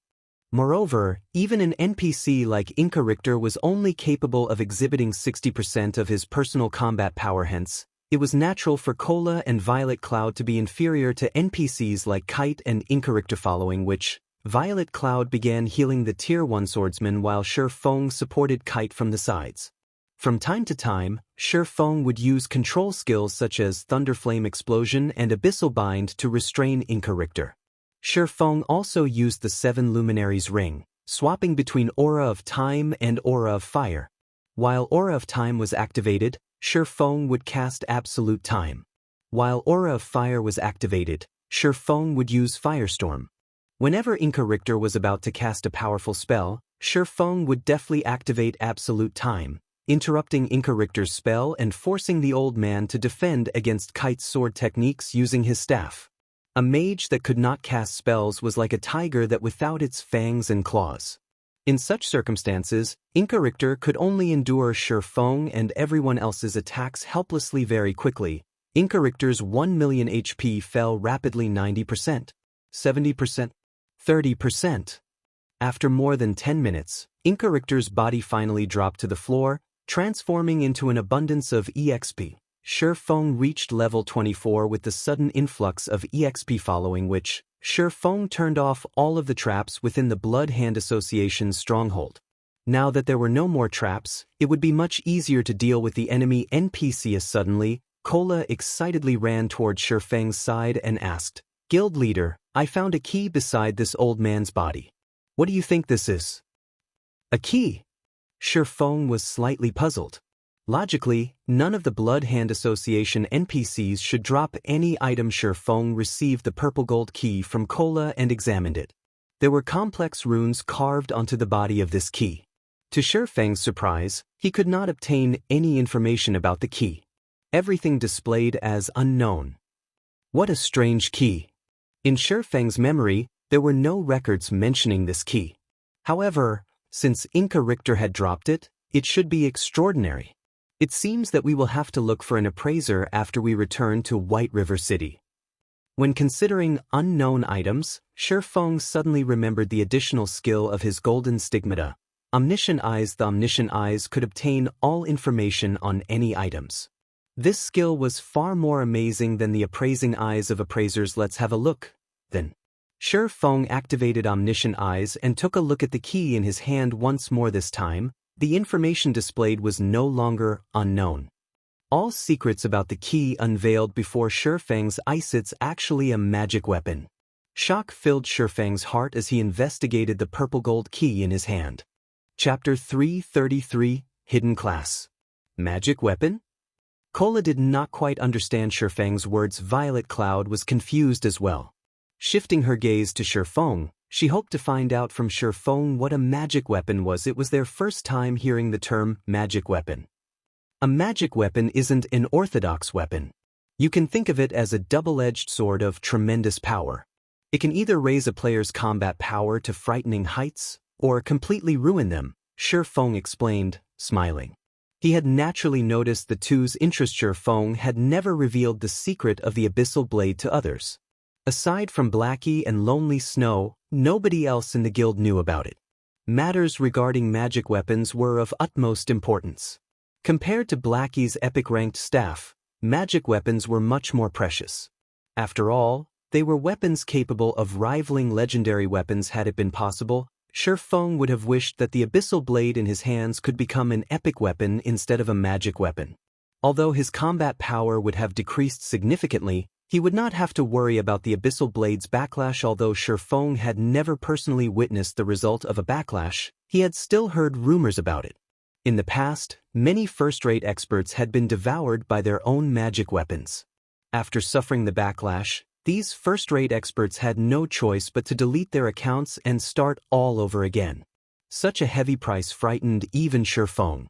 Currently, he had no other choice but to continuously improve himself, in both combat techniques and combat power, in order to face the future backlash. So it turns out that magic weapons are so amazing. But, Guild Leader, is there even a class that uses a key as a weapon? None of the 12 main classes in God's domain that I know of uses a key as a weapon, Kola asked. There is. However, it is a hidden class. Shifeng answered. Hidden class? So there really are hidden classes in God's domain? Then, aren't hidden classes very amazing? Guild Leader, is it possible for us to switch to a hidden class? Kola's trust in Shifeng had long since reached the level of blind faith. He did not have a shred of doubt about Shifeng's words. If Shifeng said hidden classes existed in God's domain, then, to Kola, these definitely existed in God's domain. Even if there weren't any hidden classes, Kola would still believe that there were. Big Brother Kola, What are you getting so anxious for? You should let guild leader finish speaking first. Violet Cloud was also very interested in regard to hidden classes. Seeing his two party members looking at him with such fervent eyes, Shi Feng could not help but laugh, saying, "This hidden class is called Astromancer and it can be considered a branch of the mage classes. Any mage or healer class can convert to an Astromancer. The minimum requirement is that you must first reach level 20. More importantly, you must also receive and complete the class change quest for the hidden class. Meanwhile, this key is very special. Not only is it a weapon, it is also a tool meant for triggering the class change quest for the hidden class. You just need to bring this key to White River City and you'll automatically receive the hidden class change quest." Guild leader, is an Astromancer strong? Can I still continue healing after I become an Astromancer? Violet Cloud was suddenly excited. As Zero Wing developed, the number of battles the guild would be involved in would increase. Although she loved being a cleric, the things she could do were clearly limited. After all, when all was said and done, a cleric was not a combat-oriented class. Violet Cloud dearly wanted to fight as well. She did not wish to always stand in the rear and receive the protection of others. Although it is called a hidden class, you're not exactly going to be changing to an entirely different class. It is more like having extra unique class skills. You will simply be gaining an additional skill set that does not belong to your original class. The downside to this is that you will take several times longer to level up compared to normal classes. Moreover, it won't be an easy task to learn the system skills of a hidden class. Simply put, your life will become much harder after converting to a hidden class, Shi Feng explained. In addition, Astromancer isn't a class suitable for the average player. The controls involved are very complicated, and the control difficulty is at least 2 to 3 times that of a normal mage class. If an ordinary player were to convert into an Astromancer, they might find themselves losing fights to opponents that they had managed to defeat in the past. On the other hand, if you successfully master the class, even if you meet someone who had become much more powerful than they were in the past, you can still beat them up until their mothers no longer recognize them. Overall, Astromancer could be considered a very extreme hidden class. Seeing Violet Cloud's passionate gaze, Shi Feng asked, "Do you wish to convert to this hidden class?" "I don't want to always stay at the back and heal. I want to be the same as Big Sis Fire Dance and Big Sis Aqua. I want to be able to fight enemies at the front lines as well." Violet Cloud nodded. She then looked at Shi Feng and asked timidly, "Guild leader, can you please let me have this hidden class?" Violet Cloud knew that she was being selfish. After all, she did not obtain this key by herself. Moreover, countless others in the guild would be willing to fight over a hidden class. There were also powerful mage experts such as Aqua Rose, Ice Queen Su Qianlu, Blackie, and many others in the guild. If they were to change classes into an Astromancer, they could greatly increase the guild's strength. There was simply no place for a healer like her. However, she wished to contribute more to the guild. Cola's mouth widened in shock when he heard Violet Cloud speak. He had not expected the usually quiet and lovely Violet Cloud to make such a bold move. Shi Feng wrinkled his sharp brows, entering a deep contemplation. Looking at Shi Feng's grave expression, Violet Cloud could not help but start panicking. "Guild leader, Violet's control and techniques are definitely first-rate. Even I am no match for her. Won't you consider giving her a chance?" Cola voiced his opinion after thinking it over for a while. Shi Feng seriously looked at Violet Cloud, saying, "I'm not forbidding you to convert your class into an Astromancer. Only, this key is slightly troublesome. If you use this key to convert your class into an Astromancer, your path will be fraught with an endless amount of trouble in the future. You might even ruin your account. All your efforts would go down the drain. At that time, while everyone is over level 100, you will have to start from scratch. Do you really have the courage and determination to do so?" In fact, Shi Feng had no doubts in regard to Violet Cloud's control and techniques. If Shi Feng did not possess 10 years' worth of experience playing God's Domain, Violet Cloud might have already surpassed him by now. Based on Violet Cloud's standards, she might immediately become one of Zero Wing's top combatants once she was an Astromancer. Shi Feng would naturally feel happy over this matter. What he had in his hand right now was a magic weapon. If the weapon were a legendary weapon and not a magic weapon, he would willingly give it to Violet Cloud without hesitation as long as she wanted it. A magic weapon, on the other hand, had pros and cons that Shifeng was very clear about. As long as a player unsealed a magic weapon and became its controller, then they would inevitably have to face the backlash of the magic weapon one day. Based on the current situation, the disadvantages of giving Violet Cloud the magic weapon greatly outweighed the advantages. Most importantly, not every player could handle the pressure of having to start all over again. Guild leader, I'm not afraid of trouble. I only hope that I can do more for the guild. Even if I end up back in square one because of this item, I will have no regrets. At the very least, I would have contributed greatly towards the guild's current development. Violet Cloud looked at Shifeng, her eyes shining with conviction. Faced with Violet Cloud's gaze, Shifeng abruptly recalled how he had been back then, and burst out in sudden laughter. That's right. What's there to be afraid of? It's just a restart at worst. The worry that filled Shifeng's heart disappeared. He then handed the key to Violet Cloud. This key is still sealed. After returning to White River City, go look for someone who can unseal it. After it is unsealed, you will automatically receive the Tier 1 Hidden Class Change quest. Thank you, Guild Leader. I definitely won't let you down. Violet Cloud sincerely thanked Shifeng as she excitedly received the purple gold key. Chapter 334, Occupying the Ranking List. After Violet Cloud received the key, her heart could not help but pound in anticipation.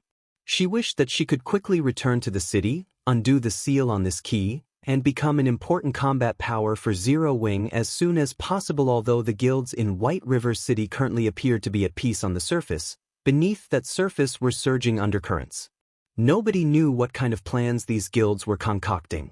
This was especially true for Dark Star and World Dominators. No matter how one looked at it, they were not guilds that would give up after suffering only 1 or 2 defeats. Yet, despite Zero Wing maintaining such a high profile, these two guilds had actually done nothing at all. How could their lack of a response not give rise to suspicions? Although Violet Cloud did not know what these two guilds were planning, she was sure of one thing: as long as Zero Wing became sufficiently strong, no matter what sort of tricks or means those two guilds used, all would be rendered useless. Star's reminiscence? Violet Cloud softly muttered after checking the information of the key in her hand. Star's reminiscence, magic weapon. A key belonging to the ancient and great Star Sage Reigns. Inside this key remains a fragment of Star Sage Reigns' power. Currently, Reigns' power has been sealed by a mysterious power, and information about the key can only be unveiled after the seal has been undone. This seal requires a Tier 3 Great Mage to undo. After Shifeng had used omniscient eyes on this star's reminiscence, a portion of the information that had displayed as unknown became available. Star Sage Reigns was one of the many legendary characters of God's domain. Even among legendary characters, Star Sage Reigns was one of the more dazzling figures. The reason being, the Astromancer class had managed to become powerful and prosperous only due to the efforts of Star Sage Reigns. Unfortunately, along with the demise of Star Sage Reigns, the entire Astromancer class had slowly vanished through time. As of today, most people had already forgotten about the existence of Astromancer. Shifeng took a look at his surroundings, saying, "Now that the traps have been removed, we should return as well." With the magic array of the control room deactivated, what they needed to do next was to wipe out all the Bloodhand Association NPCs outside Creektown, as well as all the NPCs inside the Bloodhand Association stronghold. After that was done, the Crusade quest would be officially completed. While Shifeng's group of 4 was leaving the Bloodhand Association's stronghold, a major incident occurred at White River City. Originally, the members of Zero Wing had occupied only up to the 40th position on the White River City ranking list. However, after another 2 hours had passed, Zero Wing now occupied every rank up to the 20th position of the ranking list. Currently, Zero Wing was only 11 ranks away from obtaining full monopoly over the ranking list. At present, not a single guild in Star Moon Kingdom had managed to achieve the feat of completely monopolizing the ranking list of a single city. To be precise, nobody had even dared to think of achieving such a feat. After all, there were plenty of experts in every city. There were bound to be a few leveling madmen. It was practically impossible for a single guild to surpass every other player in a city, not to mention, White River City wasn't just a small city. On the contrary, it was the most important city in Star Moon Kingdom's eastern region. It was also the 5th largest city in Star Moon Kingdom. Needless to say, there were plenty of guilds and experts gathered here, making it very difficult to fully monopolize the city's ranking list yet. Now, Zero Wing was actually about to accomplish such a feat. How could the players of White River City not grow excited about it? However, the players most excited over this situation were still the members of Zero Wing. At this moment, many members of Zero Wing started cheering loudly on the streets as they tracked the ranking list, showing their fervent support for Aqua Rose and the others, of course, while some were rejoicing over Zero Wing's inevitable monopoly over the ranking list. Others grew anxious at this situation. When Lone Tyrant saw that Zero Wing members were quickly catching up to him, he started using every means available to him to level up. Lone Tyrant sent for another 600 players from Dark Star to assist him in leveling up. He then split these 600 players into 30 teams of 20 players. These teams were then tasked with gathering and killing monsters around Lone Tyrant. As long as a team was about to kill the monsters they had herded, they would immediately invite Lone Tyrant into their teams before killing said monsters. That way Lone Tyrant could still receive a portion of the EXP without needing to personally land the killing blow.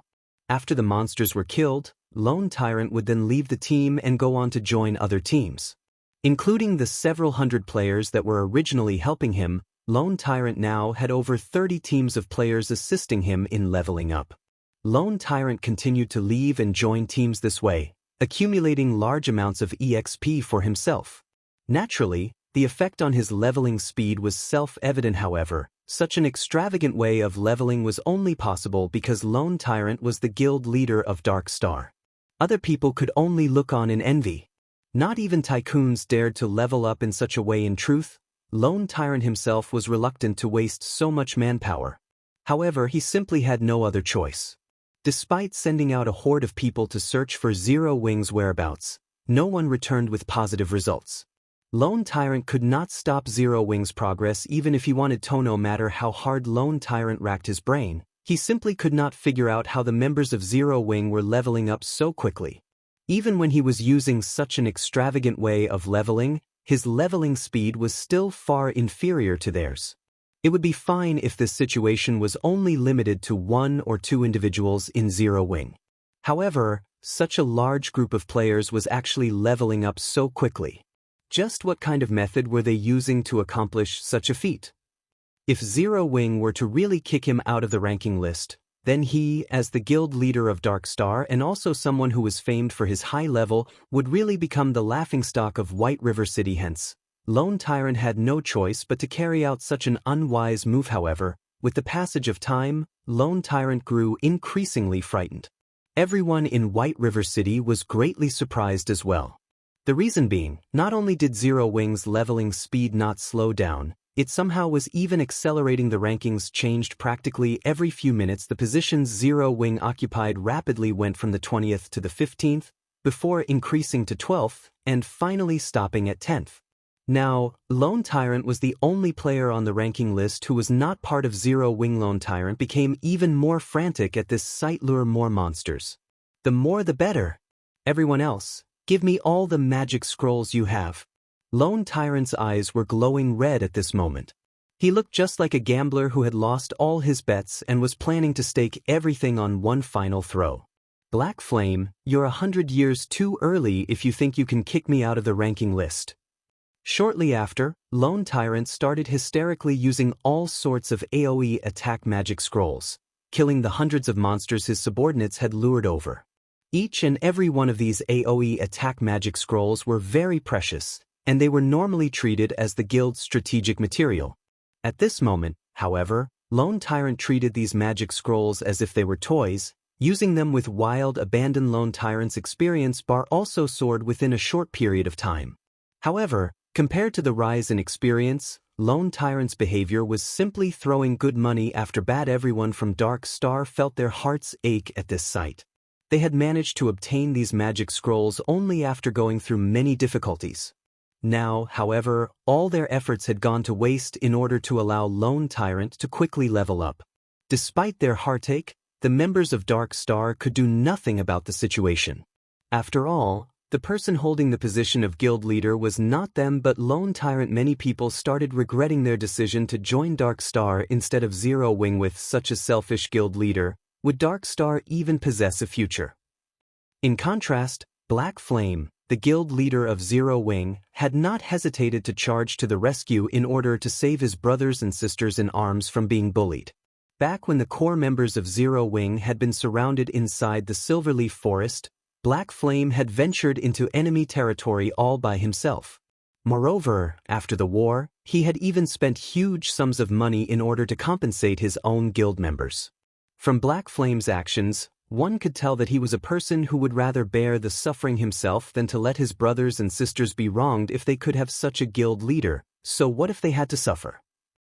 However, just as Lone Tyrant was hysterically using magic scrolls, Zero Wing's 100-man team were also in the midst of killing the remaining level 50 Tier 1 Blood Hand Association elites. In order to deal with these level 50 NPCs, Blackie used Stars of Light, while Shifeng used Firestorm. Shifeng's normal guards also used all their AoE skills. The scene of the battle was like Armageddon. Even the level 50 Tier 1 NPCs could not endure this relentless bombardment. Soon after, these Blood Hand Association elites started dying one after another. Simultaneously, the experience bars of everyone from Zero Wing soared like a rocket. The reason for such rapid leveling was simple. First of all, Tier 1 NPCs gave much more EXP than ordinary NPCs when killed. Second, most of the members of Zero Wing were only level 20, while the rest were only a few levels higher, so the bonus EXP they could obtain from killing a level 50 NPC was munificent.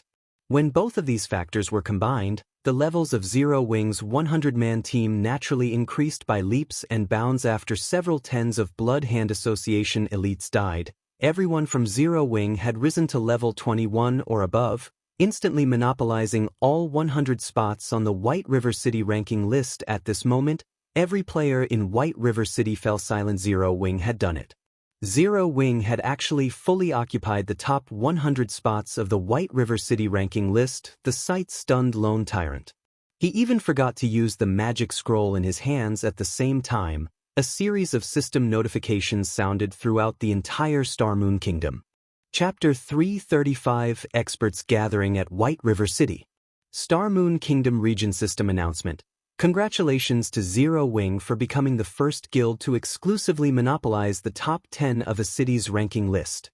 Rewarding 100 gold coins, 5,000 guild popularity, and 1,000 guild reputation. Star Moon Kingdom Region System Announcement.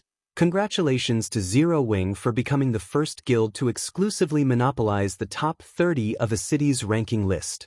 Rewarding 200 gold coins, 10,000 guild popularity, and 3,000 guild reputation. Star Moon Kingdom Region System Announcement. Congratulations to Zero Wing for becoming the first guild to exclusively monopolize the top 100 of a city's ranking list. Rewarding Honored Guild title, 500 gold coins, 30,000 guild popularity, and 7,000 guild reputation. Originally, Zero Wing's attempt at monopolizing the ranking list was a matter limited to only White River City. Hence, aside from the players based in White River City, nobody else in Star Moon Kingdom paid any particular attention to this incident. However, the appearance of these three system notifications dumbfounded every player in Star Moon Kingdom. Players who were currently inside a dungeon were no exception.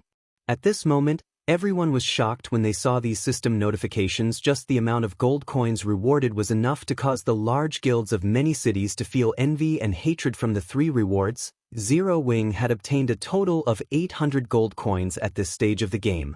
A large guild would have only around a dozen gold coins in fluid funds. After all, it was not easy to earn in-game currency in God's domain. Although players were reaching higher levels with each passing day and they were making more money than before, their daily expenditures had also increased inadvertently. Simply put, there were too many aspects where one was required to spend money in God's domain. For example, repairing equipment. For example, learning skills. For example, purchasing potions, whetstones, and other necessities for adventuring. Most importantly, hotels and daily meals. Originally, before the first evolution of God's domain, players had no need to rest at a hotel. They also had no need to have meals. However, after God's domain evolved, if players did not rest for long periods of time, their mental state would start to deteriorate. If players did not consume food for long periods of time, although no changes would occur to their character's attributes, their body's physical state would be affected. This, in turn, would reduce a player's efficiency when grinding monsters and leveling. Because of these aspects, players rarely had a lot of money sitting in their pockets. In fact, they had even less money than before the first evolution of God's domain. However, it was also due to this reason that many inconspicuous lifestyle classes had started receiving attention from players and begun to develop rapidly. After all, mainstream lifestyle classes weren't the only lifestyle classes that could make a lot of money. Even non-mainstream lifestyle classes could achieve similar results. As for guilds, they could barely make ends meet.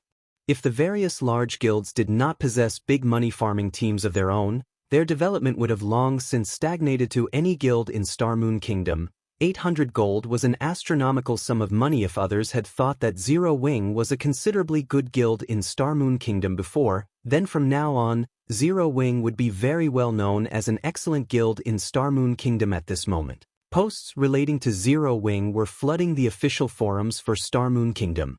And none of them was not astounded by Zero Wing's achievement. It's Zero Wing again. First, it was the guild residents.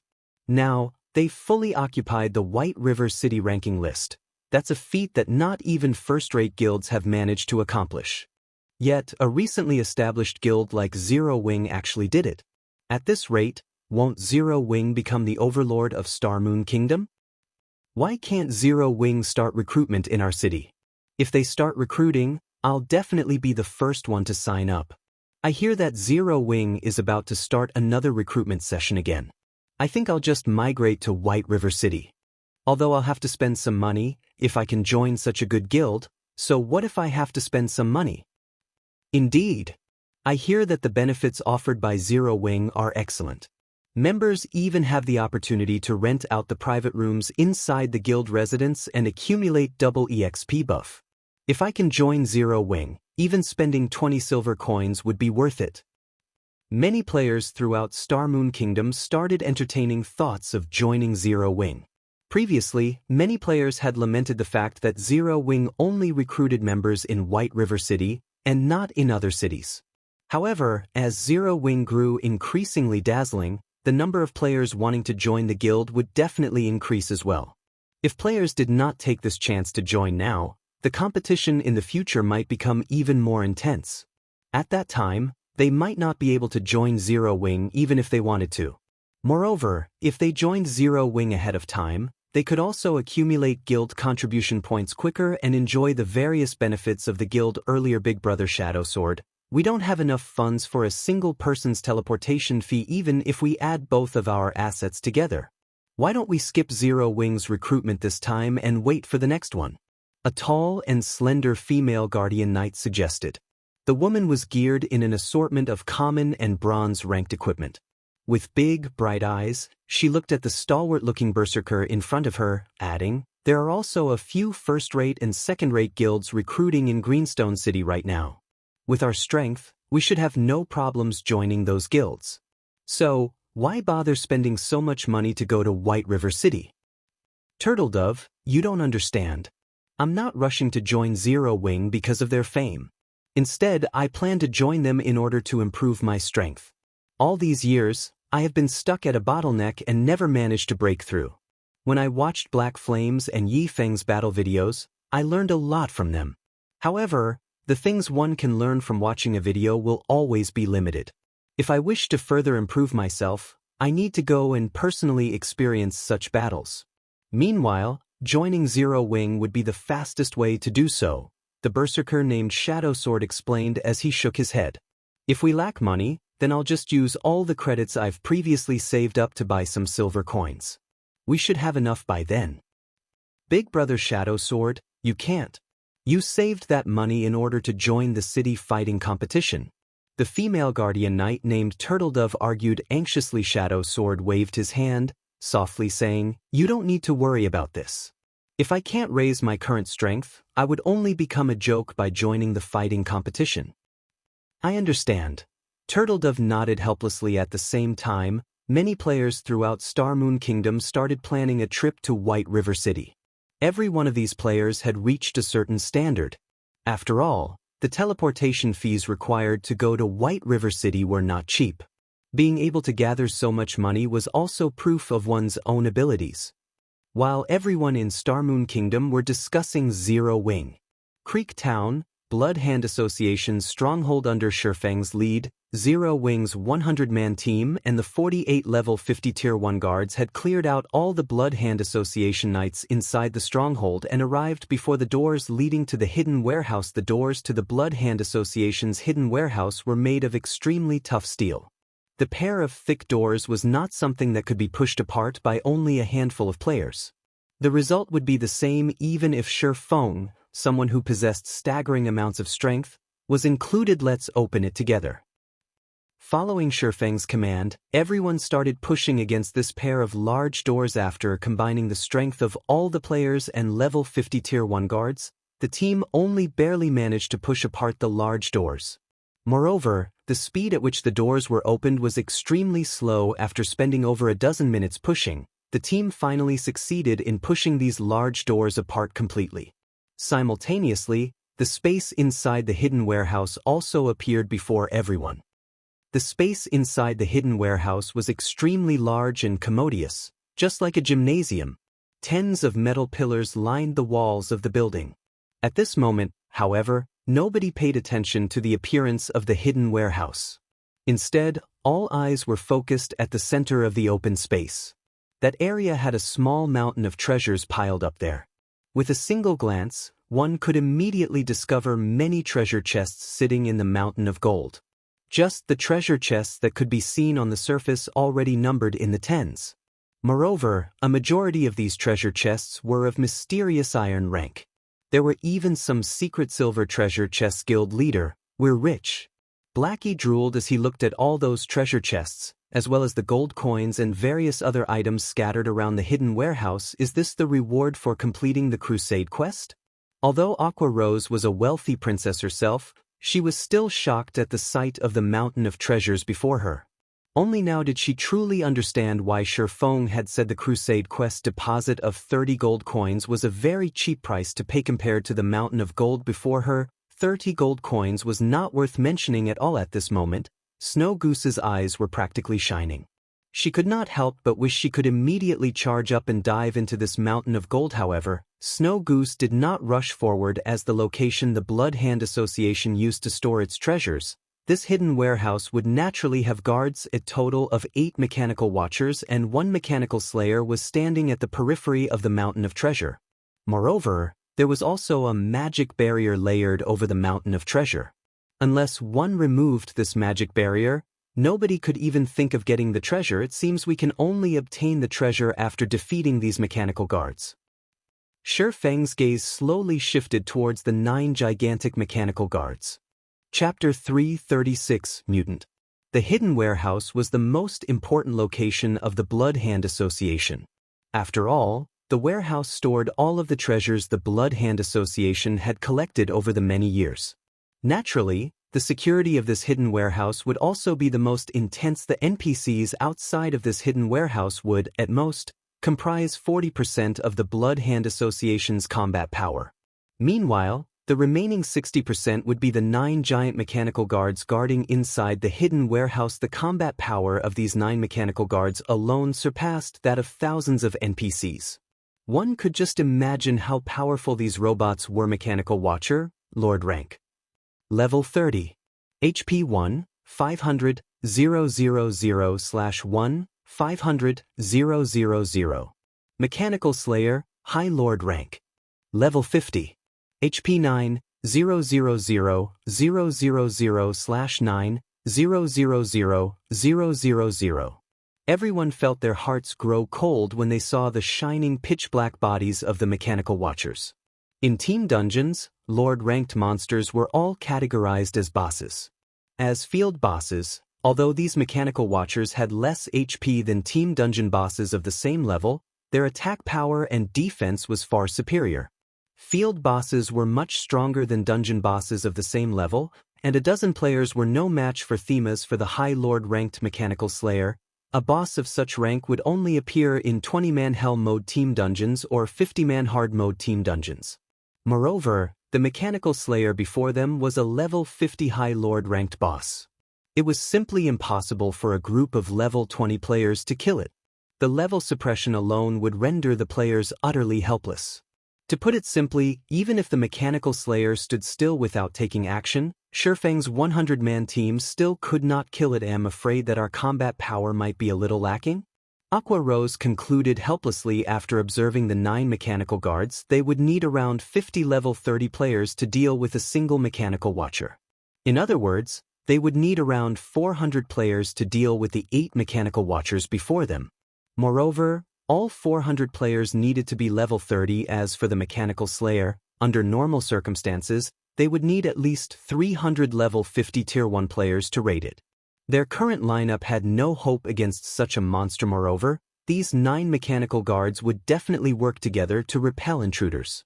At that time, Shurfeng's team would not even amount to dust in the face of these guards. Shurfeng examined his surroundings. There were many iron pillars situated around the hidden warehouse. Moreover, they were incredibly dense and almost indestructible. Meanwhile, mechanical-type monsters all shared a single weakness. Although mechanical-type monsters possessed extremely high magic resistance, defense, and attack power, these monsters usually had very slow movement speeds. Their attack speeds were also very slow. Moreover, the 9 mechanical guards were large, so they could not maneuver between the large iron pillars easily. Suddenly, an idea popped into Shurfeng's mind. Fire dance. Take these intermediate frost grenades. At the start of the raid, I want each of you to lure one of these mechanical watchers away. As for the Mechanical Slayer, leave it to me. Everyone else, attack the mechanical watchers with the NPC guards. Remember, don't let any of these monsters close in on you. Also, remember to dodge these mechanical monster skills. Although they move slowly, the skills they possess will make up for their speed. As he instructed his team, Shurfeng took out a bunch of intermediate frost grenades and passed them to Fire Dance and 7 other Zero Wing members with the highest movement speeds. By now, everyone was fully aware of how powerful the frost grenades were. It was especially true when they were used in a team battle. After the war between world dominators, Shurfeng had sent Aqua Rose to Blackwing City to buy more of them. However, they had not purchased many intermediate frost grenades. Intermediate frost grenades could deal 800 frost damage to targets that were level 70 or below, freezing them for 5 seconds and reducing their movement speeds by 60% for 12 seconds. However, each intermediate frost grenade cost 10 silver coins. They certainly weren't cheap. Aqua Rose had only purchased 200 intermediate frost grenades. Even so, the total had reached 20 gold coins. The price concerned and distressed her. However, she knew just how powerful these items were. So, even if they were more expensive, they still needed to buy some as a reserve at this moment. Shurfeng couldn't care less about the expense of the intermediate frost grenades. After all, relying on the movement speed reduction and control skills of the NPC guards would not be enough to pin down these mechanical monsters, following which, Shurfeng assigned everyone on the team their tasks. Their main goal was to circumnavigate around the iron pillars and take the chance to kill these slow mechanical monsters, though the main damage dealers would be Shurfeng's guards. Begin. The moment Shurfeng commanded, everyone took action. To start things off, Fire Dance and the others lured the 8 mechanical watchers away. Shurfeng then charged towards the Mechanical Slayer. When he was only 40 yards away, he threw the blazing meteor at the High Lord-ranked monster. A streak of flame instantly struck the Mechanical Slayer's forehead. -2. Shurfeng smiled bitterly when he saw the damage that appeared above the Mechanical Slayer's head. What was a futile action? This was faced with the Mechanical Slayer's 9 million HP, -2 points of damage wasn't even a mosquito bite. When in battle, the Mechanical Slayer recovered 1% of its HP every 5 seconds. In other words, the Mechanical Slayer could recover 90,000 HP every 5 seconds. However, Feng had already achieved his goal. The mechanical slayer's gloomy eyes suddenly illuminated and flashed red.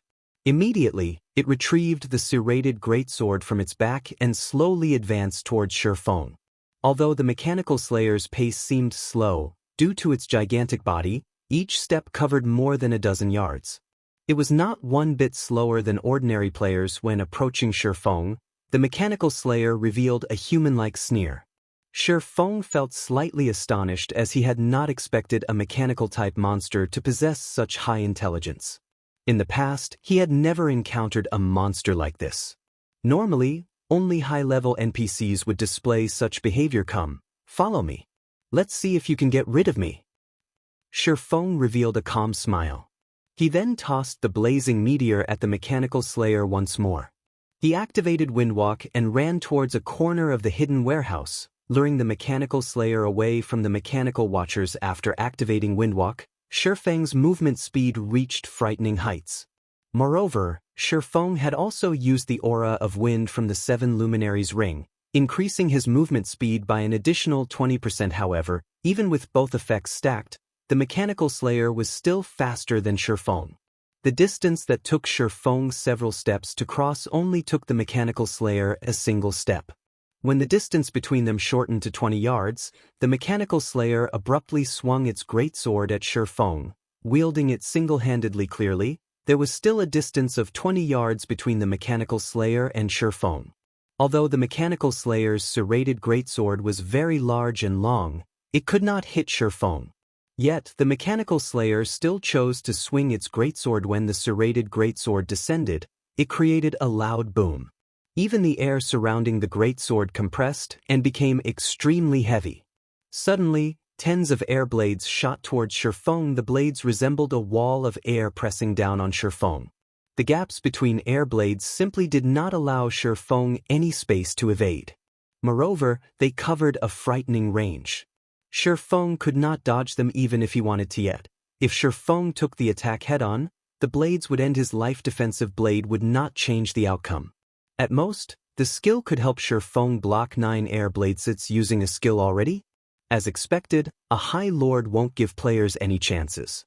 It would be simply impossible for an ordinary player to escape alive. Feng was utterly astonished. He had not expected the mechanical slayer to use such a powerful skill so soon. However, it would be wishful thinking on the mechanical slayer's part if it thought it could kill Feng so easily. In the next moment, Feng suddenly flew. In the nick of time, Feng flew out of the range of the air blades, leaving behind afterimages as he charged towards the closest iron pillar. This was none other than the effect of Wind Rider, the activatable skill of the aura of Wind Rider. Enables temporary flight and movement speed increase of 100% for 15 seconds cooldown. 2 minutes. The mechanical slayer bellowed angrily. It actually failed to kill an ant like Feng with a single attack. This was simply humiliating. Immediately after, the mechanical slayer no longer wielded its serrated greatsword single-handedly. Instead, it swung the greatsword with both hands. Now boom. The serrated greatsword plunged into the sturdy ground. Suddenly, the entire warehouse started trembling. With the mechanical slayer as the epicenter, the ground began to crack. Covering a radius of around 70 yards, streams of air blasted up from the ground, decimating everything in their path. Their attack caught one unfortunate level 50 Tier 1 guard, killing him instantly. The skill's power dumbfounded everyone. It was simply unbelievable. The level 50 Tier 1 guard had over 100,000 HP. Yet, he was gone in an instant. This was not Feng's first time meeting a High Lord. However, Feng could say for sure that a High Lord was definitely not capable of instant killing a Tier 1 NPC of the same level. At this moment, several thousand level 50 Tier 1 players would not be enough to kill the mechanical slayer. Fortunately, Feng had Wind Rider activated, so he barely managed to escape the mechanical slayer skill. At this moment, when Feng looked at the mechanical slayer again, Feng was shocked to discover a cruel smile on its face. Seeing this, Feng thought of an unlikely possibility. Suddenly, Feng's body shivered as it was overcome with a terrifying chill. This is not good. It's a mutant. Everyone, leave the warehouse immediately. Run as far as you can. Feng shouted at this moment, Various emotions passed through Shifeng's heart. Originally, Shifeng had everything under his control.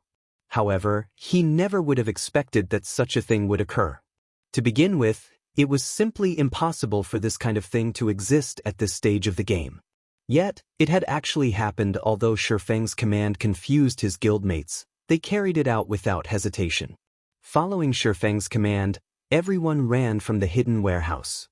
At the same time, Shifeng also tasked his normal guards to stay behind and pin down the Mechanical Slayer, allowing everyone the chance to escape in the face of the Mechanical Slayer. However, the level 50 Tier 1 guards, which had been insurmountable existences to players, could not last a single hit. Guild leader, what is going on? Aqua Rose dared not believe her own eyes. Right now the level 50 Tier 1 guards were actually dying with a single hit. At this moment, Aqua Rose wasn't the only person present who had questions.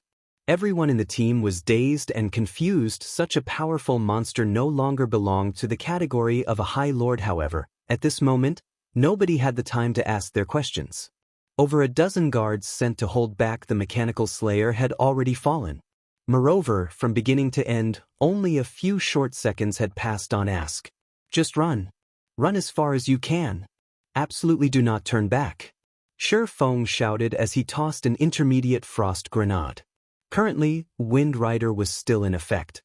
So, Shifeng took advantage of his speed to delay the Mechanical Slayer as much as he could. Originally, an intermediate frost grenade could deal 800 frost damage to monsters level 70 or below and freeze them for 5 seconds.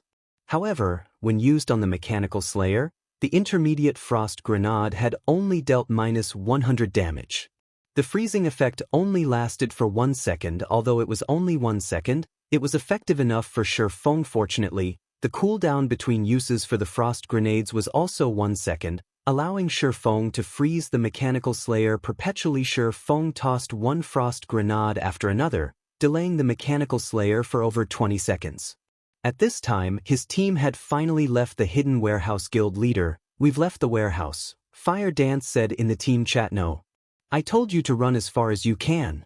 Leave Creek Town immediately. Shifeng said. Presently, nobody but Shifeng knew what the appearance of a mutant signified. However, Shifeng did not have the time to explain at the moment. If they did not run fast or far enough, the consequences would be dire. Chapter 337, Unfathomably Deep. Listening to Shifeng's anxious tone, everyone from Zero Wing knew that the situation was not as simple as it appeared. Since Shifeng had issued his command, none of them would tarry.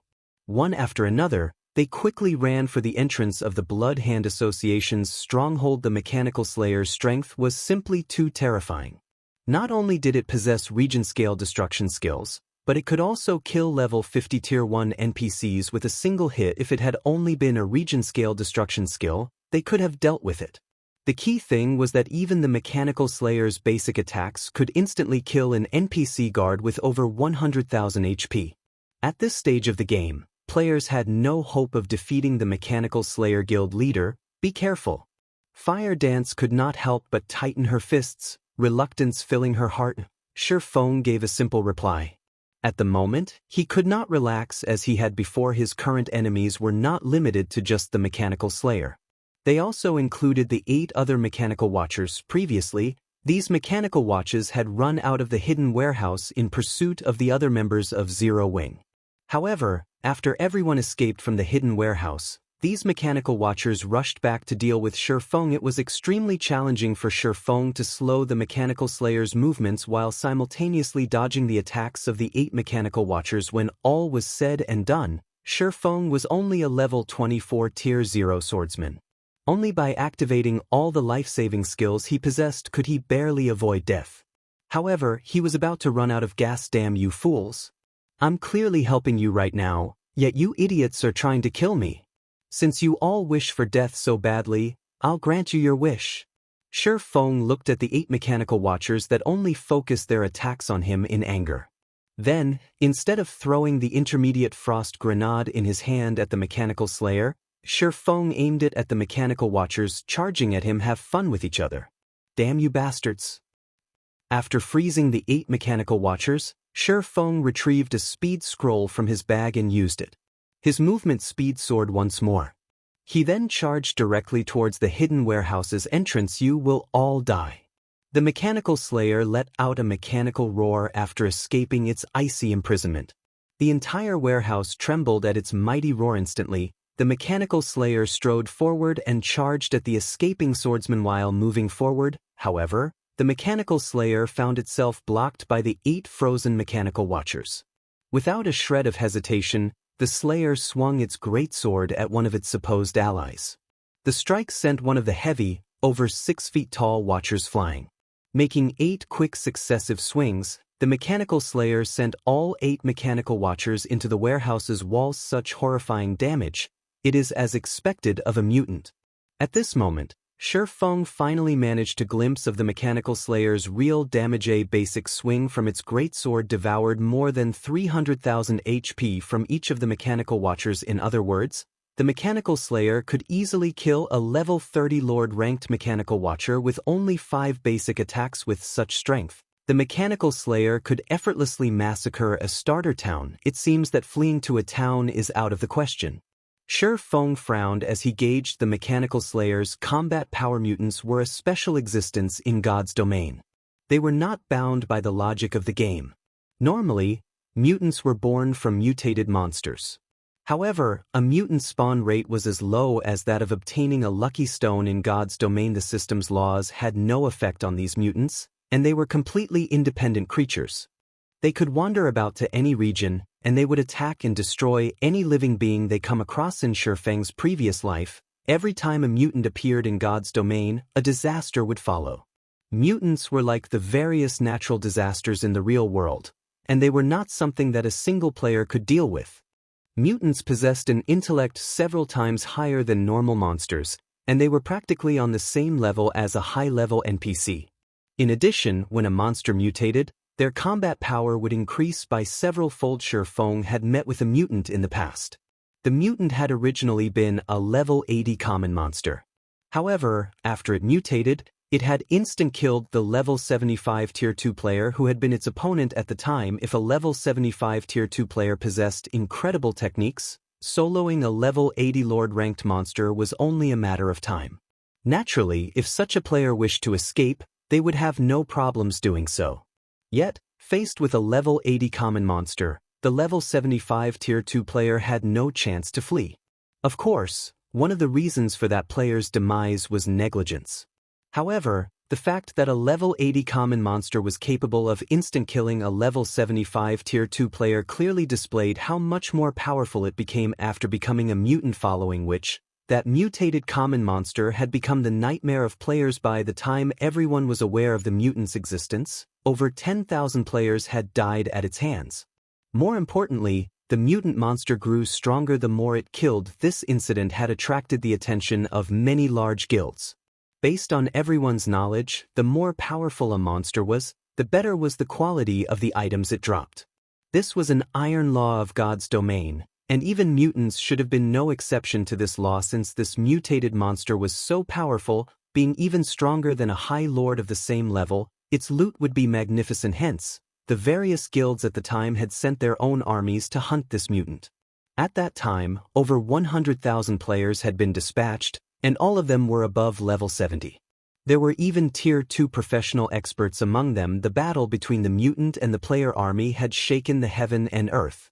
A starter town had even been decimated as a result of that war. Although the player army had successfully killed the mutant in the end, the losses they suffered were tremendous. Out of the 100,000 players sent out, less than 3,000 survived. Meanwhile, the mutant before Shi Feng right now had mutated from a High Lord monster. Currently, the mechanical slayer was just a newborn. Its strength was at its weakest right now.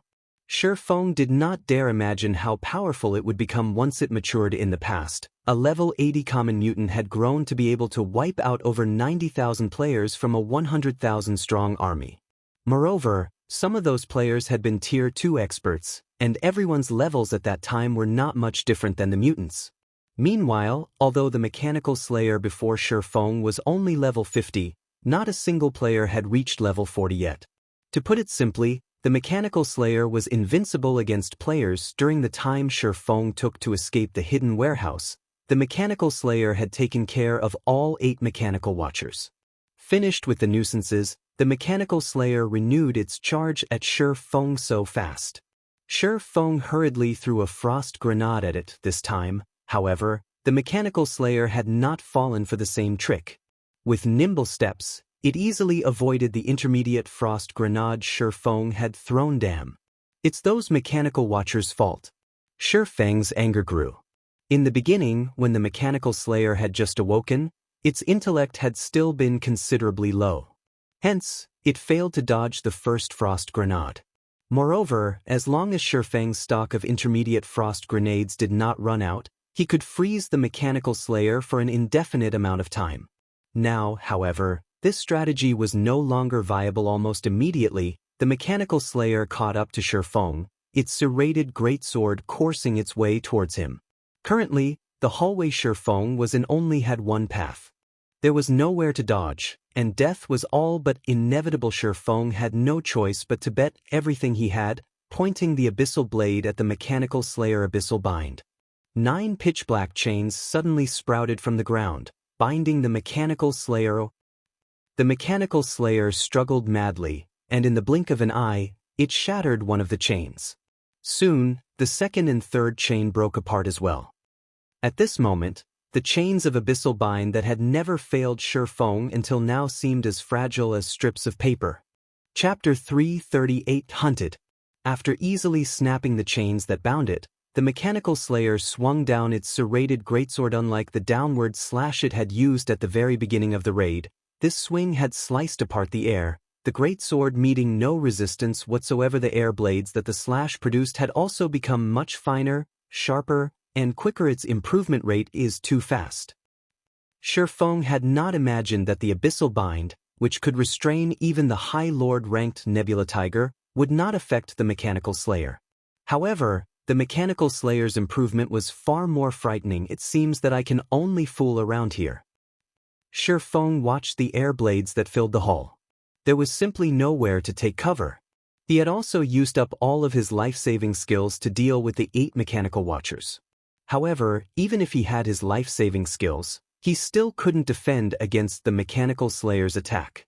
Not delaying any further, Shi Feng switched out the 7 Luminaries' rings aura of wind to the aura of space. Suddenly, a spatial crack formed in front of Shi Feng. Through this crack, one could see a completely different view from that of the Blood Hand Association's stronghold.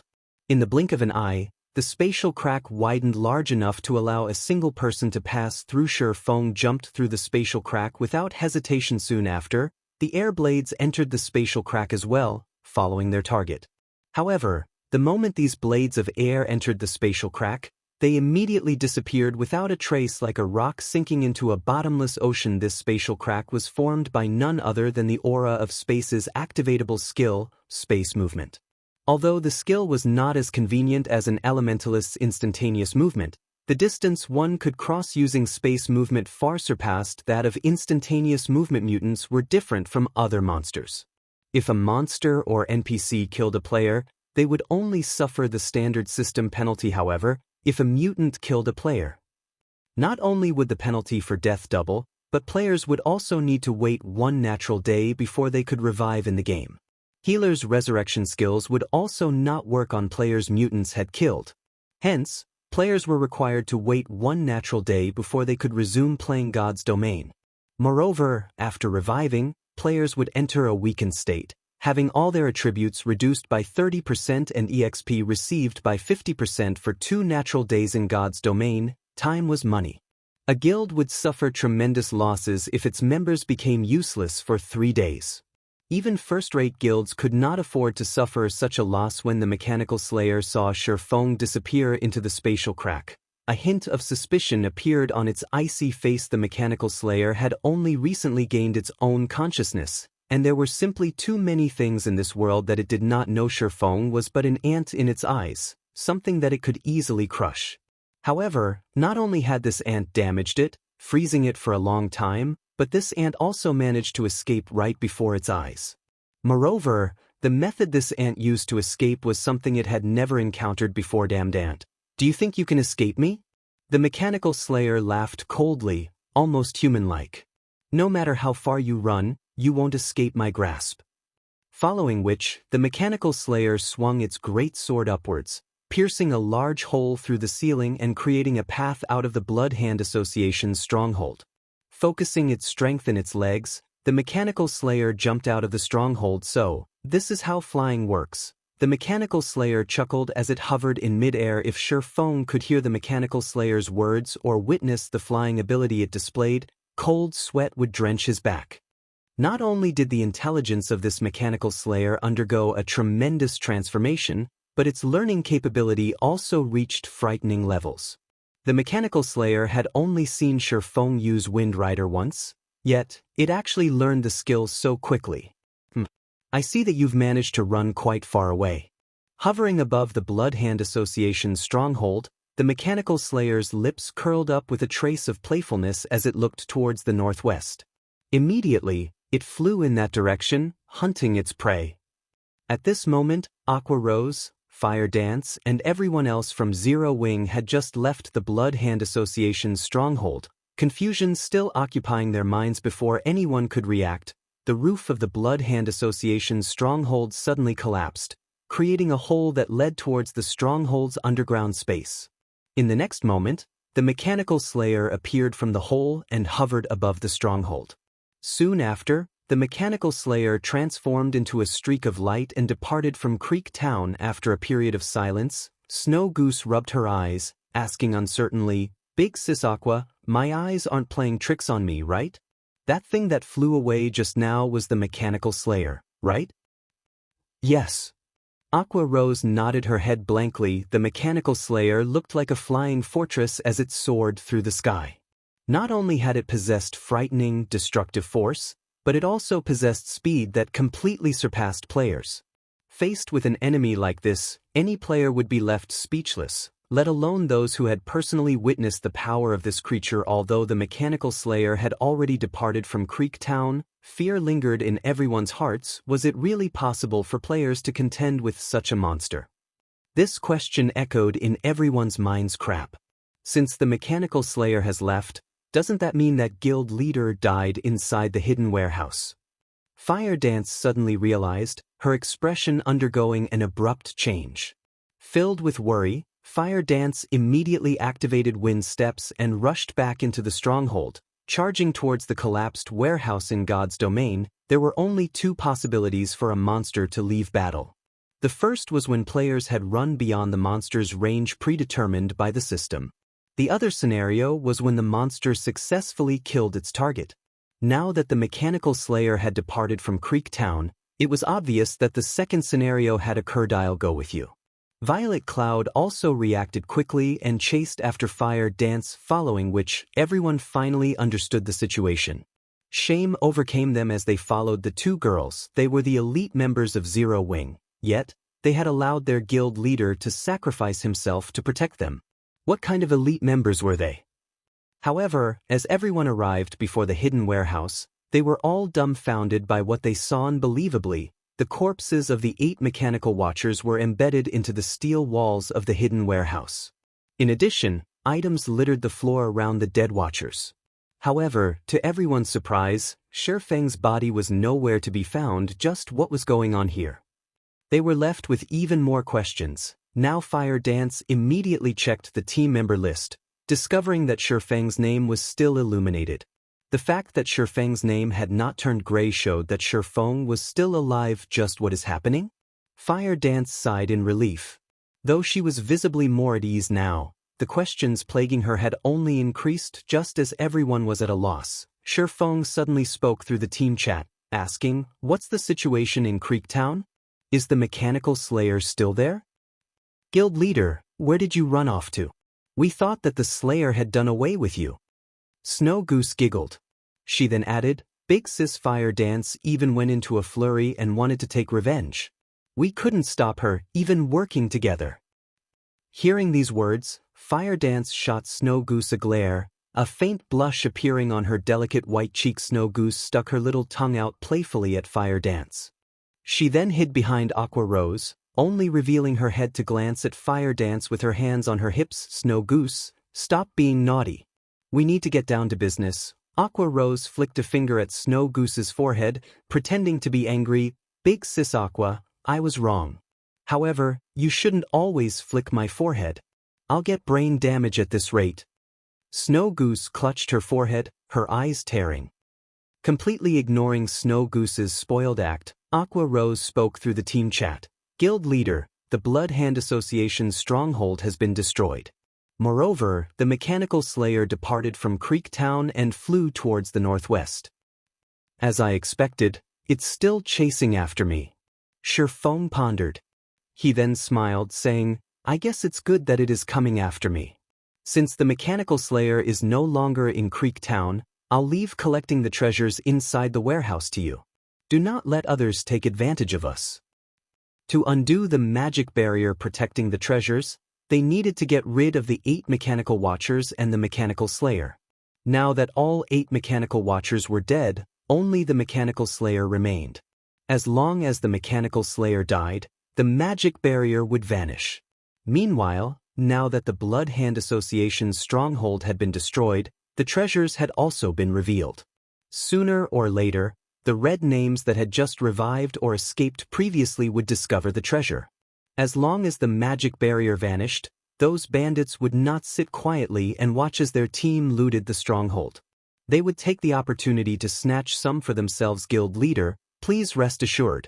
How could anything belonging to our Zero Wing be that easy to steal?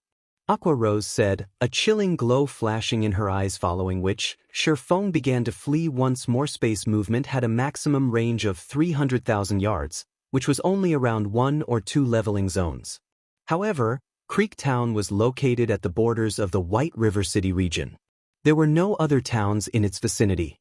Even if there were, though, the forces there would not be enough to stop the Mechanical Slayer right now. White River City was the only location that could fend off the Mechanical Slayer. Thus, Shirfong used space movement to arrive at the closest teleportation point, teleporting to White River City. After arriving at White River City, before Shirfong even stepped out of the teleportation magic array, he discovered a commotion going on at the entrance of the teleportation hall. At this moment, there were many guild players surrounding the entrance of the teleportation hall, and every one of them acted overbearingly. Chapter 339. Making an enemy out of everyone. What's going on in White River City? Shirfong thought as he looked at the overbearing crowd blockading the entrance of the teleportation hall. Do they recognize me somehow? However, Shirfong quickly rejected this idea, realizing that he should not be this crowd's target. In order to avoid attracting attention, Shirfong donned the black cloak before he teleported to White River City, hiding both his appearance and ID. Moreover, he had not told anyone of his whereabouts, so why would anyone expect him? Furthermore, this was the teleportation hall of White River City. What reason was there to blockading this place? The White River City guards were not just for show. Hence, Shirfong was sure that these guilds occupied the teleportation hall for some other purpose. Interesting. I wonder what sort of evil plan these guilds have this time? Shirfong revealed a faint smile as he walked towards the entrance of the teleportation hall. Currently, Zero Wing was like the sun at noon. Naturally, many guilds would feel insecure about losing their position, so it was normal for them to take action at this moment. The entrance of the teleportation hall was filled with noise. Several guilds had gathered, many of which were third-rate guilds. Even the members of Dark Star and World Dominators, 2 of the top 6 guilds of White River City, were present. What are you guilds trying to do here? Didn't we tell you already that we're not interested in joining you? A female guardian knight growled in annoyance. The woman was an extraordinary beauty with bright eyes. Lady, don't say that. Interest is something that can be nurtured. Your disinterest is simply because you don't fully understand us right now. I believe that as long as we spend some time together, your enthusiasm in joining us will grow, a level 18 male assassin insisted, laughing. The assassin was fully geared with mysterious iron equipment. After the male assassin spoke, the tens of players behind him tightened their blockade of the entrance with no intentions of letting anyone get past them. Are all guilds in White River City like you guys? The female guardian knight said as she wrinkled her brows. Don't misunderstand us. We aren't forcing you to join any of the guilds present. If you aren't interested in joining any of us, you only need to pay a 5 silver coin service fee. After all, You can't expect us to make a trip here for nothing. The male assassin chuckled coldly. You all are going too far. In a fit of rage, the female guardian knight unsheathed her saber and shield. Although her equipment was a mix of common and bronze rank, her level of 17 was not to be underestimated currently. The majority of players were only level 13, and few among the average players had reached level 14. Those who managed to reach level 15 were all veteran players. As for those who were level 16 or above, such players were usually the elite members of guilds. The fact that an independent player like the female guardian knight had managed to reach level 17 showed that she possessed definite abilities. What? You want to challenge me? Come at me then. I'll even stand here and let you hit me. Hit me if you can. The male assassin laughed arrogantly. He even took the initiative to move closer towards the female guardian knight's saber. You shameless bastard. Although the female guardian knight was furious, she did not take action. They were in White River City. If she attacked first, the guards would capture or kill her. Yet, with so many people blocking the entrance, there was simply no way to leave the building. However, she was also unwilling to pay these bastards to teleport to White River City. They had spent a lot of money. Now, these guilds wanted to charge them a passage fee of 5 silver coins per person. That was practically everything an average player would have. Turtledove, don't let them get to you, a tall and sturdy male berserker said, pulling back the female guardian knight. Big brother Shadow Sword, they are simply too much. I need to teach them a lesson. At worst, the guards will just lock me up. The female guardian knight named Turtledove persisted, the expression on her face showing that she was not afraid of death. Even if you take action, you might not necessarily be able to deal with the problem at hand. We've just arrived at White River City, and we don't have any reputation here. However, they are different. They have already accumulated a certain amount of reputation in White River City. Even if they aren't nobles, they will still be citizens of White River City. If we attack them, they can retaliate without suffering any consequences, the berserker named Shadow Sword warned. Oh, it seems that you still possess some insight. The male assassin sneered. That's right. We have earned enough reputation to become White River City citizens. Some of us here are even first-class citizens, which is only a rank behind nobles. I believe you should know what a first-class citizen signifies, right? In God's domain, citizens of any particular city would receive a special treatment. When a confrontation occurred between players inside a city, as long as no damage occurred, the guards of the city would not pay any attention. Meanwhile, when attacking a first-class citizen inside a city, if one were not a citizen of that particular city, then the punishment they received would double. If Turtledove dared to attack a first-class citizen of White River City, a very severe punishment would await her. Even if said first-class citizen killed her, she would still be arrested and jailed once she respawned. She would also have to pay a fine. If she did not possess sufficient funds to pay the fine, she would have to pawn the items she had on her to make up for it. At this moment, Turtledove came to a realization.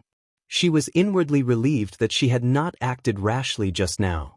Otherwise, she would have truly played into those bastards' hands. Did you think that you could leave just because you didn't make a move?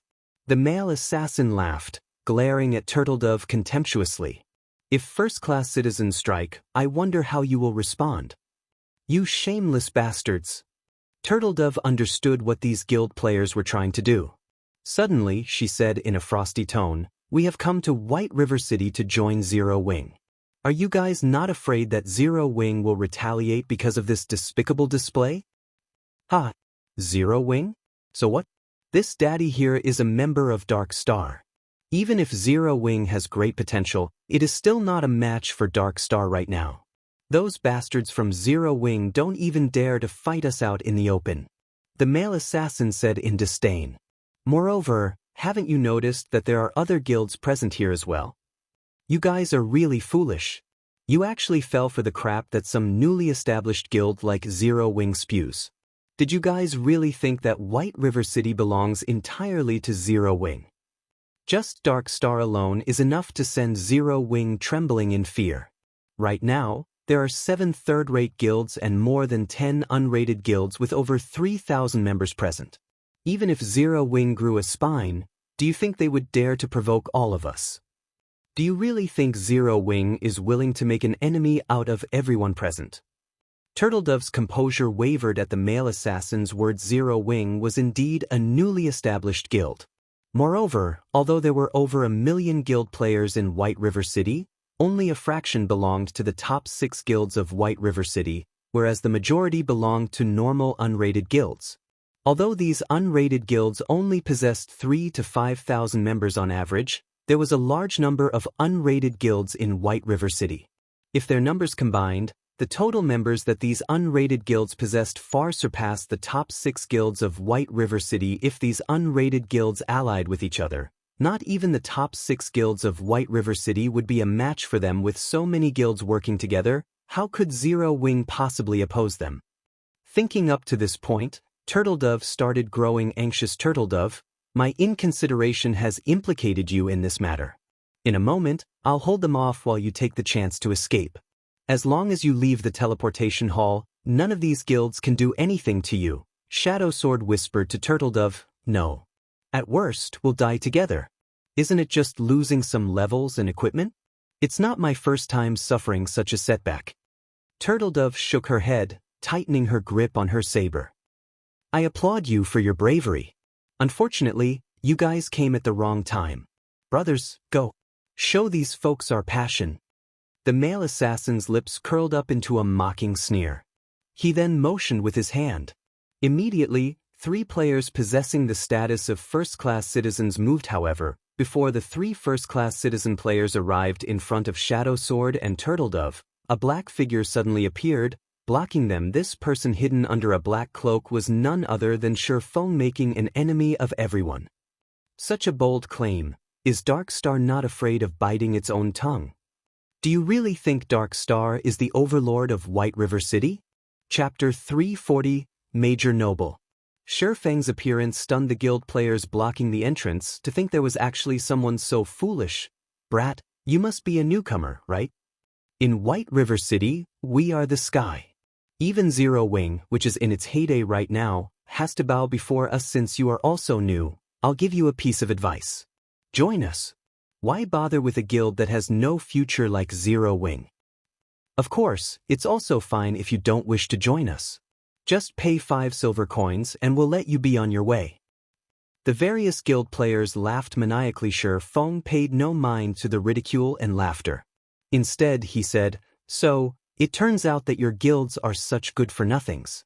Instead of growing the courage to confront Zero Wing, you came here to target the players intending to join them. Don't you think you're ridiculous? Brat, you trying to challenge us? The male assassin from Dark Star sneered disdainfully. As the male assassin spoke, the other guilds sent forward a few of their own first-class citizens as first-class citizens. As long as they did not damage any players without reputation, even if they manhandled the other party, they would not face any consequences. Hence, they could simply drag Sherfong and the other 2 newcomers out of White River City. Kill them? Cut them? They could do whatever they wanted. It would be even better if the newcomers retaliated. As long as the newcomers retaliated, they could kill them. In other words, regardless of whether Sherfong and the other 2 retaliated or not, they would not have a happy ending at this moment. Shadow Sword whispered to Sherfong, saying, Fellow brother, thank you for standing up for us. In a moment, I'll charge ahead, so take the chance to escape. As long as you leave the teleportation hall, you should be able to avoid them. If you hide in the high-class area of the city, they can't use force against you. There were differences between the areas in a city. In the common areas of the city, as long as no actual damage occurred, the NPC guards would not pay any attention to the friction between players. However, it was a different story if such a situation occurred in the high-class areas or trade area. The same applied to the restaurants and shops inside the city. Even first-class citizens would be arrested and jailed if they tried to create trouble in this area. Sherfong smiled in reply to Shadow Sword's words. However, he did not take them to heart as he continued advancing, walking step by step towards Drunken Maniac, the male assassin from Dark Star. What's wrong with this person? Originally, Turtledove had some goodwill towards Sherfong. However, seeing that Sherfong ignored Shadow Sword's words, her impression of him worsened slightly. Turtledove. Shadow Sword chided in a low tone. I want to see what he's going to do next. Turtledove snorted as she frowned. Shifeng's frail backshadow sword remained silent, quietly watching Shifeng. Shadow Sword felt that Shifeng was not as simple as he appeared. Although the black cloak that Shifeng wore hid his appearance, level and name, it could not hide the air of an expert his body exuded. Moreover, looking at Shifeng's unperturbed appearance, Shadow Sword's certainty that Shifeng was a powerful expert grew. Hence, he hindered Turtledove's actions. However, Shadow Sword had not expected anything to actually happen. After all, they were still within White River City. Even experts were not allowed to take action. Hero? Since you want to die, we'll play with you. 6 players with statuses of first-class citizens immediately surrounded and grabbed at Shifeng, intending to drag him away and out of the city. Huh? What's going on? One of the 6 first-class citizen players asked, astonished. Despite the 6 of them working together, no matter how much strength they used, Shifeng did not even budge a single inch. What happened to you all? Isn't he just a newcomer? Why haven't you dragged him away yet?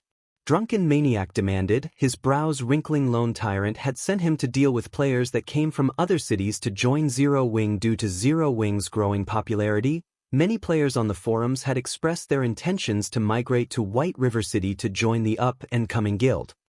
Faced with such a situation, the various guilds in White River City were unable to sit still. It was especially true for Dark Star and World Dominators. Currently, Zero Wing was a huge headache for them. If they allowed experts from other cities to bolster Zero Wing's ranks, the guild would soon grow to become an unstoppable force in White River City.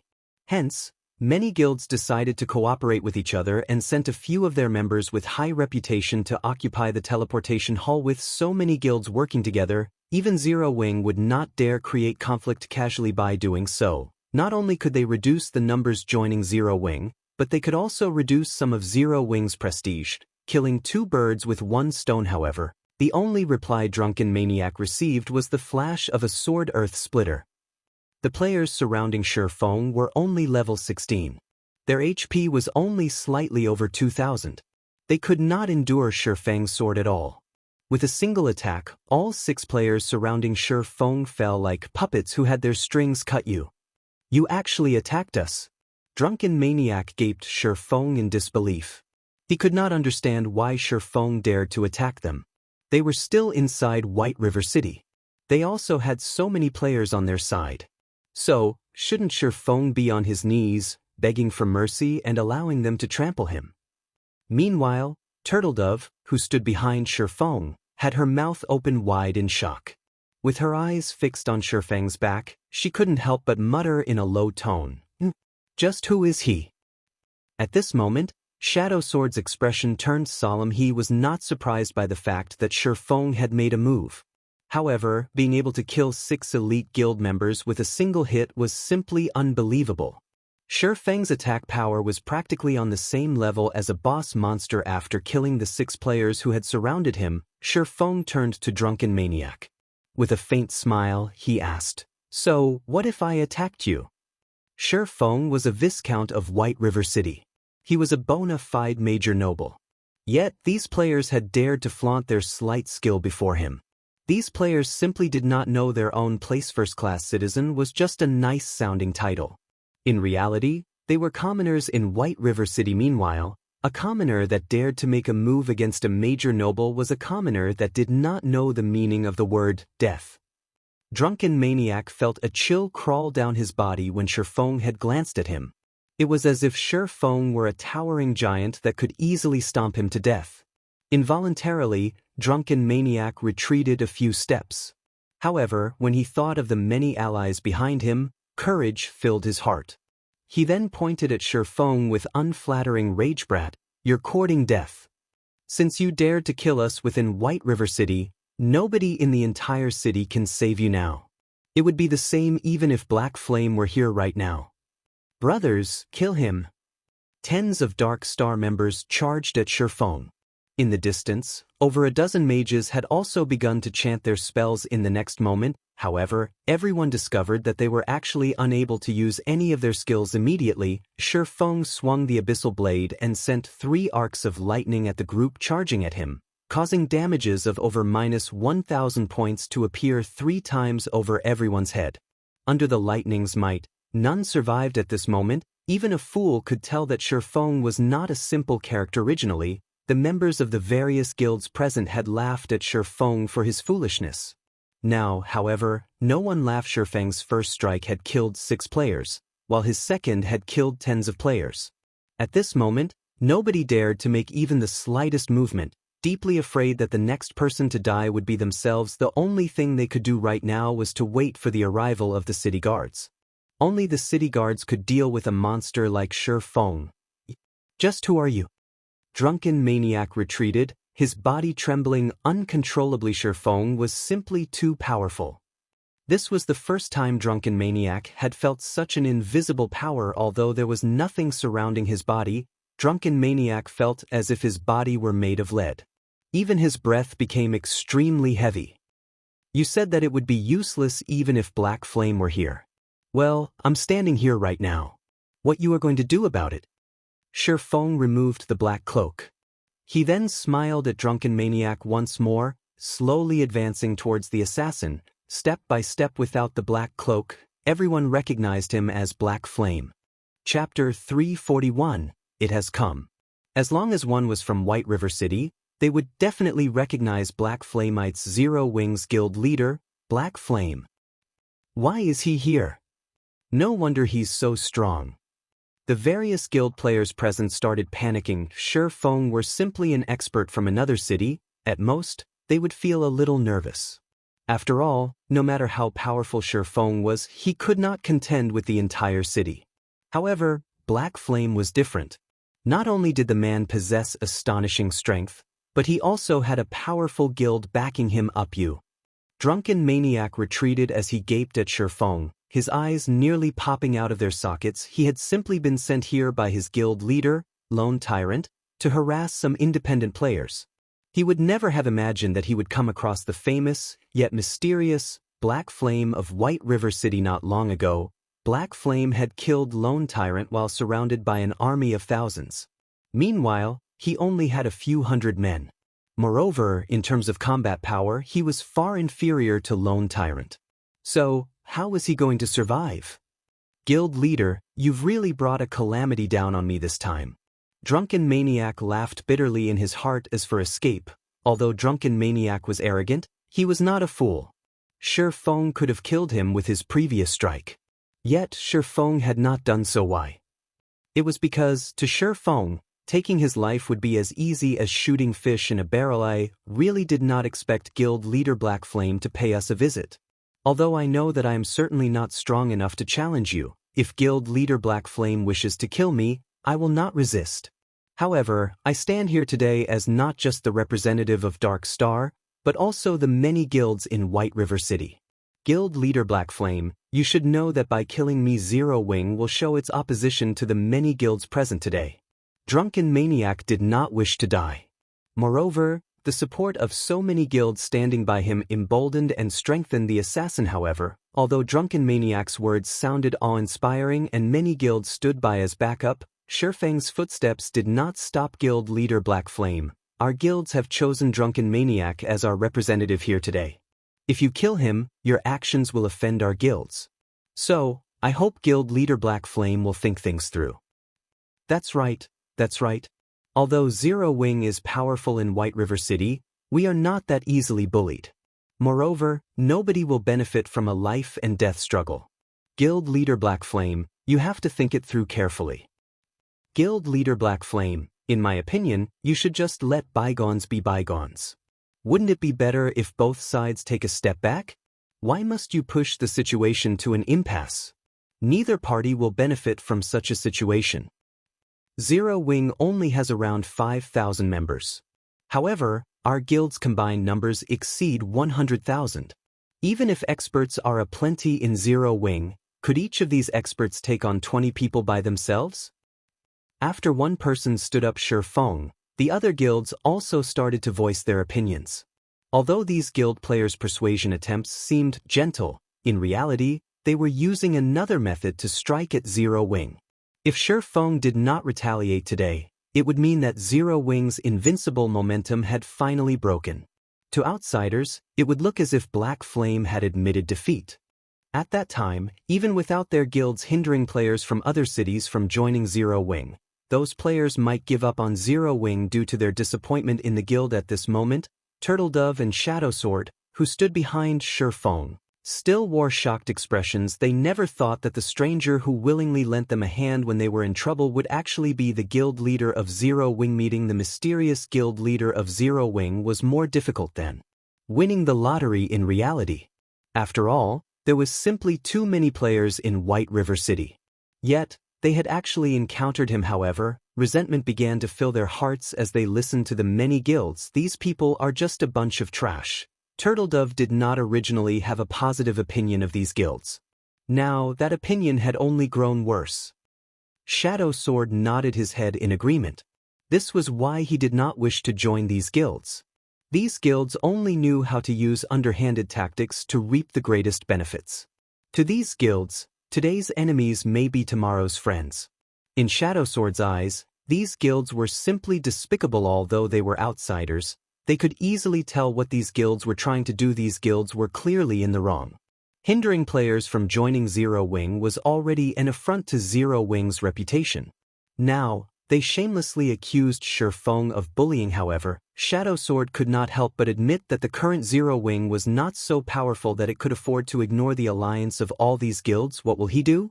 Shadowsword paid closer attention to Shifeng's every move. If Shifeng allowed this situation, although Zero Wing would retain its current strength, it would become a laughingstock. Yet, if Shifeng acted recklessly, he would have played directly into Dark Star's hands and become these guilds' enemy. However, Shifeng's next action completely surprised Shadowsword. Without saying a word, Shifeng arrived before Drunken Maniac, a calm smile on his face. Guild leader Black Flame is as wise as expected. Drunken Maniac sighed in relief when he saw Shifeng's smile. At least he would not die today. In the next second, however, Drunken Maniac saw a silver shimmer flash before his eyes. Suddenly, Drunken Maniac's vision turned gray, his legs turning limp and his body falling to the ground. Drunken Maniac failed to understand. Everyone else was similarly puzzled. Why had Shifeng dared to take action? Did he not understand how serious the consequences were? It seems that you still don't understand Zero Wing, Shifeng chuckled. Although our guild isn't very impressive, it also isn't a guild that stands by in silence while others are bullied. An eye for an eye, a tooth for a tooth. Since you struck first, what's there to fuss about now that I'm striking back? Did you really think I would be so naive as to let you off? Although Shifeng's voice was soft, everyone present could hear his words as clear as day. Every word was like a sledgehammer banging at their hearts. Turtledove was momentarily overwhelmed by the man before her. This was her ideal guild, a guild that would not falter even when surrounded by enemies. My trip was not wasted. Now that I see him in person, I am even more certain that I must join Zero Wing. Shadowsword struggled to contain his excitement. Although Shifeng's actions had delighted Shadowsword and Turtledove, the various guilds blockading the teleportation hall were not pleased in the least. Lunatic. He's simply a lunatic. He actually dared to kill Drunken Maniac right in front of us. I hear that his entire body is filled with treasure. Now that he's a red name, we'll be rich if we can kill him. Even if his strength is absolute, with so many people on our side, he will not survive. At that time, we'll gain double the profits. Although Shifeng's words had left the various guild players shaken, now that he had dropped all pretense, they would not let him go. After all, the fame and fortune they could gain by killing Shifeng were extremely abundant. Not good. These bastards intend to slaughter him. Watching the guild players slowly advance, Turtledove grew worried for Shifeng. Although Shifeng had managed to kill Lone Tyrant within an army of thousands the last time, that did not mean Shifeng was capable of exterminating an army of thousands. Moreover, there was no place for Shifeng to run since this place was so crowded. If Shifeng had to face several hundred players all at the same time, the result was obvious. Only death would await him. Considering the circumstances, Shadowsword and Turtledove immediately stepped up to Shifeng's sides. They were both prepared to enter battle with Shifeng. Just as the battle was about to start, the sound of an explosion came from the outside of the teleportation hall. the massive boom echoing throughout the entire building before anybody realized what had happened. Another series of explosions resounded.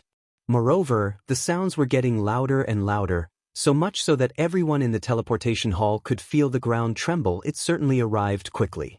Shifeng's lips slightly curled up as he watched the clouds of dust rise from the streets. Standing beside Shifeng, both Shadow Sword and Turtledove grew curious as they looked at Shifeng's calm demeanor. It was as if Shifeng knew the cause of the explosions. However, compared to the turmoil happening outside, they now faced with hundreds of players. How could Shifeng possibly smile at a moment like this? Chapter 342, Monster Attacking the City. Although the explosions from outside the teleportation hall grew increasingly louder, they had not dissuaded any of the various guild players from their opportunity for fame and fortune. Currently, the guild leader of Zero Wings stood before them. As long as they could kill Black Flame, they would become famous overnight. Whether it was for themselves or their guild, they would benefit greatly from killing Black Flame. Black Flame's reputation was simply too powerful. The prestige Zero Wing enjoyed today was largely due to Black Flame. Now that such a fortuitous opportunity lay before them, they simply could not pass it up. Black Flame had already taken the initiative to kill so many players inside the city, violating White River City's laws. Now he was no longer protected by the city. In a moment, the guards would arrive to kill Black Flame. Which was to say, even if they killed Black Flame, the guards of White River City would do nothing to them. Currently, they had the teleportation hall's only exit blocked off. They might never encounter such a godsend opportunity in the future. Ignore what's happening outside for now. Let's get rid of Black Flame first, then talk. If the guards arrive, we won't have the chance to kill him anymore. That's right. We can't let him get away. Black Flame, don't think that you are amazing just because you are an expert. Today, you will die. So what if you're an expert? Do you know what strength in numbers means? The various guild players all wore sneers on their faces.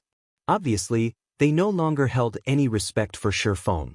There was only greed and highly inflated confidence in their eyes right now. Guild leader Black Flame, I'll attract their attention in a moment, so take the chance to escape, Shadow Sword said as he suddenly moved in front of Shifeng. Shifeng looked at Shadow Sword strangely. Previously, Shifeng had not been too concerned about Shadow Sword as he had focused on the situation itself.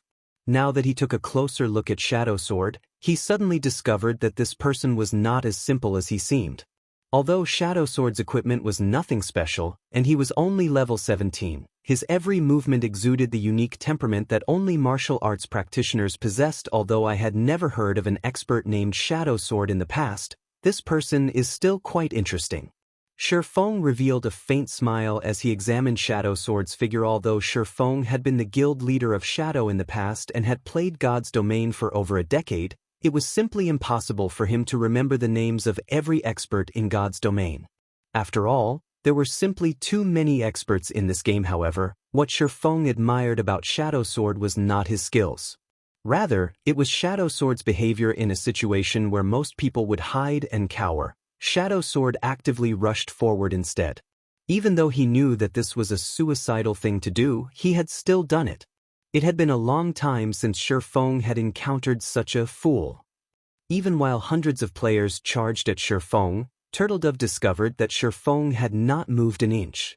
Instead, he stood there quietly, watching the crowd inwardly. Turtledove was stunned, wondering what was going through Shifeng's mind. Has he already given up? Oh, there really are a lot of guilds here.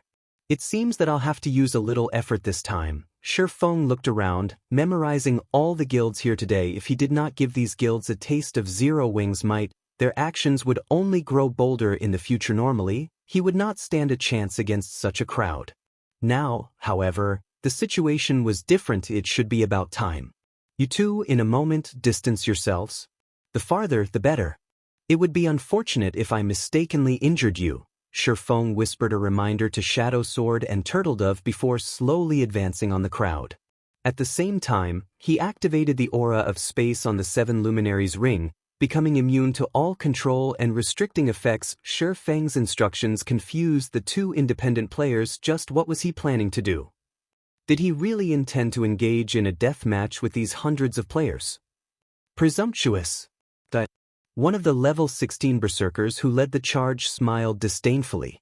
Lifting his battle axe, he used charge and took the lead to hack at Shurfeng. The giant battle axe carried a strong wind with it as it descended. Originally, the berserker thought he could repel Shurfeng with a single attack.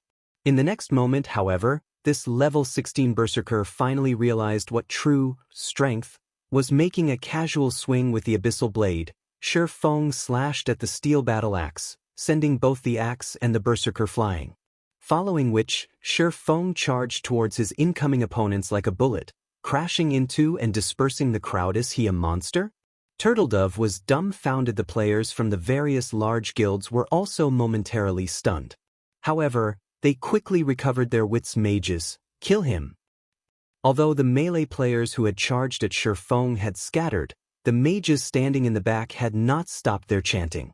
Soon, spells flew at Shurfeng, one after another. Not daring to take all of those spells head-on, Shurfeng quickly carried out complex footwork, his dance becoming ethereal. Dodging one spell after another, Shurfeng charged towards the crowd. Not good. He's going for the healers. All melees, block him. A group of melee players immediately charged forward and blocked Shurfeng's path. However, their attempt was futile. Shurfeng was currently level 24, and most of the equipment he wore was fine gold rank or above. All of his attributes far surpassed these level 16 and level 17 melee players. With ease, Shurfeng plowed through all obstacles before him. Sword flashes enveloped these players. Even though these players had skills that could block attacks, their bodies could not keep up and react appropriately. Hence, Shurfeng eliminated them easily. Moreover, as Shurfeng weaved his way through the crowd, the ranged mages were unable to hit the swordsmen. There was always someone Shurfeng could use as a shield, taking the hits for him. Even if some players used targeted control skills on him, Shurfeng possessed the aura of space's effect that made him immune to all control effects. You melees are too stupid. Don't you know how to get out of the way? Crap, you mages are the idiots. Why can't you aim properly? Fresh blood splashed through the air. After the death of over a dozen people, the various guild players grew fretful, and they began to bicker amongst themselves. Why are you so anxious? Can't you all see that Black Flame's HP has fallen by quite a bit? He doesn't have a healer. He won't last long. At this time, a sturdy and robust-looking guardian knight stepped out from within the teleportation hall. Several hundred guild players followed him as well. Guild leader Lone Tyrant, why are you here? Everyone present immediately recognized the guardian knight. At this moment, Lone Tyrant no longer possessed his previous calm. Now, as if possessed by a devil, both of his eyes glowed with a crimson light. When Lone Tyrant discovered Shurfeng's appearance in the teleportation hall, he immediately used a return scroll and rushed back to White River City. His previous death at Shurfeng's hands had been an utter disgrace. Afterward, he had been forced out of the ranking list. At this moment, Lone Tyrant's hatred for Shurfeng was deeper than an ocean. Black Flame, today you will die. Everyone charge. Lone Tyrant laughed madly as he watched Shurfeng fight. Kill. Suddenly, several hundred Dark Star elite members charged at Shurfeng. This Lone Tyrant sure has good timing. Shurfeng could not help but wrinkle his brows. Currently, although he still had over 70% of his HP remaining, he would not last long if he had to face an additional mob of several hundred Dark Star elite members. It seems that I can only retreat for now. Just as Shurfeng charged towards the entrance, a huge explosion occurred in front of the teleportation hall. The hundreds of players blocking the entrance were instantly obliterated, and not even their corpses remained. Only the items these players had dropped were left behind. Shocked, everyone turned to look at the source of the explosion. What is that? Turtledove's eyes widened, a look of disbelief plastered on her face. A steel giant had appeared at the entrance of the teleportation hall. Just by standing there, the steel giant caused those who looked at it to feel chills down their spines. Simultaneously, all players in White River City received a notification. White River City system announcement. Monsters have invaded White River City. Assist the guards of White River City to repel the attack. Players will receive bountiful rewards based on contributions. However, despite this system notification, this steel giant's contemptuous laughter petrified any player who heard it. He finally found you. Chapter 343, Slaughter Time. The players in White River City grew excited when they heard the announcement. It was extremely rare for monsters to attack a city. Furthermore, they could obtain bountiful rewards and witness experts' techniques. These factors alone were reason enough for players to involve themselves. Let's head over to the city gates and have a look. We won't get any rewards if we let the guards wipe out all of the monsters. I heard that a monster has appeared at the teleportation hall. Hopefully, they haven't killed it already. Let's hurry to the teleportation hall then. Immediately, groups of players resting inside bars and hotels started running towards the teleportation hall, which was only a short distance away from White River City's gates. At this moment, silence filled the inside of the teleportation hall. The steel giant that had suddenly appeared currently captivated everyone's attention. Mechanical Slayer, Mutant High Lord rank. Level 50. HP 40, 000, 000/40, 000, 000. Compared to the first time Shifeng had seen it, the Mechanical Slayer's current HP had undergone an earth-shattering change. Its HP of 40 million shook the players inside the hall, despair seeping through the crowd. Moreover, the Mechanical Slayer had killed over 100 players with a single attack. Any player who witnessed this scene would feel one thing: fear. However, what surprised everyone was that the steel giant's gaze was locked on Black Flame. It was clear that the steel giant's words, "Finally found you," were meant for famed guild leader. But why was such a powerful monster looking for Black Flame? This question filled everyone's minds. Why would a level 50 High Lord appear here? Lone Tyrant looked at the Mechanical Slayer that had suddenly appeared, feeling greatly astonished. This was also the first time Lone Tyrant had heard of or seen the rank Mutant High Lord. There were hundreds of level 150 guards and level 150 Tier 2 guard generals in White River City. The Mechanical Slayer, a level 50 High Lord ranked monster, stood no chance against these NPCs. Yet, the Mechanical Slayer still chose to appear here. Such a situation was simply unbelievable. However, what was even more surprising was the Mechanical Slayer's performance and actions. Its speech, which carried a playful tone, was nothing like a monster. In Lone Tyrant's opinion, the Mechanical Slayer seemed more like a haughty and overbearing player than a monster. These factors revealed that this Mutant High Lord was definitely more powerful than an ordinary High Lord ranked monster. Boss Tyrant, what should we do about that monster? Should we escape? The members of Dark Star struggled to swallow their fear when they thought about the Mechanical Slayer's level and frightening, destructive power. Escape? Lone Tyrant sneered. With such a God-given opportunity, why would we escape? Right now, the monster has the exit blocked. Meanwhile, Black Flame is clearly its target. Who else could be a better guard than that monster? First, we need to deal with Black Flame. After we get rid of him, we can deal with that monster. Everyone, charge. We must not let Black Flame get away today. Since Lone Tyrant had given the command, as members of Dark Star, they could not disobey his orders. One after another, the Dark Star members charged towards Shifeng. At the same time, Lone Tyrant had also mobilized members through the guild channel, instructing more to join him. Whether it was Black Flame or the Mechanical Slayer before him, Dark Star would be the one to take them both down. It was especially true for the monster before him. Despite it clearly being a High Lord, the Mechanical Slayer possessed intelligence that far surpassed that of an ordinary High Lord. Moreover, it was also frighteningly strong. If they could kill it, when the other guild players saw Dark Star's hundreds of members charging at Shifeng, they, too, started contacting their respective guilds and rallied for more troops, not wanting to miss out on this opportunity. In addition to taking Black Flame's life, they all intended to fight over the contribution and drops of killing the Mechanical Slayer. It's over. There's a tiger at the front and a wolf at the back. I told him that he should have escaped earlier. It's too late now. Turtledove panicked when she saw their opponents surrounding Shifeng. The steel giant also had the exit blocked off. She then suggested, "Why don't we rush over to help him now?" "Hold on." Shadow Sword pulled back Turtledove. Softly, he said, "Let's listen to guild leader Black Flame and think of a way to escape."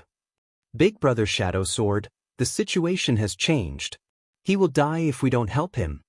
Turtledove said, "Even if we try to help, what can we actually do?" Shadow Sword shook his head. Although he wished to help Shifeng as well, A dark feeling had surfaced in his heart. Meanwhile, this darkness told him that, if he stayed here, the situation might really conclude as Shifeng had said it would be better than doing nothing at all. Ignoring Shadow Sword's words, Turtledove charged towards the crowd. However, before Turtledove made it too far, something unbelievable happened. A massive figure suddenly appeared above Shifeng. The figure then landed heavily on the ground, easily crushing the stone floor into dust and sending tremors throughout the entire teleportation hall. More than 100 players who had charged at Shifeng died instantly under the figure's descent. Only Shifeng, who had activated Defensive Blade, had barely remained standing. You've finally taken action. I've been waiting for a long time now, Shifeng smiled faintly. At this moment, he had less than 50% HP remaining. If he continued battling the sea of players, sooner or later, he would have no choice but to run. However, now that the Mechanical Slayer had made its move against him, things were vastly different. Little ant, you sure are persistent. However, in front of us, only death awaits you. The Mechanical Slayer lifted its serrated greatsword, slashing the weapon down at Shifeng. Countless air blades flew towards Shifeng. Perfect. Faced with the countless air blades, Shifeng's smile only widened. Using silent steps, Shifeng dodged the air blades that assaulted him like a tsunami easily and appeared where the healers of the various guilds had gathered. Although Shifeng had evaded the Mechanical Slayer's attacks, the Dark Star elites who had focused on Shifeng were not as lucky under the assault of the countless air blades. These elite players were as weak as tofu, crumbling with just a touch in an instant. Over 100 elite players died. However, the battle was not over yet. Seeing that its attack had missed, the Mechanical Slayer sent another slash at Shifeng. Shifeng hurriedly activated the Aura of Wind in conjunction with Windwalk, his speed soaring. Shifeng then jumped abruptly, barely dodging the second wave of air blades, following which, the healers and mages of the various large guilds suffered a tragedy. Crap. Black Flame is trying to use that Mechanical Slayer's strength to deal with us. Everyone move away from him.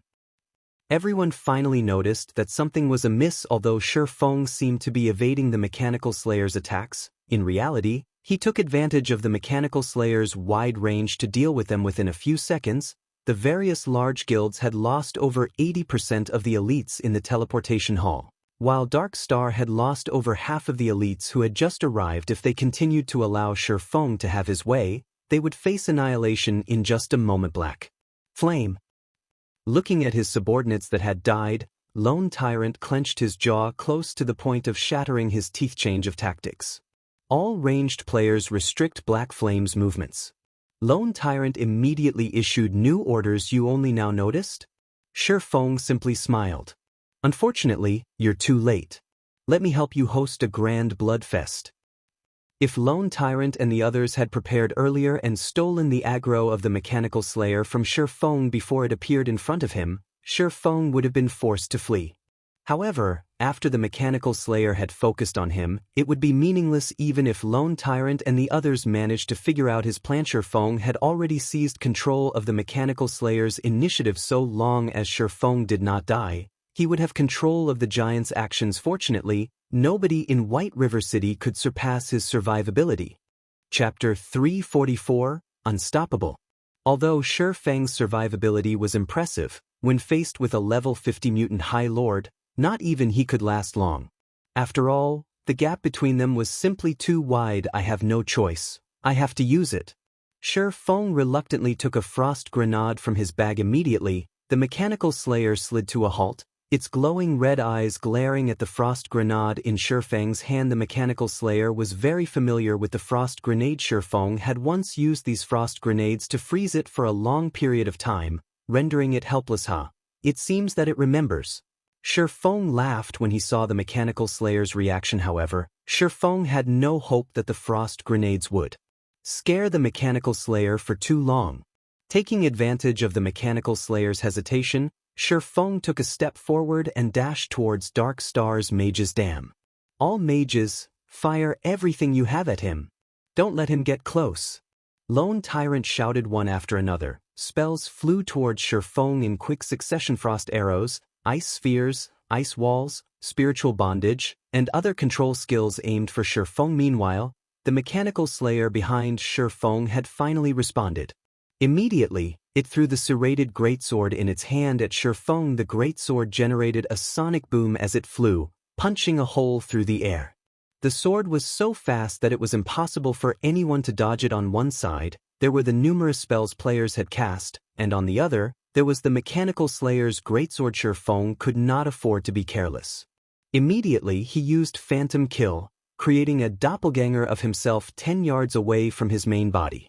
Just as the serrated greatsword was about to skewer him, by the skin of his teeth, he swapped positions with his doppelganger. Shifeng's doppelganger was utterly powerless against the serrated greatsword, dying instantly. However, even after killing Shifeng's doppelganger, the greatsword did not slow and soared towards the Dark Star mages. Before the members of Dark Star could react, the greatsword plunged itself into the crowd.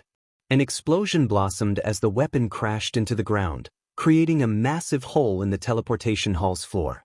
Following which, with the greatsword as the epicenter, shockwaves radiated throughout the surroundings.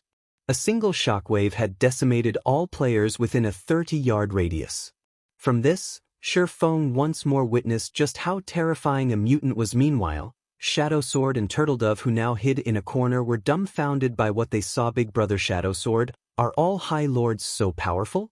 Turtledove asked in shock. According to my knowledge, there is not a single High Lord as powerful as this mechanical slayer. It seems that Guild Leader Black Flame's command to withdraw was not without reason. Shadowsword watched Shifeng in the distance, a hint of admiration appearing on his face. Although the mechanical slayer's combat power was horrific, it did not possess the techniques to utilize it fully. Shifeng, on the other hand, was different. Not only did he possess a firm grasp of his surroundings, but he also possessed meticulous dodging techniques. It was precisely what he, Shadowsword, aimed to learn. If I join Zero Wing in the future, won't I be able to learn many more techniques from him? An idea suddenly occurred to Shadowsword, and his determination to attend Zero Wing's next recruitment increased. He must join Zero Wing. While Shadowsword and Turtledove admired Shifeng, Lone Tyrant's anger grew rampant. With a single attack, the mechanical slayer had slaughtered over 100 Dark Star elites. Damn that Black Flame! Have the others not arrived yet? Lone Tyrant bellowed. Guild Leader, the closest members number around 4,000, and they are rushing to join us. With some time, there should be no problems boosting that number to 10,000, one of Lone Tyrant's subordinate reported. Lone Tyrant nodded, wearing a satisfied smile as he said, "Good. Tell the team to buy us some time. Also, send someone to Zero Wing's side to check for any movements." With so much commotion, they won't stand silently by. By the time everyone had gathered, whether it was Black Flame or the mechanical slayer, all would be his for the taking. At this moment, the members of Dark Star and the other guilds began to dart around. Wherever Shifeng appeared, these players would run in the opposite direction, playing the mouse to Shifeng's cat. Just as Shifeng used the frost grenades to pin the mechanical slayer down and manipulate the monster's strength to kill the members of Dark Star and the various guilds, the level 150 guards of White River City had finally arrived at the teleportation hall. Over 100 guards stormed the teleportation hall. Among them, there was a level 150 Tier 2 guard general, as well as plenty of Tier 1 guard captains. These NPCs stood neatly in order, surrounding the teleportation hall. The guards are here. We're saved. The players present released a sigh of relief at the guards' arrival. Borrowing the mechanical slayer's strength, Shifeng had killed countless of their allies. If they had not continuously avoided him, they would have long since died under Shifeng's demonic claws. Good. Now that the guards are here, when they pin down this monster, they will attract its aggro. We'll see how arrogant you are then. When my men arrive, we'll introduce you to death. Lone Tyrant laughed coldly as he watched Shifeng dodge the mechanical slayer's attacks. At this moment, however, Shifeng also revealed a smile. Immediately, he dashed out of the teleportation hall, holding nothing back. While doing so, meanwhile, under the Tier 2 Guard General's command, the guards started their assault on the mechanical slayer. The NPCs were uniformly level 150. The ordinary guards possessed 800,000 HP, the Tier 1 guard captains possessed 1,600,000 HP, and the Tier 2 Guard General possessed 2,400,000 HP. To players, these guards were invincible. These guards only needed a single strike to kill a level 50 player instantly. Hence, in everyone's eyes, a level 50 monster stood no chance against these NPCs. The same went for the Mutant High Lord with 40 million HP. Unfortunately, mutants were different. When the level 150 ordinary guards attacked the Mechanical Slayer, the highest damage they had dealt was only around -1,000 points. Even the level 150 Tier 1 guard captains only managed to deal around -3,000 damage to the Mechanical Slayer. As for the most powerful level 150 Tier 2 guard general, he could only deal around -10,000 damage. Such damages were barely a scratch to the Mechanical Slayer's 40 million HP. Indeed, just like Lone Tyrant had predicted, the Mechanical Slayer's attention immediately switched towards the Tier 2 guard general. Following which, the Mechanical Slayer swung its serrated greatsword at the guard general, while the guard general responded quickly by raising his spear to defend against the attack boom. The attack threw the level 150 guard general into a wall. The Mechanical Slayer then brandished its greatsword repeatedly, creating a storm that engulfed the entire teleportation hall. In retaliation, the other guards began a frenzied assault on the Mechanical Slayer. After a short moment, the entire teleportation hall had changed beyond recognition under the barrage of the countless sword auras. None of the level 150 guards survived. Even the 10 Tier 1 guard captains and the Tier 2 guard general died under the Mechanical Slayer's sword. Meanwhile, the Mechanical Slayer still had 91% of its HP remaining. Just what kind of monster is this? Lone Tyrant could not believe his own eyes. Before today, players had believed that these NPC guards were invulnerable, yet they had all been annihilated, while the Mechanical Slayer remained healthy. There had been over 100 level 150 guards. A Tier 2 NPC had even led the attack, but in the end they all died. At this point, Lone Tyrant began to wonder if anyone could defeat the Mechanical Slayer. Seated on top of a roof, Feng enjoyed a few refreshments while resting. Previously, to dodge the Mechanical Slayer's attacks, Feng had exhausted himself, both mentally and physically. Meanwhile, the arrival of the guards had been the perfect chance to break away from the battle and rest. Only, he had not imagined that his break would be so short-lived. A mutant mutated from a High Lord is scary indeed. With this, I can safely proceed with the next part of the plan. Feng smiled, shifting his gaze towards the tens of thousands of players in a distance who currently rushed towards the battle. Chapter 345, Storm Domain. Look, there's a monster over there. It's massive. Wait, why does a level 50 High Lord possess 40 million HP? This is the most powerful High Lord I've ever seen. I wonder what items it will drop after it dies? At the very least, it should drop some fine gold items, right? Are all of you blind? That mutant High Lord is clearly stronger than ordinary High Lords. If a High Lord already drops fine gold items, then a mutant High Lord, which is a higher rank, should drop dark gold items. Dark gold items? There should only be a few items of such rank in Star Moon Kingdom, right? At this moment, the many players in White River City had started to gather at the teleportation hall. A sea of players covered the nearby streets, all of them watching the Mechanical Slayer with hungry gazes. These players considered the Mechanical Slayer to be a field boss that could be easily killed. Meanwhile, among this sea of players, there was actually not a single Zero Wing member to be found. Feng had long since informed his guild that they were not allowed to participate in this battle. Feng's reason was not due to lack of interest in the loot of the Mechanical Slayer. Instead, he understood that they would only throw away their lives by joining this battle. Guild leader Tyrant, our men have arrived. But the Mechanical Slayer belongs to us. Tell everyone to spread out and take positions. None of the melees are allowed to approach the Mechanical Slayer. Ranged players should distance themselves from the Mechanical Slayer and attack from maximum range. Let the other players draw the aggro and die for us. As for the melee players, have them aim for Black Flame. We must not let him escape. Although Lone Tyrant was shocked by how powerful the Mechanical Slayer was, such a powerful monster also represented a ridiculous amount of valuable loot. Despite the fact that Dark Star only had several thousand members present, its main army was on its way. In addition to the other guilds and independent players of White River City, the final number of players they could gather would exceed 200,000. Currently, if the players present attacked the Mechanical Slayer, most of their attacks would either deal -1 damage or Mississippi. Even so, This mechanical slayer with 40 million HP would not survive for long under the continuous assault of 200,000 players. Moreover, there weren't just 100 or so guards in White River City. In time, the city would send more guards into the fray.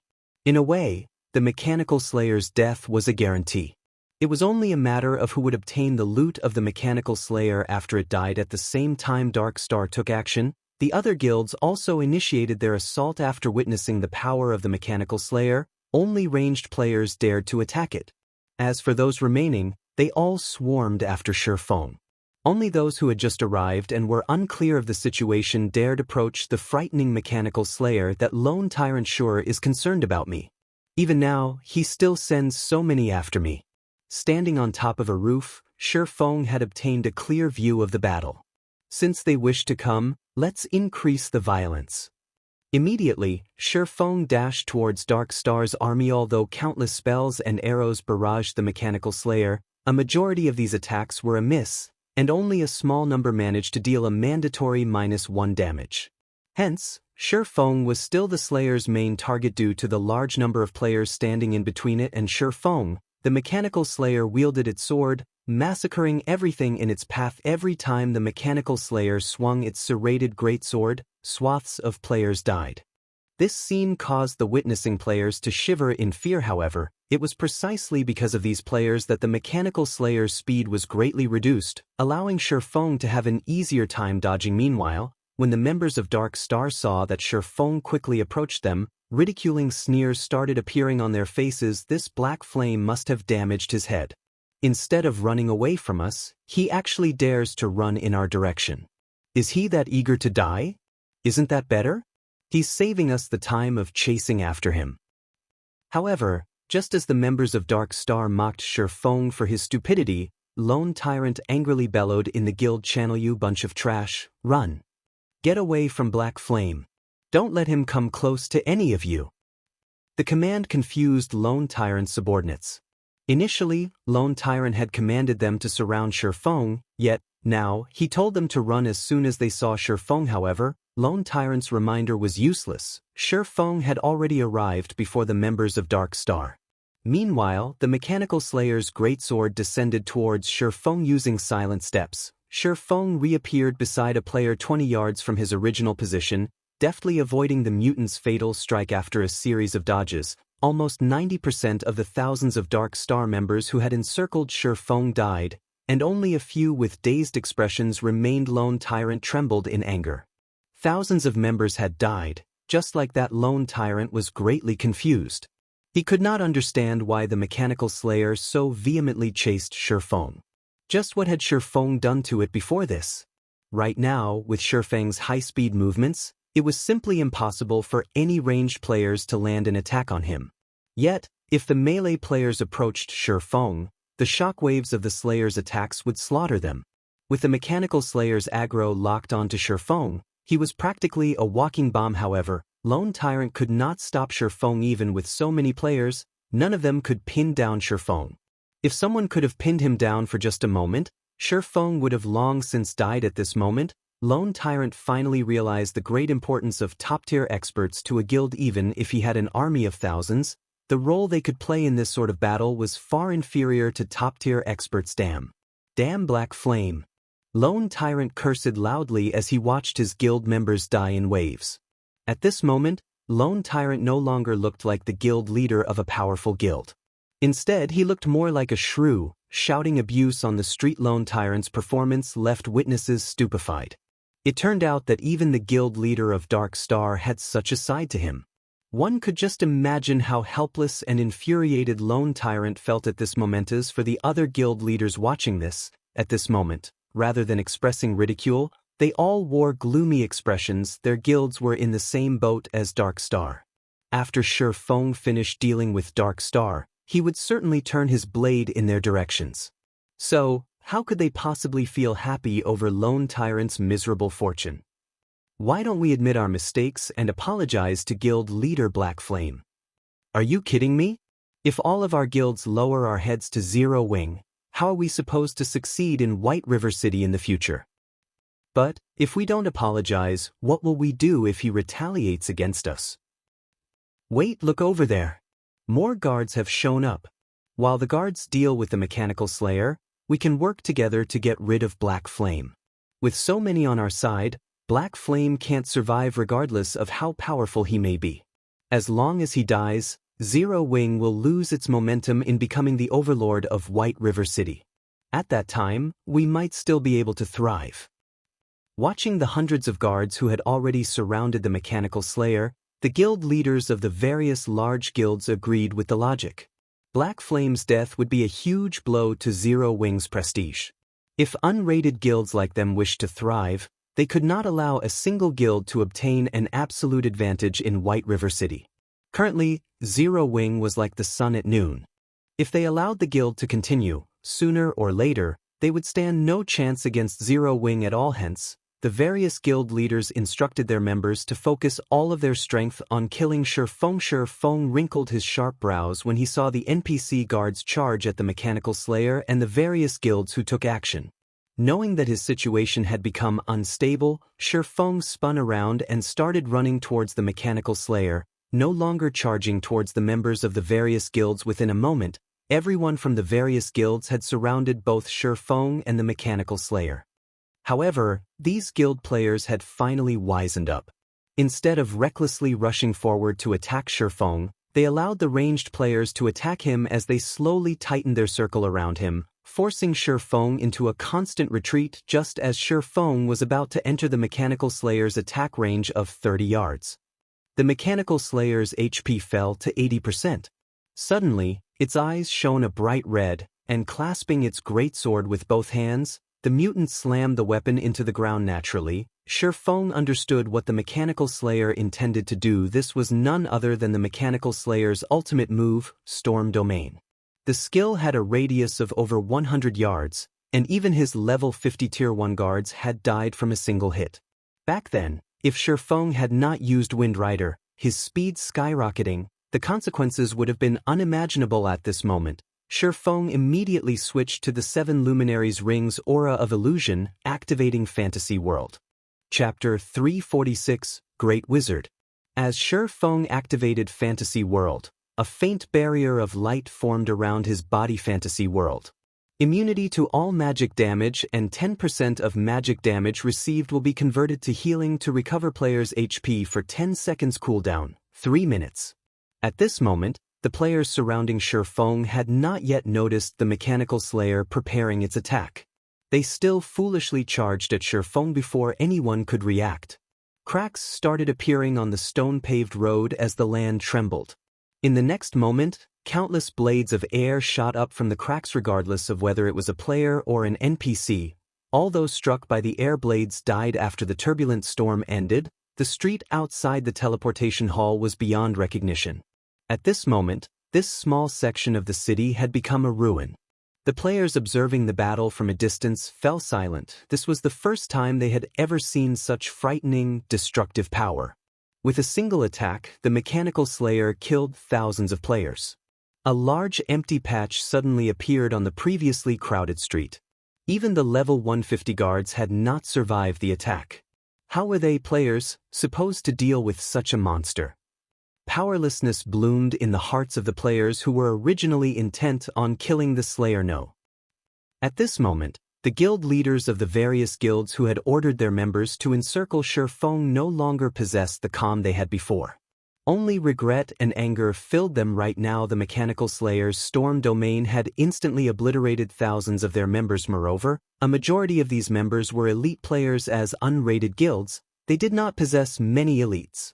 At most, each guild would have 600 to 700 elite players. Hence, even the death of a few dozen elite players was a huge blow. Now, however, each of these unrated guilds had lost over 100 elites. That single attack had dealt a fatal blow. Guild leader Black Flame's tactic was awesome. Turtledove giggled as she observed the carnage from afar. Let's see if those guilds dare to bully others in the future. Standing beside Turtledove, Shadow Sword nodded in agreement. Although this matter appeared simple, in reality, it was extremely difficult to carry out such a feat while directing the mechanical slayer's attacks. Shifeng also had to dodge the attacks from other players constantly. Shifeng also had to know where he could and could not run. If Feng did not have a perfect grasp of his surroundings, even the slightest mistake would result in his death following the disappearance of the storm domain. The momentary calm also shattered when the mechanical slayer discovered that some people were still alive, especially Feng. It was humiliated suddenly. The mechanical slayer jerked its serrated greatsword from the ground. The mechanical slayer then started spinning, transforming into a bladed tornado. This was one of the mechanical slayer's skills, Bladestorm. The tornado possessed a powerful suction, easily pulling players into its attack. Moreover, the tornado's movement speed was very fast. It can affect my movement even when I'm 30 yards away. If I stand closer, even I might get sucked in. Feng hurriedly took out a speed scroll from his bag and used it.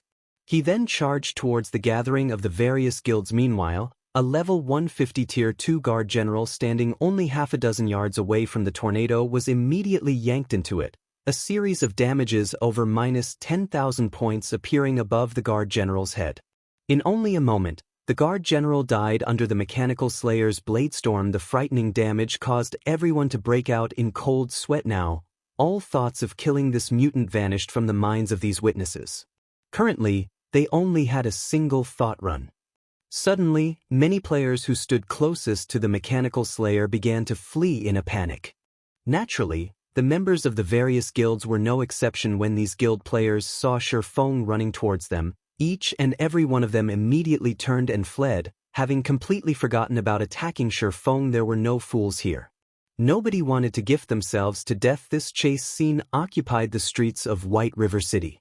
Many players who had just arrived were dumbfounded. They had often seen a group of players chasing another group of players, but now, tens of thousands of players were actually running from a single player.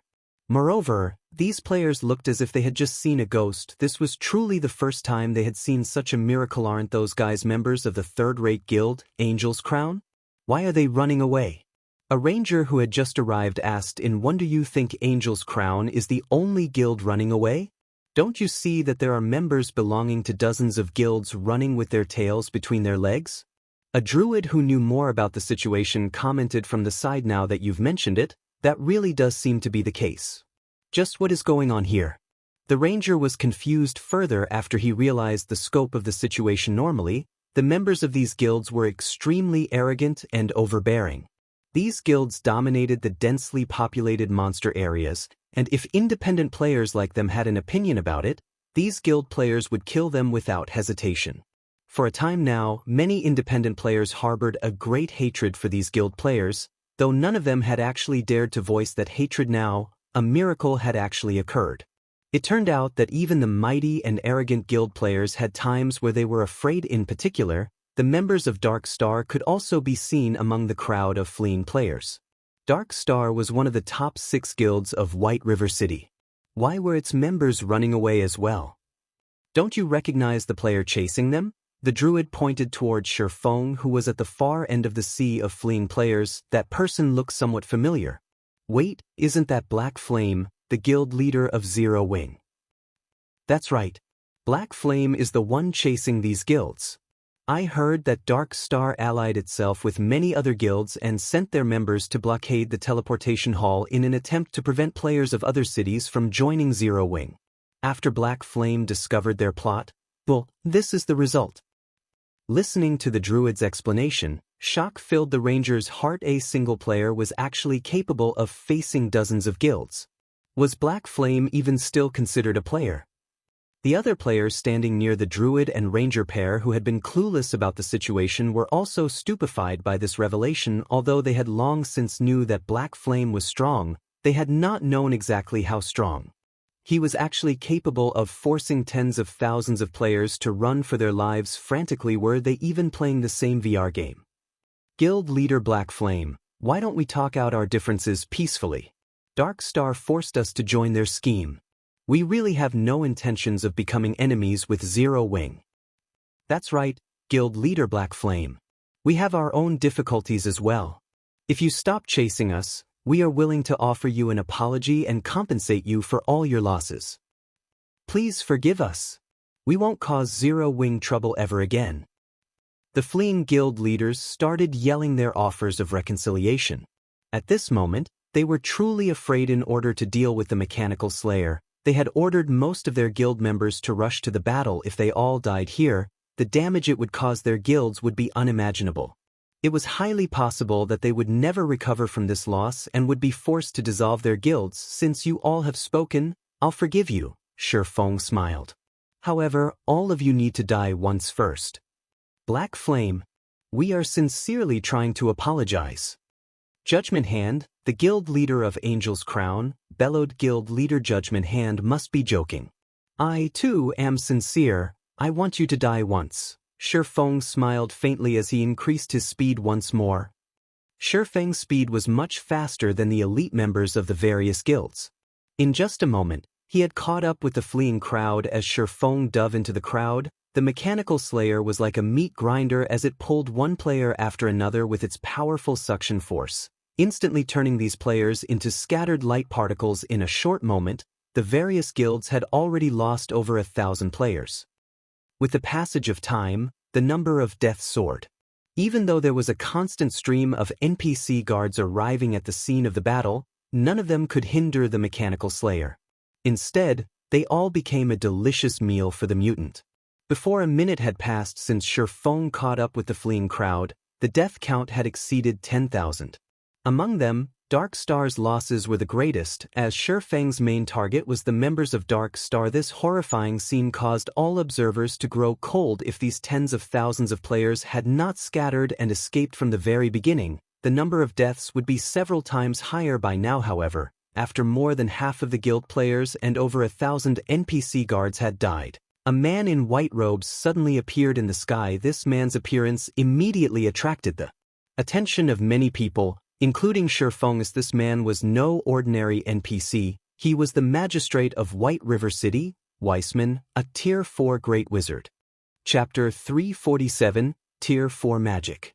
Many players sighed in relief at Weissman's arrival. The mechanical slayer was too strong. Even though so many guards had attempted to slow its assault, over 50,000 players had died. Moreover, turned several White River City streets into ruins. If given more time, the Slayer would have slaughtered every player in White River City. Meanwhile, the city itself would become nothing more than rubble. Despite being only a level 50 mutant High Lord, the mechanical slayer had caused so much damage. If dozens of such powerful monsters appeared, wouldn't they obliterate White River City? However, among all of the players present, only Shi Feng understood how powerful a mutant was. An ordinary High Lord could never be so strong. Mutants were considered natural disasters. I wonder which is stronger, a great wizard or a mutant. At this moment, Shi Feng stood far from the commotion, quietly observing Weissman and the Slayers. Every action. Great Wizard was a Tier 4 class. Even in Starmoon Kingdom, Weissman was one of the heavyweights. Such a powerhouse would only offer protection to a major city like White River City. Smaller cities would only be guarded by Tier 3 NPCs at best. Meanwhile, the mechanical slayer was also unique. It was a mutant that had transformed from a High Lord. If classified as a tier, Shi Feng's initial judgment placed the mechanical slayer at Tier 3 upper rank. Otherwise, it could not have defeated a Tier 2 guard general so effortlessly. At this moment, the level 200 Weissman and the level 50 mechanical slayer were only 30 yards apart, staring each other down. The level gap between the two was very wide. No matter how one looked at it, they were not equals. Yet, when Weissman and the Slayer stood together, nobody felt any sense of disharmony from looking at Thema Mutant. No wonder the guards could not defeat it. Weissman did not rush to attack the mechanical slayer. Instead, he carefully observed the mutant. He then shifted his gaze towards his surroundings. The spacious streets around him no longer possessed the splendor they had in the past. There were collapsed buildings everywhere, and this caused Weissman's gentle gaze to chill with anger. Suddenly, Weissman's body exuded an intimidating authority. Even while standing hundreds of yards away, everyone could feel their bodies grow heavy, their breath quickening as this authority grew increasingly powerful. Some ordinary players who had withstood the pressure suddenly crouched, their faces filled with fear while their bodies trembled. Authority was intangible, and it could not physically influence substantial change. This was closer to spiritual pressure. It was an instinctual warning for when living creatures faced an enemy that was far superior. altering them to the danger. Humans had long since detached themselves from the various threats of Mother Nature, so their instincts were extremely weak. However, due to God's domain, players began to recover these instincts gradually. Although players had recovered these senses, they still sorely lacked spiritual training. As a result, many were unable to withstand Weissman's authority and had crouched in fear. Aside from exuding his frightening authority, Weissman had also enveloped an area 100 yards around him as his magic domain. As long as one were within this domain, the magic would suppress their strength unless they possessed equal or stronger magic. Simultaneously, this magic domain also strengthened Weissman. This was a frightening aspect of Tier 4 classes. As soon as a Tier 4 class used their domain, Tier 3 classes and below would be sheep for the slaughter. At this time, the Mechanical Slayer also began to move. Raising its serrated greatsword, it sent a powerful slash at Weissman. Just as countless air blades swept across the expanse, Weissman suddenly vanished. In the blink of an eye, he appeared on the other side of the Mechanical Slayer. Responding quickly, the Slayer swung its greatsword towards Weissman's new location. However, the result was the same. Weissman dodged the attack using instantaneous movement. Again, after over a dozen consecutive slashes, Weissman had yet to receive a single point of damage. Meanwhile, Weissman's consecutive usage of instantaneous movement stunned the watching players. It was common knowledge that the instantaneous movement that elementalists possessed had a cooldown of 25 seconds with a maximum moving distance of 20 yards. However, Weissman's instantaneous movement looked like it did not have a cooldown. Moreover, every time Weissman used instantaneous movement, he moved over 40 yards from his original position. It's as expected of a Tier 4 class. Even instantaneous movement has become far more powerful. If a Tier 4 assassin grasped this skill, the Slayer would have suffered over 100 attacks by now. Shi Feng had fought his fair share of Tier 4 classes in the past, so he knew just how powerful they were. Among the many Tier 4 classes he had fought, quite a few were great wizards. So, Shi Feng had a general understanding of great wizards. From his knowledge, Shi Feng knew that there were differences between Tier 4 great wizards. As for Weissman, a great wizard capable of using instantaneous movement effortlessly over a dozen times in quick succession, at the very least, he should be an upper-rank great wizard. After a frenzied assault, scars around 4 meters deep and 40 meters long were visible throughout the street. However, no matter how the Mechanical Slayer attacked, it could not land a single hit on Weissman. The Slayer had also started to panic. Gripping its serrated greatsword with both hands tightly, it stabbed its weapon into the ground. It was obvious that the Mechanical Slayer intended to use Storm Domain once more. However, Weissman, who had continuously dodged the Slayer's attacks, had begun his attack. One of his hands currently held up his white jade staff, gathering a horrifying amount of magic power around it, while his mouth chanted complex incantations and his other hand swiftly traced lines of runes. Such quick writing and complex runes. The incantation for an ordinary Tier 3 spell normally only has around a dozen lines or so, yet Weissman has already written at least 20.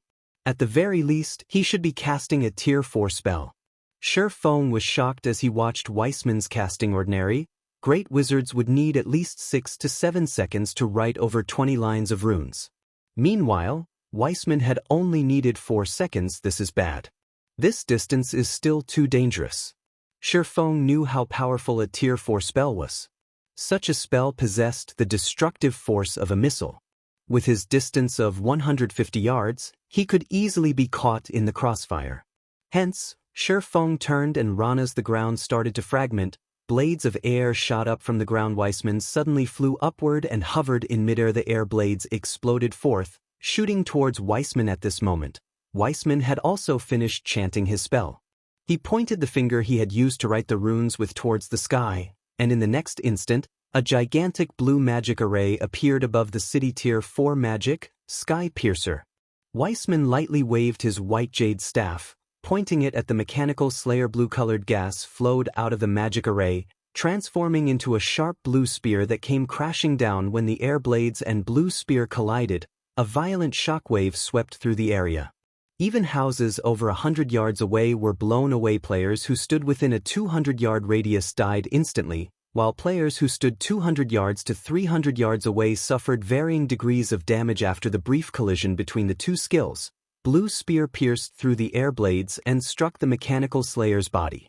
The spear was like a meteorite crashing into the ground in the wake of the impact. Strong winds blew, and dust rolled. A shockwave far more powerful than the one before also spread from the site of impact. It was as if a huge earthquake had just occurred after the dust settled. Everyone's gazes shifted towards where the sky piercer had fallen. Immediately, everyone's jaws dropped in shock. The spear's landing site had become a massive crater that was over 30 meters deep. Chapter 348, Stealing Food from the Tiger's Mouth. The sky piercer's destructive power had far surpassed everyone's imaginations. The entire street had been destroyed, and other than Weissman and the mechanical slayer, nothing remained. It was simply a spell, yet it carried the power to decimate the heaven and earth. Many of the players present even began to wonder whether they were still inside a game. The heavy air, the chilling wind, the pungent smell of blood, the vibrations from the ground, and the pain they felt were constant reminders of where they were. Suddenly, everyone realized that God's domain was completely different from the virtual reality games they had played in the past. In their opinion, a virtual reality game was merely an accumulation of numbers and data. Even if they grew powerful inside a game, at most, they would deal higher amounts of damage. It wouldn't be surprising for a player to deal damage in the millions or tens of millions. After all, it was just a bunch of data. No matter how realistic God's domain was, at the end of the day, it was still only a virtual reality game.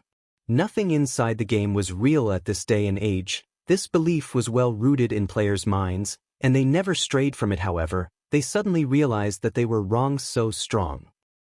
Is this the strength of a Tier 4 class? If we can become Tier 4 classes, will we be that strong as well? Everyone gazed at Weissman, who was still hovering in midair. At this moment, excitement, fear, and longing filled their minds. There were no superheroes or espers in real life. No human was capable of flying freely in the sky. However, such feats could actually be achieved in this incomparably realistic world known as God's domain. It was as if everyone had arrived in a world of miracles. Considering the current situation, people no longer thought of God's domain as just another virtual reality game. Instead, God's domain was a world where they could start their second life. I have underestimated Weissman. To think he could actually cast Tier 4 magic with such ease. Relying on his astonishing speed, Shifeng had managed to escape the effective range of Weissman's sky piercer, so he had not received any damage from the resulting shockwave. Normally, high-tiered spells required a very long casting time. During this period, others could easily interrupt the caster and inflict significant amounts of damage. Normally, when one fought an opponent of the same tier, very rarely did they have the chance to cast high-tiered spells. Instead, they would use low-tiered spells with shorter cast times. It was extremely difficult to cast a Tier 4 spell in the midst of battle like Weissman had when faced with an equal opponent. Yet, even when facing a mutant like the Mechanical Slayer, Weissman had still managed to cast a Tier 4 destructive spell effortlessly. It was apparent just how powerful Weissman was. While Shifeng had focused on Weissman, the Mechanical Slayer had flown out from the crater the Sky Piercer had created. What? It's still alive, even after taking a hit from a Tier 4 spell? Shifeng was slightly surprised when he saw the wounded Slayer. The effects of high-level magic weren't limited to HP damage alone. It could also damage the enemy's physical condition in battles. HP only served as a reference. In certain cases, even when players only had 1 HP remaining, their combat power would not be affected in the slightest. They could still display 100% of their actual combat power. Yet, sometimes, despite losing only a thread of their HP, players' combat power might be greatly affected, leaving them capable of displaying only 10%. High-tiered skills were so powerful was because not only could they cause a frightening amount of damage, but they could also greatly affect the enemy's combat power at this moment. Although the Mechanical Slayer looked like a mess with many wounds covering its body and less than 50% of its HP remaining, the spell had not significantly damaged its combat power. What an enviable physique. Shifeng had been a Tier 3 Sword King in his past life, so he understood how important a strong physique was to a player. Although the Mechanical Slayer had less than 50% HP remaining right now, Its remaining HP was not much different than the HP Weissman possessed. With its combat power unaffected, the Mechanical Slayer could still challenge Weissman. However, the Mechanical Slayer's next action had completely surpassed Shi Feng's imagination. After flying into the air, instead of launching an attack at Weissman, the Mechanical Slayer turned tail and ran. This scene stupefied every player present. Nobody could have imagined that the Mechanical Slayer would actually flee after realizing that it could not win against Weissman. The Mechanical Slayer's intelligence far surpassed any ordinary monster. Unfortunately for the Mechanical Slayer, Weissman had no intention of letting it escape. Using instantaneous movement, Weissman teleported to the Mechanical Slayer's side and immediately used Snowy Explosion. Countless frost arrows pelted the Mechanical Slayer's body. In the blink of an eye, the Mechanical Slayer had frozen into an ice sculpture. The Mechanical Slayer's frozen body then plummeted towards the ground, the impact creating a massive hole in the ground, following which, Weissman waved his staff. Suddenly, multiple aqua-blue magic arrays appeared around his body. Water dragons emerged from these magic arrays and shot towards the mutant. These water dragons wrapped around the Slayer and buried their vicious teeth in its flesh, restraining the Mechanical Slayer in a large ball of water. This was the Tier 2 spell, Water Binding. When used, it restricted the target's movements. Now unable to move, the Mechanical Slayer immediately used Blade Storm. Not only did the skill increase its movement speed, but it also made the Mechanical Slayer immune to all magical control effects. After breaking out of Weissman's Water Binding, the Mechanical Slayer spun towards the Great Wizard. Reacting quickly, Weissman immediately started chanting the incantation of another spell, his hand having already written 3 lines of runes. A moment later, an ice shield appeared, covering his body. The ice shield could absorb a massive amount of damage. At the same time, the shield would slow enemies who managed to land a hit. Even after the Mechanical Slayer's greatsword repeatedly struck Weissman's ice shield for 3 full seconds, the ice shield remained in one piece. At this moment, however, multiple scars had appeared on the ice shield, and from the looks of it, the layer of ice would not hold on for long. At this moment, Weissman had also readied the Tier 3 spell, Earthen Spear. Suddenly, brownish-yellow spears protruded and shot out of the ground, bombarding the spinning Mechanical Slayer. Not only did these spears cause significant damage, but they had also forced the Mechanical Slayer into a constant retreat. After being struck by a total of 21 earthen spears, the Mechanical Slayer had been forced back over 30 yards. In a fit of rage, the Mechanical Slayer threw its serrated greatsword at Weissman. Unperturbed, Weissman used instantaneous movement to dodge the simple attack. Immediately after, Weissman bombarded the Mechanical Slayer with dozens of lightning snakes. While Weissman and the Mechanical Slayer clashed, Shi Feng quietly snuck closer to them. After the battle had reached this point, Shi Feng could tell that the Mechanical Slayer was no match for Weissman. Although the Mechanical Slayer was not weak, mutants needed time to grow. Originally, the gap between the Mechanical Slayer and Weissman should not have been so wide. However, aside from having a severely lacking repertoire of skills, the Mechanical Slayer was also inexperienced with evading attacks and controlling its own body, resulting in such a wide gap between itself and its opponent. With the Mechanical Slayer's current combat power, it would have no problems dealing with Tier 3 upper-rank NPCs if given more time to grow. Even Weissman might not be a match for the Slayer. After all, a mutant transformed from a High Lord-ranked monster possessed extremely frightening potential. Meanwhile, if such a powerful mutant were killed, whether it was the EXP or loot, the rewards would be astonishing. Now that everyone had witnessed how powerful both the Mechanical Slayer and Weissman were, unless they wished to die, nobody would be so stupid as to move closer as these powerhouses faced off. So, the players present quietly observed the battle from a distance. The moment Weissman killed the Mechanical Slayer, they would rush forward to fight for the mutant's loot. Hence, Shi Feng intended to make his move first. If he waited until after the battle ended to make his move, he would not stand a chance against tens of thousands of players. Moreover, Shi Feng was not interested in the Mechanical Slayer's loot alone. He also desired the EXP. The Mechanical Slayer would provide. Both the 7 Luminaries Ring and the Skill Flame Burst were of great use to Shi Feng. However, if he wanted to upgrade and increase their might, He needed a large amount of EXP. If he could steal the last hit of the Mechanical Slayer, he could obtain 60% of the Slayer's EXP for himself. This would not be a small number. Chapter 349, Skyrocketing Experience. While Shi Feng slowly approached the battlefield, the other players stared intently at the Mechanical Slayer's HP. As the battle grew more intense, the Mechanical Slayer's HP fell at an increasing rate. If they were a step ahead of others, they would have a higher chance of obtaining some of the Slayer's loot for themselves. Naturally, they all watched the mutant's HP intently, prepared to dash forward when it dropped to 0. At the same time, various guild leaders began issuing commands to surround the battlefield. Although Shi Feng had killed many of their members with the aid of the Mechanical Slayer, many were still alive. At this time, these guilds no longer paid attention to Shi Feng. Including Lone Tyrant, who hated Shi Feng down to the bone, they all focused on the Mechanical Slayer guild leader. Tyrant, we have people stationed as close to the Mechanical Slayer as possible. Our men will charge forward as soon as the Slayer dies. An assassin standing beside Lone Tyrant reported. Good. If someone steals the loot, kill them. Lone Tyrant ordered. According to his estimation, the loot of such a powerful monster like the Mechanical Slayer, at the very least, would be dark gold items. It might even drop epic items. As long as they could obtain these items, they could make up for some of the losses they had previously suffered. Right? Have there been any movements from Zero Wing and Ouroboros? Lone Tyrant asked. None at the moment. I don't know what happened with Zero Wing, but none of their members have arrived. It seems they're not interested in this situation.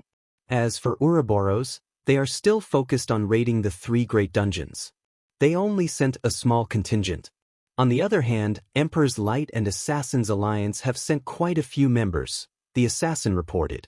He then added, if we had not lost so many members because of Black Flame, we could have contended with these guilds evenly. Ha! Gentle Snow, in your eagerness to conquer the 3 great dungeons, you have missed out on the chance to conquer the 3 great dungeons. Pass down my command. Have everyone focus on grabbing the most valuable items. Don't let any dark gold items or epic items fall into other guilds' hands. Lone Tyrant's excitement grew as he thought about the bountiful loot of the Mechanical Slayer. Before, Dark Star had lost many of their members and suffered massive losses due to Black Flame. It would take a long time for the guild to recover.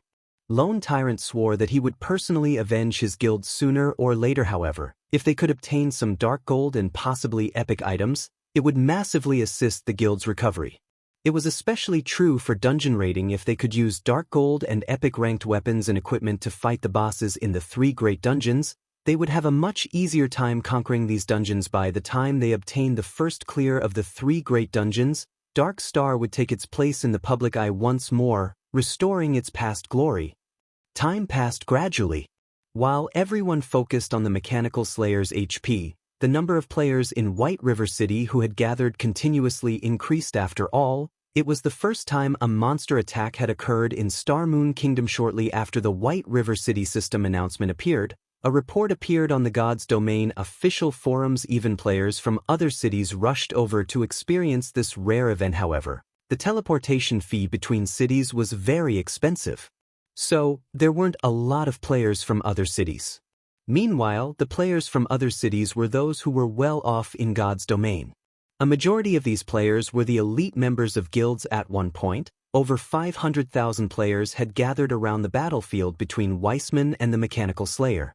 That was practically a third of the total population of White River City. I am relieved.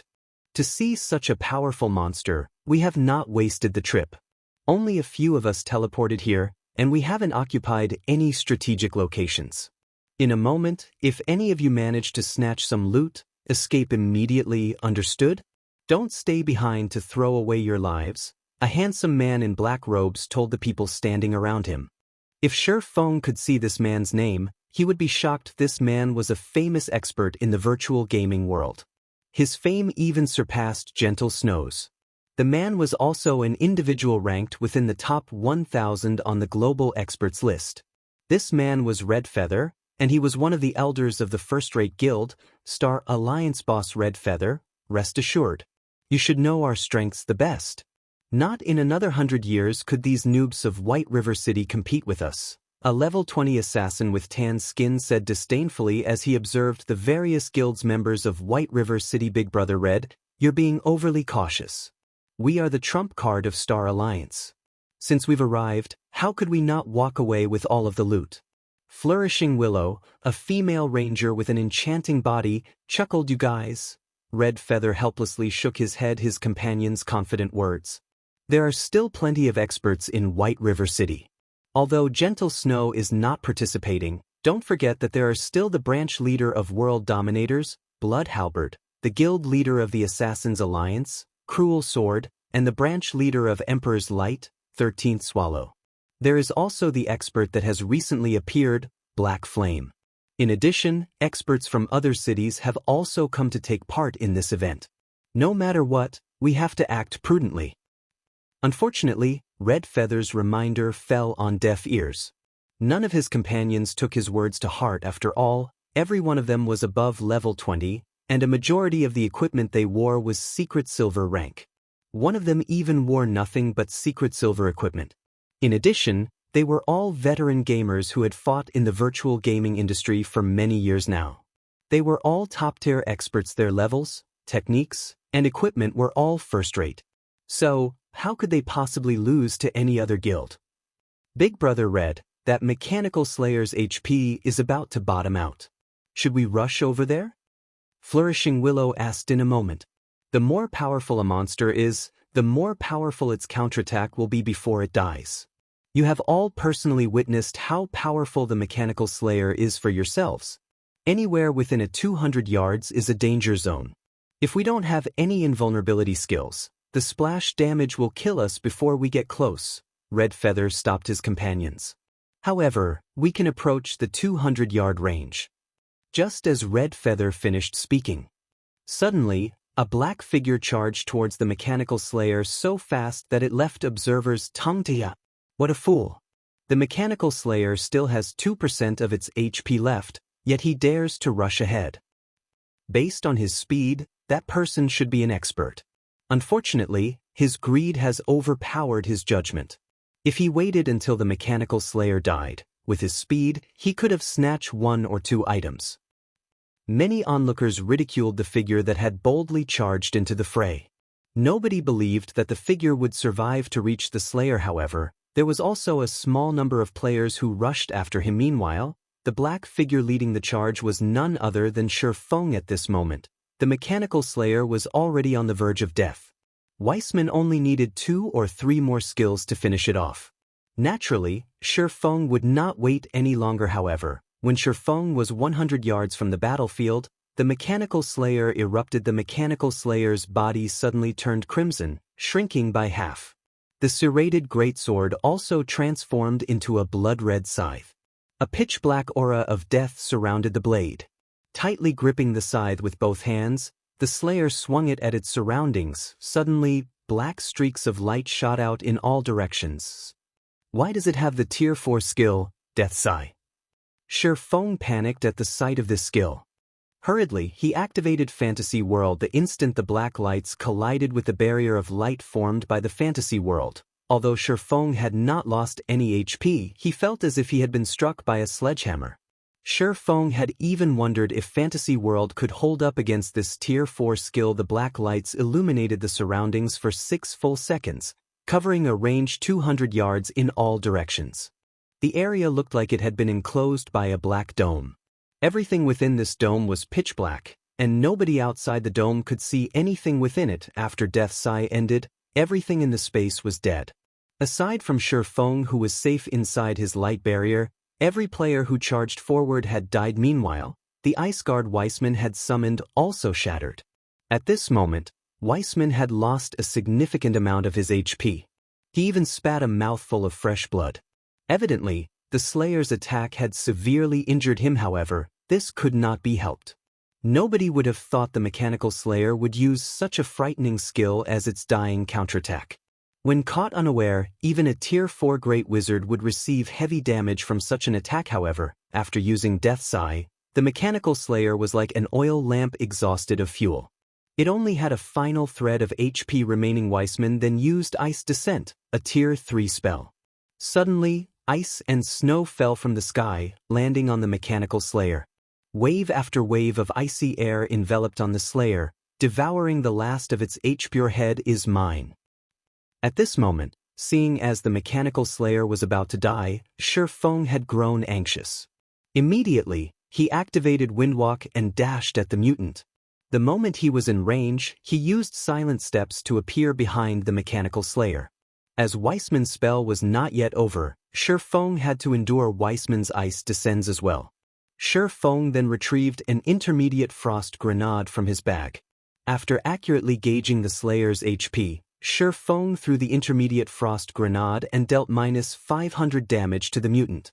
The frost grenade destroyed the mechanical slayer's remaining 300 HP before the next wave of icy air could. Shi Feng had pushed himself to his very limit to grasp the mechanical slayer's HP, and he very nearly lost the last hit to Weissman after the mechanical slayer died. Over 100 items burst forth from the mutant meanwhile. Shi Feng also received a series of system notifications before Shi Feng could check the notifications. His experience bar started to soar in just a moment. Shi Feng's Level 24 experience bar filled before breaking through to level 25. Even after reaching level 25, Shi Feng's experience bar did not stop. Level 26. Level 27. Level 28. Level 29. Golden light continuously flashed over Shi Feng's body, only gradually fading after Shi Feng reached level 34. In the end, Shi Feng rose to 74% of level 34. Shi Feng had leveled up 10 times consecutively. The EXP he had obtained had completely surpassed his imagination. Even in his previous life, never once had he managed to level up 10 times in a row. It was clear how bountiful the EXP provided by the mechanical slayer was. If he had obtained 100% of it, he would have leveled up further. Chapter 350, Sword in the Stone. Before Shi Feng could celebrate his success of stealing the last hit, he felt deep-seated malice directed at him from all directions. Although Shi Feng was wearing the black cloak, and nobody had yet recognized Shi Feng. The system notification that appeared after the mechanical slayer died had betrayed Shi Feng's Star Moon Kingdom system announcement. Congratulations to Black Flame for being the first player to kill a mutant. Rewarding 50 reputation points in Star Moon Kingdom, 30 free mastery points, and 30 gold coins. White River City system announcement. Player Black Flame has killed the mechanical slayer that invaded White River City. Rewarding 50 reputation points in White River City, 10,000 merit points in Star Moon Kingdom, and 20 gold coins. These two notifications popped up 3 times. After reading these notifications, even a fool could tell that the cloaked figure covered in a golden glow was none other than Zero Wings Guild leader, Black Flame. Now, not only Shi Feng had obtained a wealth of EXP by killing the mechanical slayer, but he also received a bountiful reward from the system. How could others not be envious? Sure enough, his reputation is well-deserved. He actually stole the last hit while Weissman and the mechanical slayer fought. After watching Shi Feng's previous performance, Red Feather could not help but compare himself to Shi Feng. Suddenly, Red Feather discovered that, regarding timing, he was inferior. Black Flame is quite good. However, at the end of the day, he still can't make it onto the Secret Pavilion's experts list. How powerful could he possibly be? On the other hand, Big Brother Red Feather is an expert ranked within the top 900 on the experts list. Flourishing Willow giggled, smiling faintly. The Secret Pavilion's experts list contained the names of 1008 great experts in God's domain, and it was extremely hard to place on that list. After all, there were too many players in God's domain. Moreover, that number continued to increase. Hence, even if it were the 1008th ranked player on the experts list, that expert would be a monster-like existence in the virtual gaming world. Players took pride in ranking on the experts list.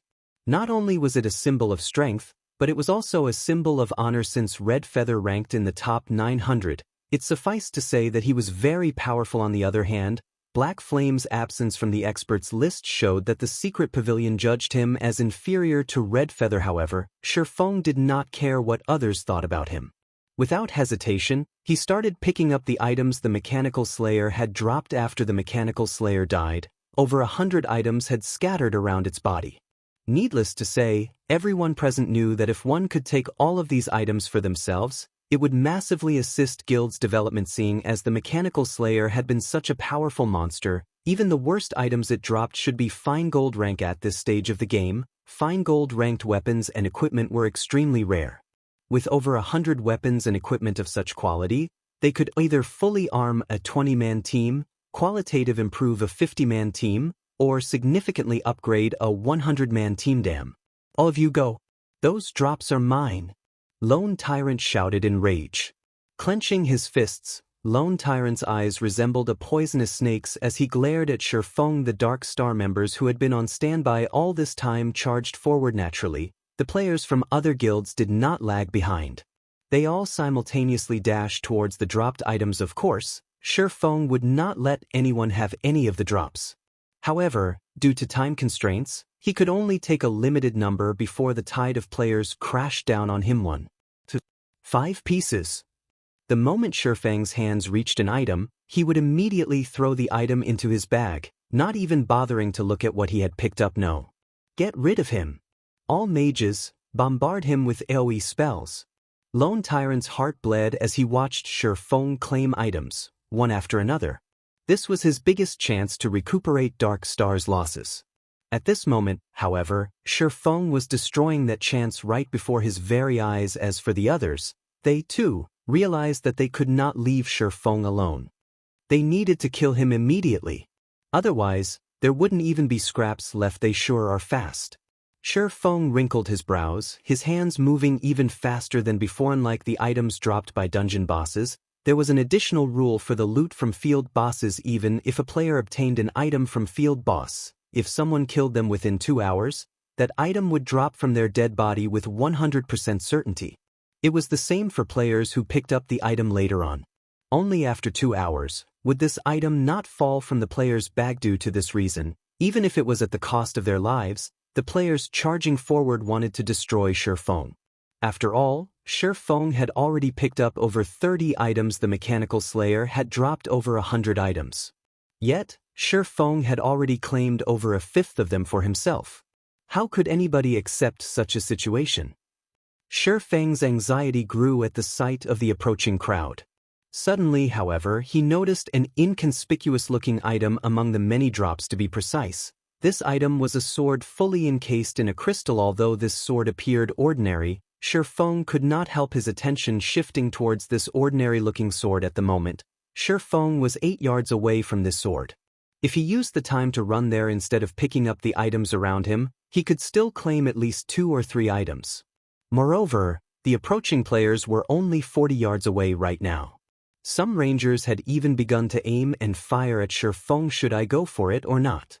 Shifeng hesitated. If he went for the sword, he would definitely lose the other items. Moreover, before the item was firmly in his hands, he could not confirm the quality of the sword.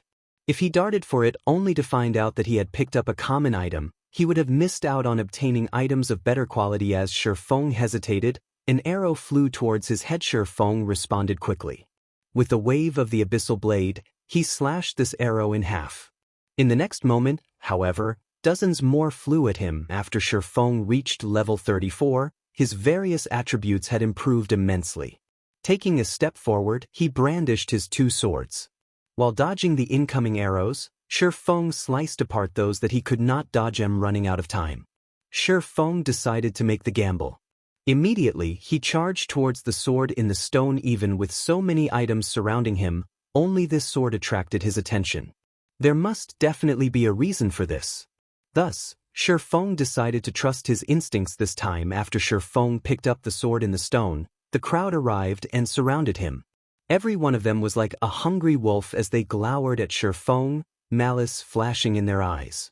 They only wished they could swallow Shifeng whole. Black Flame, don't even think about escaping this time. Know your place and hand over the drops and all of your equipment. Lone Tyrant laughed as he smirked at Shifeng. The encirclement around Shifeng was different this time. There was no forest for him to hide in. Moreover, players had him surrounded. Shifeng had no hope of escape at this moment. Red Feather, who swiftly approached the scene, sent a whisper to Shifeng. Guild leader Black Flame, you are a red name at the moment. You have killed so many players inside White River City. If you die, the penalty you will receive will be extremely heavy. Why don't you hand all the drops over to me, and I'll help you leave safely?" Sher Feng sent a contemptuous gaze at Red Feather, looking at Red Feather as if he was a fool now that there were thousands of players simultaneously casting their skills at Sher Feng. Only a fool would believe that Red Feather could help Sher Feng escape safely. Red Feather only made such an offer to convince Sher Feng to approach him before taking the opportunity to end his life, obtaining an easier time collecting the drops. This sort of trickery might deceive a child, but to deceive him? Maybe in another decade. Chapter 351, Original Sin. He didn't fall for the bait? Red Feather was slightly surprised when he saw Sher Feng's contemptuous gaze. Indeed, he had planned to trick Sher Feng all along. After Sher Feng approached him, he would kill Sher Feng, gaining easier access to the dropped items. When people were desperate, they would grasp at even the tiniest bit of hope. This was a basic human instinct, and Red Feather had sought to take advantage of this. For many, even if they knew they were being cheated, they would still choose the risk. However, what about Sher Feng? Currently, tens of thousands of players surrounded Sher Feng in all directions.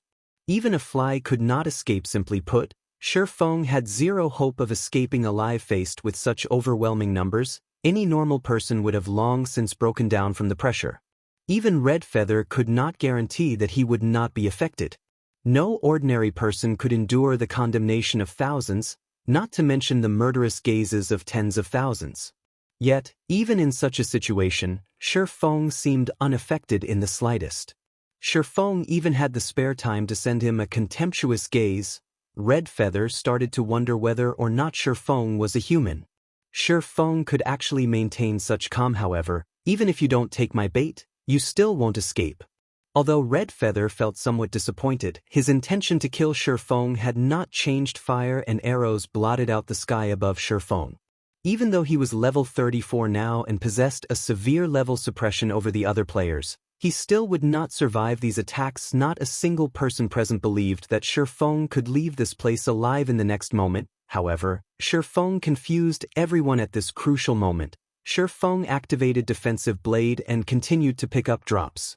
One after another, he placed the items in his bag, showing that he valued money more than his own life. Many players expressed their confusion. Does Black Flame really think he can escape?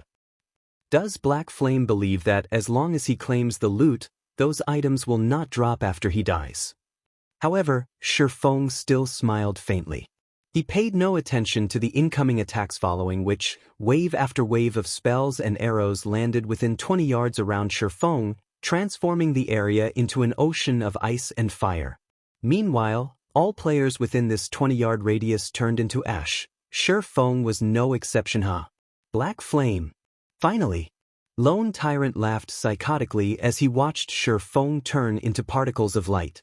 Although Lone Tyrant had not done the deed personally, when the news of Black Flame's death spread, he would definitely become the laughingstock of God's Domain. Zero Wings Guild leader, Black Flame, had actually thrown his life away because of greed.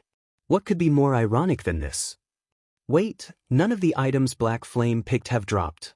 A player with powerful eyesight suddenly shouted in surprise. Hearing this, a realization struck the crowd. Indeed, just as the player had said, although Black Flame had died, the number of items on the ground had not increased. Rather, there even seemed to be a few more pieces missing. What was happening? Did this mean that there was no 2-hour wait to claim the loot from the Mechanical Slayer? At this moment, Lone Tyrant was stunned as well. His eyes were glued to the location where Sher Feng had died. However, no matter how hard he racked his mind, he could not figure out what had happened. Even if there really was no 2-hour waiting time for the dropped items, as a red name, Black Flame should have at least dropped a few pieces of the equipment he wore upon death. Yet, he had not dropped a single item after he died. Big Brother Red, this is bad. If the items don't drop from a player's inventory, it will be far more difficult to steal them. Flourishing Willow panics. Since that is the case, we'll grab as many as we can. Let's go. Originally, they had prepared their path of retreat. However, he never would have expected that the drops from the Mechanical Slayer would play such a trick on them, destroying his plans. As for whether Sher Feng had actually died or not, Red Feather had no doubts. Thousands of attacks had bombarded the area, and any stealth effects would have been useless. Moreover, even in the very end, he had not seen Shi Feng activate any skills. Brothers, attack. Don't let the powerful guilds take the drops. As long as we put the drops into our bags, the items will be ours. Originally, the independent players had only intended to observe. They had no plans to compete for the loot. After all, without a guild protecting them, the moment they picked up an item would be the moment they lost their lives. At that time, not only would they lose the items they picked up, but they would also lose their own equipment and levels. Only a lunatic would try their luck. However, the situation had changed. Black Flame had picked up so many items as everyone watched, yet, after he died, not a single item that he had picked up had dropped. This showed that the Slayer's loot would belong to whoever picked them up previously. None of the independent players saw any chances or hope of obtaining an item for themselves. Now that there was a glimmer of hope of obtaining a fine gold or even dark gold item, why wouldn't they be excited? Suddenly, the tens of thousands of players went into a frenzy. They frantically launched spells and attacks towards the dropped items, barring anyone from claiming the loot unknowingly. The largest war in the entire Star Moon Kingdom, no, in the entire God's domain, had begun in White River City. The battle was a complete mess. Even great experts could not play much of a role in a war involving tens of thousands of players. They might even find it difficult to survive. Big Brother Shadow Sword, should we try for some of the drops as well? We might grab ourselves a dark gold item. If we're lucky, we might even get an epic item. If we do, we won't have to worry about futures anymore, Turtledove said in excitement. Currently, she stood on a rooftop far from the battlefield. A war of this magnitude would shock anyone. They would find themselves wanting to join the battle and display their skills and obtain some treasures while they're at it. Alright, we'll try out luck. As a person who pursued combat techniques, Shadow Sword would certainly not miss out on this golden opportunity. Although Shi Feng had warned them not to involve themselves, Shadow Sword had to agree with Turtledove's suggestion. If they could be like Shi Feng, grabbing 30 to 40 items for themselves, even if they died, it would be an admirable death. After all, facing the attacks of tens of thousands of players, even the top-ranking expert on the Secret Pavilion's experts list, the undefeated god, could not possibly survive. For your own good, I advise you to not to go. Even if you snatch an item, you won't get anything after you die. At this moment, a calm and indifferent voice reached Turtledove and Shadow Sword's ears. When the two heard this voice and promptly turned their heads towards the source, shock immediately appearing on their faces. You. How did you resurrect? Turtledove gaped at Shi Feng with disbelief. Currently, Shi Feng still wore his black cloak, a calm expression on his face. Resurrect? I never died, so why would I need to resurrect? Shi Feng chuckled. Making one-way trips was not brave, but stupid. Since he had charged into battle, naturally he had long since prepared an escape. Before Shi Feng had charged towards the mechanical slayer, he had already activated Phantom Kill. He had then sent his doppelganger away from the battlefield while he forged ahead to steal both the last hit and the treasure. After he had his fill, he immediately swapped positions with his doppelganger, letting his doppelganger endure the rain of attacks while he departed from the battlefield. You didn't die? How is this possible? I saw countless spells hit before you turned into particles of light and disappeared. Turtledove walked up to Shi Feng, her bright eyes scanning his body. After an extensive examination, she revealed a look that said, "You can't deceive me." Shi Feng laughed and said, "That's only a doppelganger." Doppelganger? Originally, Turtledove had not believed Shi Feng in the slightest. However, at the mention of the word doppelganger, she suddenly understood the gist of the situation, feeling slightly shocked. She never expected that Shi Feng would have planned an escape. However, Shadow Sword was far more shocked by this revelation. With only the use of a doppelganger, Shi Feng had managed to toy with the tens of thousands of players present, causing them to start a massacre of Shadow Sword. And Turtledove knew that Shi Feng had come to this tall building to look for an opportunity to re-enter the battlefield. At this moment, Shi Feng sat quietly before calling up the system interface for the 7 luminaries ring. Finally, I can level these skills. Shi Feng looked at the 7 great skills displayed on the 7 luminaries ring interface, Growing excited even at level 1, these 7 skills were immensely beneficial. If he could level these skills several times, his combat power would definitely reach the next level. It would also significantly assist with his class change quest. Chapter 352, One-Hit Asura, 1. The battle on the streets of White River City was in full swing now, and a large number of players died with every passing moment. Surprisingly, however, even with such a massive war going on in the middle of White River City, none of the city guards had come forth to stop the players from killing each other. The guards had only sealed off the neighborhood around the teleportation hall where the battle took place. As long as a battle between players remained in this area, the guards would not pay it any mind. They would silently stand aside with spears in hand. Meanwhile, the players in question had already gone completely crazy over the loot of the mechanical slayer. None of them even noticed Shi Feng, who currently sat on top of a building at a distance. All of their attention was directed towards the items scattered across the ground. However, when the female guardian knight, Turtledove, who stood beside Shi Feng, used an identification skill on him, she abruptly jumped in shock. Level 34. How is his level so high? Currently, a majority of the players in God's domain had yet to reach level 20, yet Shi Feng was level 34.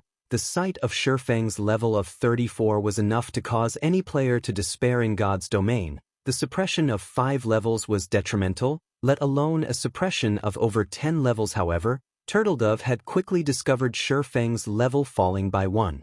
She was confused.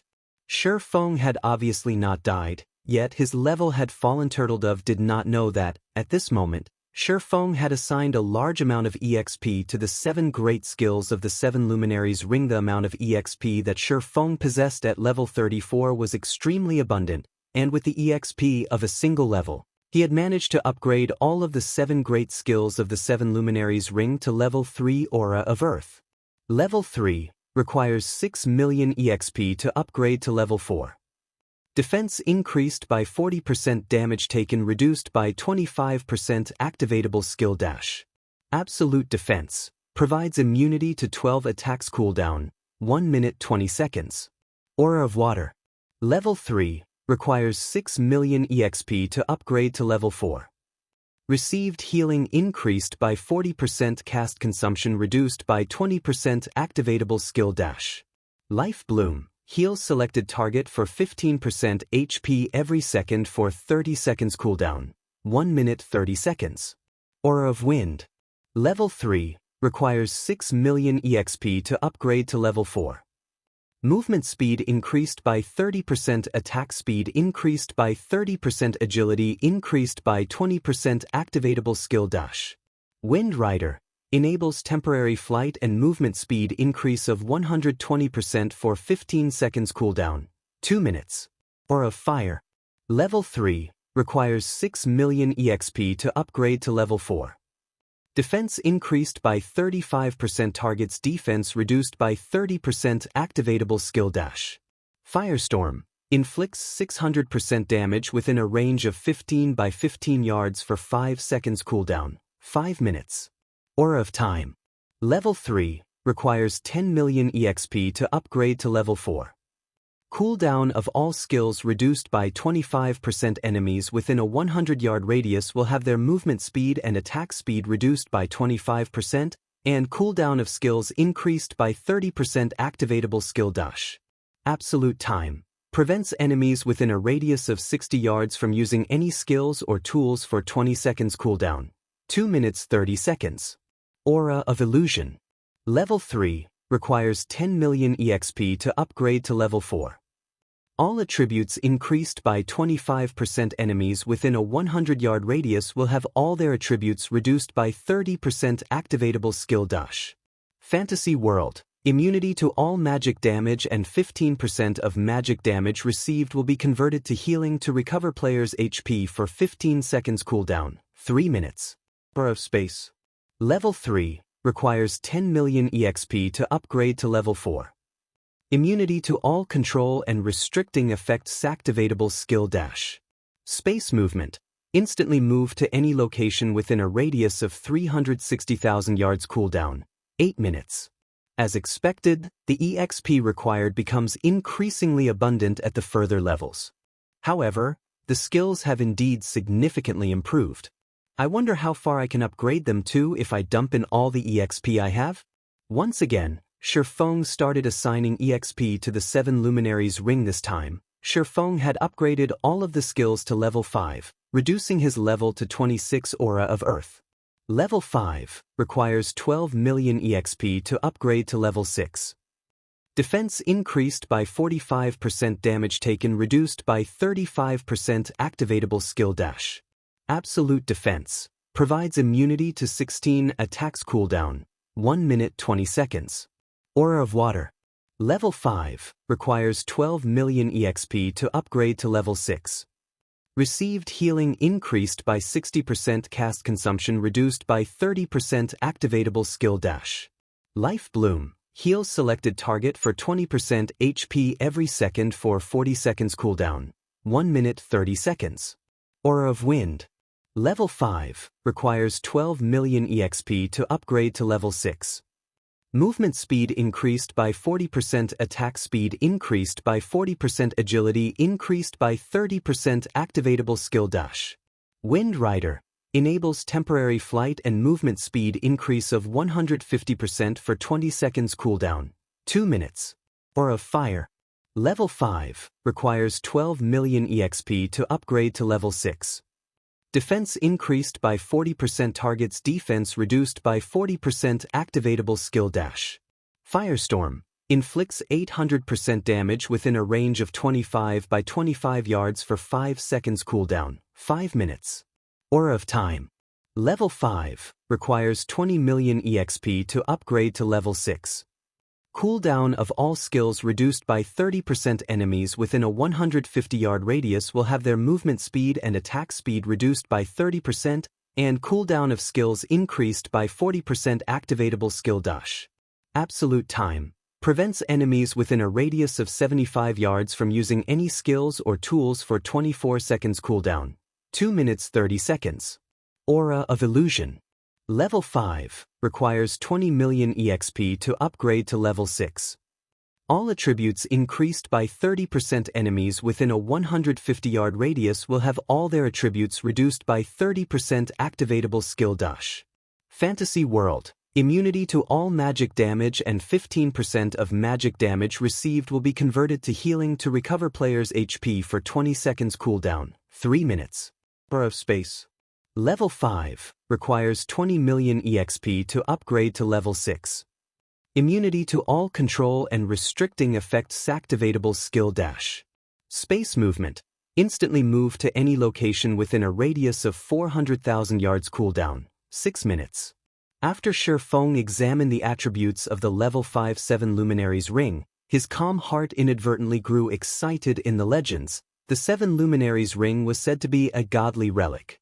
Even if it were just an epic ranked replica of the item, its strength far surpassed any player's imagination. Currently, the 7 Luminaries ring replica Shifeng possessed was only level 5. Looking at the replica's current attributes, Shifeng had even wondered if the 7 Luminaries ring replica could rival the strength and actual legendary item. However, if Shifeng wanted to continue upgrading the 7 Luminaries ring, he would need a horrifying amount of EXP. In his current position, it was simply impossible to upgrade the ring to level 6 next. I need to work on the Surekill skill, Flame Burst. Shifeng called up the skill interface and began to upgrade Flame Burst. Back in the Flame God's Cave, Shifeng had upgraded the skill to level 5 Flame Burst. Level 5 requires 4 million EXP to upgrade to level 6. Channeling time, 2 seconds. Gathers the power of flames to a single point and causes 420% damage to the target attack count, 6 times. Cooldown, 3 minutes 30 seconds. In a single breath, Shifeng upgraded Flame Burst 4 times, the skill reaching level 9. Meanwhile, Shifeng's level had fallen from 26 to 21 Flame Burst. Level 9 requires 60 million EXP to upgrade to Tier 1 skill. Channeling time, 1 seconds. Gathers the power of flames to a single point and causes 750% damage to the target attack count, 12 times. Cooldown, 3 minutes. Chapter 353, One Hit Asura, 2. I never really have enough EXP. However, I can only leave it for now. Even if I fall back to level 0, I won't have enough EXP to upgrade the skill. Feng laughed bitterly as he looked at his own level 21. His current level was even lower than before he had returned to White River City. However, his combat power was much higher than any ordinary level 34 player. Meanwhile, Turtledove and Shadow Sword were completely stupefied right now. Within minutes, a level 34 player had fallen to level 21. Turtledove and Shadow Sword had even wondered if their eyes were playing tricks on them. How could a player's level decrease by itself? Although they both eagerly wanted to ask Feng about his level, they felt embarrassed to do so. After all, they had yet to join Zero Wing officially. As the leader of a guild, how could they presume to ask for Feng's secrets? Although Feng could discern the doubts filling the minds of the two minds beside him, he did not bother to explain himself. This was his secret. If the matter of the 7 luminaries ring were revealed, a calamity would definitely befall him in the future. At this moment, Feng received another system notification system, Guild Crusade quest completed. Zero Wing's popularity increased by 30,000 points. System. Congratulations player for completing a Guild Crusade quest. Rewarding 70 White River City reputation points and 5 million EXP. Suddenly, Feng's level recovered to level 22 guild leader. We've secured all of the treasure in Creek Town. Everyone's reputation had increased beyond 100 points, and we've become nobles. We won't suffer any consequences if we enter the city as red names now. Fire Dance and the others have returned to the city to accept their class change quests. Aqua Rose suddenly reported through the team chat. Good. The rest of you should return as well. While you're at it, summon all members of Zero Wing to the teleportation hall. Feng said, smiling faintly as he watched the current stalemate on the battlefield. Today was destined to be an extraordinary night. It was also the night when Zero Wing would fully emerge from the shadows. I understand. We'll hurry over immediately, Aqua Rose answered without hesitation before disconnecting the call. At this point, Aqua Rose no longer doubted Feng's decisions. After the call ended, Feng remained sitting on the rooftop, quietly observing the intense battle below. After another hour had passed, the number of players still alive on the battlefield had dwindled down from the initial 500,000 to less than 100,000. The brutality of the war far exceeded everyone's imaginations. Throughout this period, other players would slaughter anyone who dared approach the loot from the mechanical slayer regardless of who they were. Even when a guild had sent hundreds of members charging forward, the result was the same in the end. The situation had devolved into one where it became impossible for one side to steal any of the drops without annihilating everyone else. However, along with the decrease of players, guilds' advantages began to reveal themselves. Among the tens of thousands of players remaining, a large majority of them were guild players. Meanwhile, the number of independent players decreased as some independent players had opted to give up and retreat from the battlefield without the interruption from independent players. The various guilds had also started to make their moves. Gradually, one guild after another charged towards the unclaimed loot. However, how could the other guilds willingly sit by and watch as other guilds obtained the drops of the mechanical slayer? Hence, the guilds present split their members into 2 groups, one to hinder the other guilds and one to seize the items. As a result, the various guilds initiated another intense battle with each other. These items all belong to Dark Star. Do you think small guilds like you are worthy of fighting us? Lone Tyrant swung his shield, slamming it into a swordsman from a small guild and sending him flying. He then bellowed, "Assassins, go for the items. Everyone else, protect them." Immediately, dozens of assassins from Dark Star sped forward, while the other members of Dark Star opened a path for these assassins. You wish to take those items? Have you sought my permission to do so yet? Red Feather led his subordinates forward, gradually approaching the drops while hindering Dark Star simultaneously. Emperor's Light, the Assassins' Alliance, and World Dominators also began to fight their way forward. Although these powerful guilds were very strong, the small guilds were no fools. These powerful guilds' main target would be the highest concentration of loot. Hence, as unrated guilds, rather than competing over these locations, it would be far wiser for them to compete over locations with fewer items. That way, they would have fewer challengers. Meanwhile, seeing the various guilds picking up drops one after another, the independent players watching from the outskirts of the battlefield could not help but grow envious at this moment. However, the guilds that had managed to secure some drops for themselves also displayed grim expressions. Originally, they had been fighting vigorously while ignoring all costs in order to secure the loot. After all, as long as they put these items into their bag, even if they died, these items would not drop. However, now that they had gotten their hands on these items, the result was completely different from what they expected. Any players holding the dropped items had to stay alive and hold said items for 2 hours. If killed during this time, the dropped items would automatically fall from the player's bag. What the hell is going on here?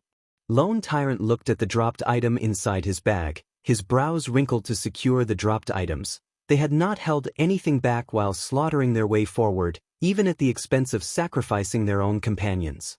Meanwhile, the only reason Lone Tyrant made such a huge sacrifice was because he knew that they could take ownership of the dropped items the moment they got their hands on them. At this moment, out of the 10,000 plus Dark Star members who had arrived, less than 1,000 remained. Yet, Lone Tyrant had made all those sacrifices only to find out that the battle was not over yet. The dropped items they had obtained could switch ownership at any given moment. At this moment, all those who managed to obtain a dropped item felt their blood rush to their heads due to this sudden change. Another change also swept through the battlefield. The various guilds immediately started relocating their members who had managed to obtain a drop. Simultaneously, they had also sent more people to kill the members of other guilds who held items. Suddenly, the battlefield became even more fierce than before. At this point, the more members a guild possessed, the greater the advantage it had. Meanwhile, as the guild with the most members remaining at this moment, Dark Star was also the guild that had looted the most items. Very quickly, Dark Star looted another dozen or so items. In addition to the ones they had previously obtained, the number of dropped items now in Dark Star's possession totaled 24. At this moment, aside from Feng, Dark Star had the largest harvest. Just as the escort Lone Tyrant personally led was about to enter White River City's safe zone. Suddenly, a black figure appeared before Lone Tyrant. Black Flame, should I commend you for your bravery or stupidity? Despite managing to escape, rather than going into hiding with the items you obtained, you actually dare appear before me once again. Very well. Today, I will finish you off. As for the items in your possession, they will all belong to Dark Star. Lone Tyrant recognized Feng almost instantly. With a sneer, he waved his hand. Over 100 melee players surrounded Feng, while the mages at the rear lines started chanting their spells. The healers also began to back off. This time, however, they stood sparsely apart from each other. Obviously, they had done so to avoid getting caught by Feng's large-scale AoE magic and that silencing field which prevented them from using any of their skills or tools. Black Flame, you must feel so helpless when you see this formation, no? You will definitely die this time. If you have to blame someone, blame yourself for showing up in front of me, Lone Tyrant boasted. Feng simply smiled at Dark Star's formation. If this had happened before he had upgraded the 7 Luminaries ring, this formation would have caused him a headache. With several hundred people standing so sparsely, the effective range of Firestorm and Absolute Time would indeed be insufficient to deal with all of them. Without the silencing field, as the battle drew on, he would have no choice but to escape. However, circumstances had changed. Looking at the hundreds of level 16 and level 17 melee players charging at him from all directions, Feng activated Absolute Time. At level 5, Absolute Time had an effective radius of 75 yards. So it covered a large majority of the scattered players. As for those that were outside the range of Absolute Time, they were no threat to Feng, following which, Feng switched out the Aura of Time for the Aura of Fire on the 7 Luminaries ring, increasing his damage dealt by 40%, while reducing his target's defense by 40%. However, Feng was not done yet. Feng then activated the additional skill of Purgatory's Shadow, Purgatory Power, increasing his attack speed by 100% and damage by 30% for 15 seconds. Immediately after, Feng used Windwalk and advanced, abruptly charging towards the members of Dark Star. Feng's first target was a level 17 shield warrior. Raising the Abyssal Blade, Feng lightly slashed at the shield warrior. The silvery gray abyssal blade transformed into a streak of silvery gray light. Before the shield warrior could lift his shield against Shurfeng's attack, a deep slash appeared on his mysterious iron-ranked breastplate. A critical damage of -3,216 appeared above the shield warrior's head, following which, this level 17 shield warrior, which possessed slightly more than 2,600 HP, died before this shield warrior's body hit the ground. Shurfeng had already arrived in front of a berserker. Similarly, Shurfeng struck once before leaving behind an afterimage and charging towards the next swordsman. From an outsider's point of view, they could only see a dark shadow passing by the members of Dark Star. Then, for reasons unknown, those Dark Star members suddenly fell to the ground, their HP bars completely depleted. Meanwhile, this dark shadow was so fast that it only took around 6 seconds to move through every single member of Dark Star. By the time this shadow stopped moving, the several hundred Dark Star members had become corpses. Only silence and hundreds of dropped items accompanied these corpses. The players watching this scene play out from afar were completely stupefied. This was too horrifying. Are you a ghost or a human? Lone Tyrant gaped at the hundreds of dead Dark Star elites in front of him in disbelief. Before he could make sense of what was happening, all of his companions had died. The word fear was no longer sufficient to describe what Lone Tyrant currently felt. What do you think? Shurfeng said, smiling faintly as he shifted his gaze to Lone Tyrant. Lone Tyrant's heart jumped when he saw the ridiculing smile on Shurfeng's face. At this moment, he no longer thought of retaliating. He even doubted that the person before him was Black Flame, but an evil Rakshasa of God's domain instead. Otherwise, how could he possibly explain the unbelievable sight before him? How was it even possible for a player to be so powerful? At this moment, escape was Lone Tyrant's only hope. Even if he had 10 lives, they wouldn't be enough against such an evil Rakshasa. However, as soon as Lone Tyrant turned around, he discovered that Shurfeng had already appeared in front of him. Immediately after, he saw the abyssal blade in Shurfeng's hand give off a dazzling light. He also felt himself melt at the immense temperature radiating from Shurfeng's sword. This skill was none other than Shurfeng's recently upgraded level 9 flame burst. Before Lone Tyrant could react, the scorching abyssal blade had run through his heart. The hell-like flames incinerated his body. At the same time, a massive damage of over -10,000 appeared above Lone Tyrant's head. Following which, as if struck by a meteorite, Lone Tyrant was sent flying backward. However, before his body made contact with a solid surface, he had become nothing more than ash in the wind. Chapter 354, Hunter and Prey. After killing Lone Tyrant, Shurfeng turned to face the remaining Dark Star members behind him. At this point, Shurfeng had thoroughly frightened these players. He only required 1 strike per person, 100 strikes to bring about annihilation in the blink of an eye. Hundreds of players had died, just like that. Moreover, even their guild leader, Lone Tyrant, could not withstand a single hit before the evil Rakshasa burned him to ash. The remaining Dark Star members felt a chill crawl down their spines when Shurfeng glanced at them. Their limbs felt like lead, incomparably heavy. At this moment, none of them had any courage to continue fighting. Meanwhile, many players watching from afar immediately uploaded the videos they had recorded to the official forums, creating a huge sensation. As a result, the name Black Flame became even more popular than before. Run. No one knew who had shouted this single word. However, all of the remaining Dark Star members expressed their unanimous agreement as they scattered and ran in all directions, with hundreds of players running away from him in all directions. Even Shurfeng, as fast as he was, could not possibly kill all of them.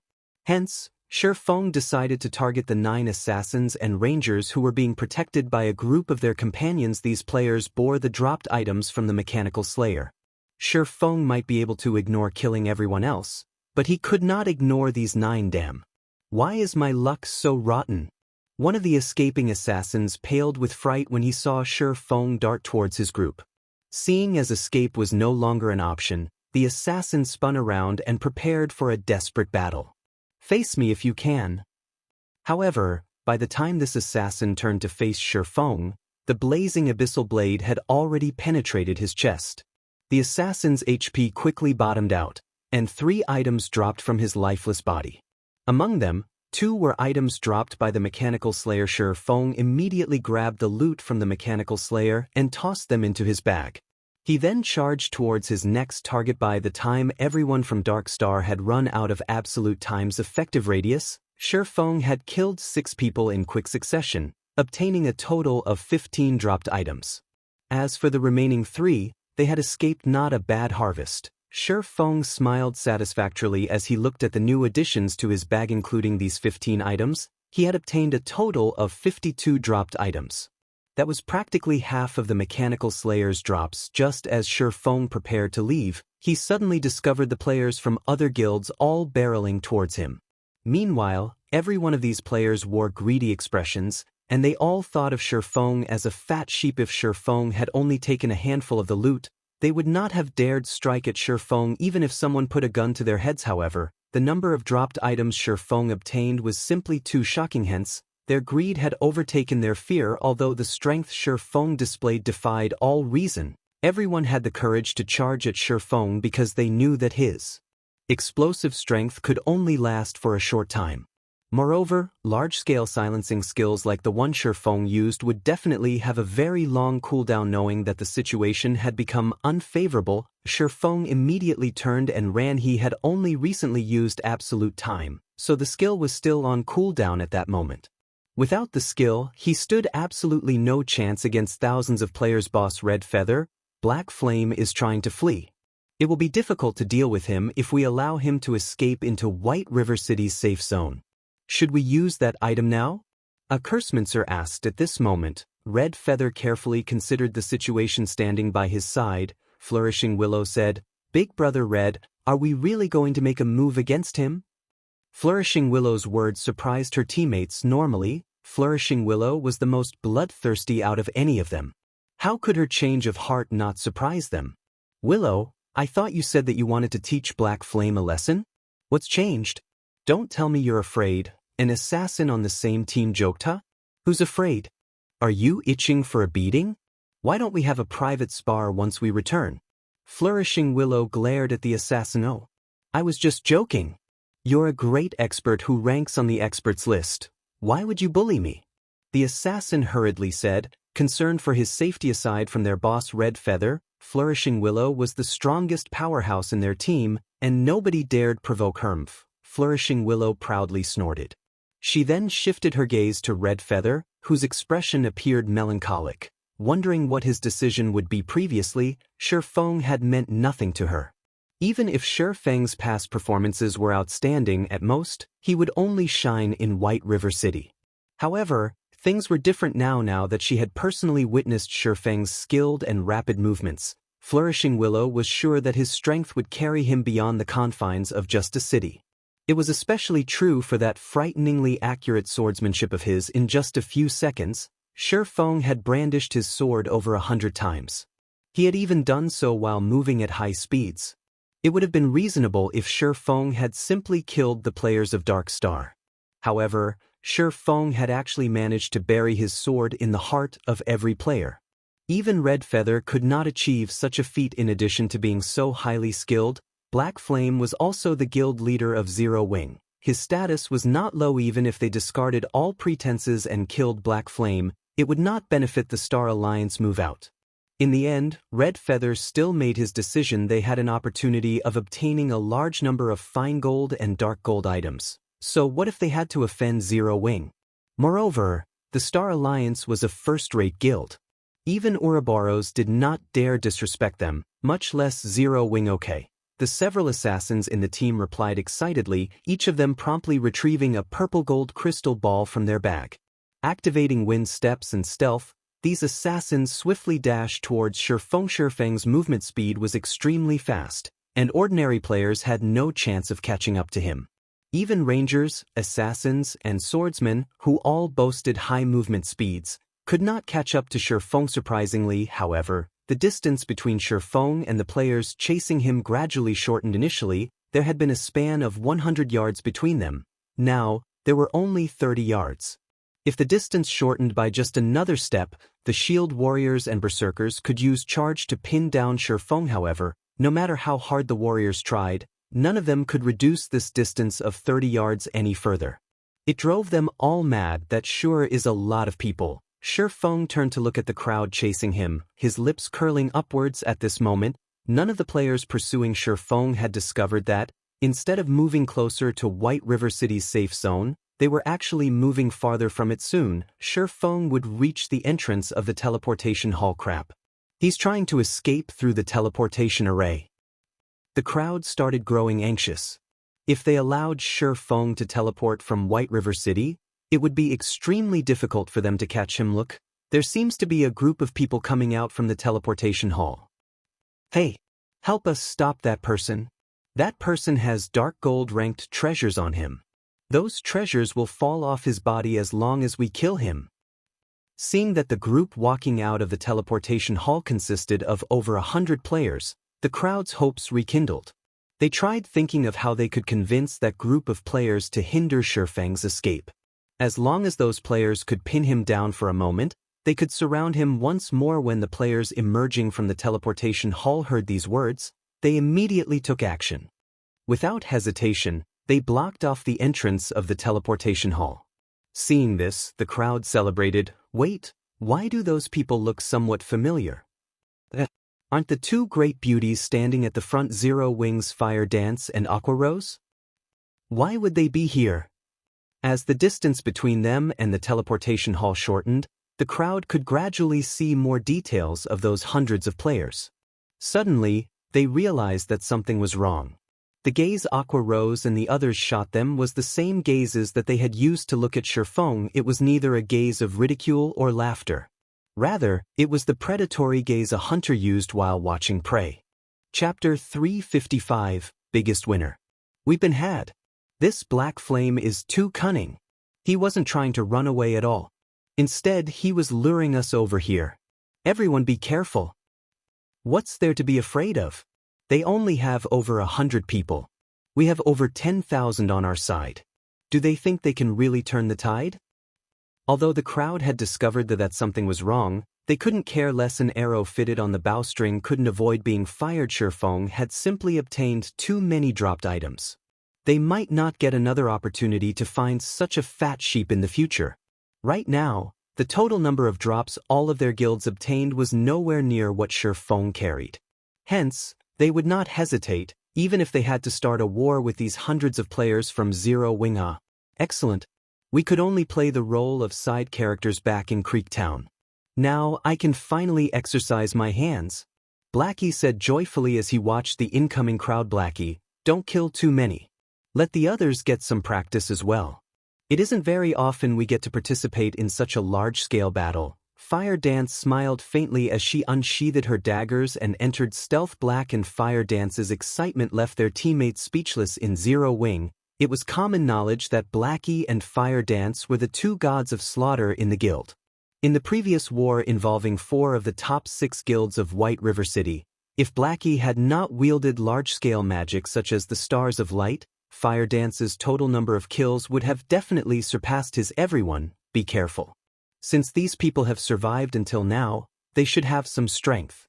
Aqua Rose simply ignored Blackie's and Fire Dance's actions. The attack power the two of them possessed was simply not something others could replicate. Big Sis Aqua, don't worry.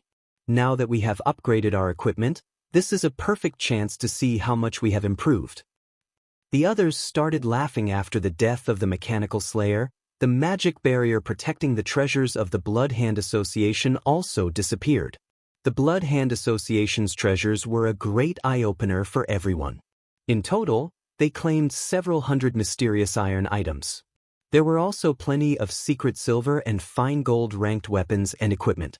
After distributing and equipping these items, everyone's equipment standard had significantly improved now. Although their opponents numbered over 10,000, they possessed the advantage of levels and equipment. They also occupied a strategic location. After all, the teleportation hall could only hold so many people at a single time. It was not possible for all of the incoming players to squeeze into the hall simultaneously. In other words, despite the overwhelming odds, they were not without a chance for victory at this moment. Shi Feng stopped right before the entrance of the teleportation hall. He then turned to face the various guilds charging at him. On one side, there were over 10,000 players, while on the other, there were 100 or so players. The difference in numbers was over 100 times. However, the various guilds abruptly stopped when the distance between them and Shifeng shortened to 50 yards. Black Flame, don't think that you are invincible just because you now have backup. If you hand over the loot, we will consider sparing your life. Otherwise, today will be the day that your legend comes to an end. Hand over the drops and we'll spare you your life. Otherwise, you and your team will be finished. The guild leaders of the various guilds glared at Shifeng with crazed eyes. They wanted nothing more than to murder Shifeng right now. Previously, the massacre the Mechanical Slayer carried out under Shifeng's lead severely wounded their guilds. Afterward, due to Shifeng faking his own death, they even began to slaughter each other indiscriminately, decreasing their numbers once more. Now, so many reinforcements suddenly appeared. Who knew if Shifeng had anything else prepared? Now that Shifeng had suddenly turned to smile at them, how could they not feel worried? Hence, they all decided to halt their steps rather than continuing to charge forward. What if they recklessly rushed again, only to find themselves caught by another one of Shifeng's traps? Thus, nobody dared to be the first to charge over. What's the point of talking so much trash? You've chased me for so long, so shouldn't it be my turn now? Shifeng smirked at the army of players before him. Revealing a faint smile, he slowly unsheathed the abyssal blade. Shifeng's calm reaction began to unnerve some of the guilds present. Facing an army of over 10,000, even a first-rate expert would react anxiously. However, even after observing Shifeng for so long, they could not detect the slightest hint of panic on his face. Did Shifeng truly possess another card that could allow his small team to defeat them? Big Brother Red, there is definitely something suspicious going on. Now that Black Flame has reached the teleportation hall, he can escape at any time. Yet, instead of doing so, he actually plans to take a stand, Flourishing Willow said, her brows tightening. Red Feather nodded in agreement, feeling that something was indeed wrong with this situation. Before, Shifeng could have simply escaped into White River City's safe zone. At that time, with the protection of the city guards, it would not be so easy to steal the Mechanical Slayer's loot from him anymore. Yet, instead of doing so, Shifeng had gradually lured everyone to the teleportation hall. Why would Shifeng do such a thing? Crap. We've been tricked. Black Flame is trying to buy time. Red Feather suddenly panicked. Hurriedly, he opened the team member display to check whether or not his team members inside the White River City safe zone were safe. Big Brother Red, what's going on? Flourishing Willow looked at Red Feather. Confused. Black Flame is trying to lure the tiger away from the mountain. Zero Wing has over 5,000 members, yet only 100 or so are here. Since he could call over these 100 or so members, why didn't he send for even more reinforcements? Red Feather explained. The only reason he did not send for more reinforcements was that he had sent the rest to hunt the transport teams who are safeguarding the loot. Moreover, by blocking the teleportation hall, he can choose to attack or retreat anytime he wants. As soon as the other members of Zero Wing obtain the drops, they can leave immediately. Red Feather had not used the team chat when he spoke. Moreover, he had not kept his voice down, so the other guilds had heard his words very clearly. Suddenly, the guild leaders of the various guilds turned pale immediately. They started contacting the players that were transporting the dropped items. However, none of their calls connected. The results were the same when they tried contacting the other team members of the transport team. You've only realized it now. Unfortunately, it's too late. Shifeng laughed, shaking his head as he watched the various guilds' actions. Indeed, just as Red Feather had guessed, even before he had slaughtered the members of Dark Star, he had arranged for Zero Wing's army to keep an eye on the transport teams of the other guilds.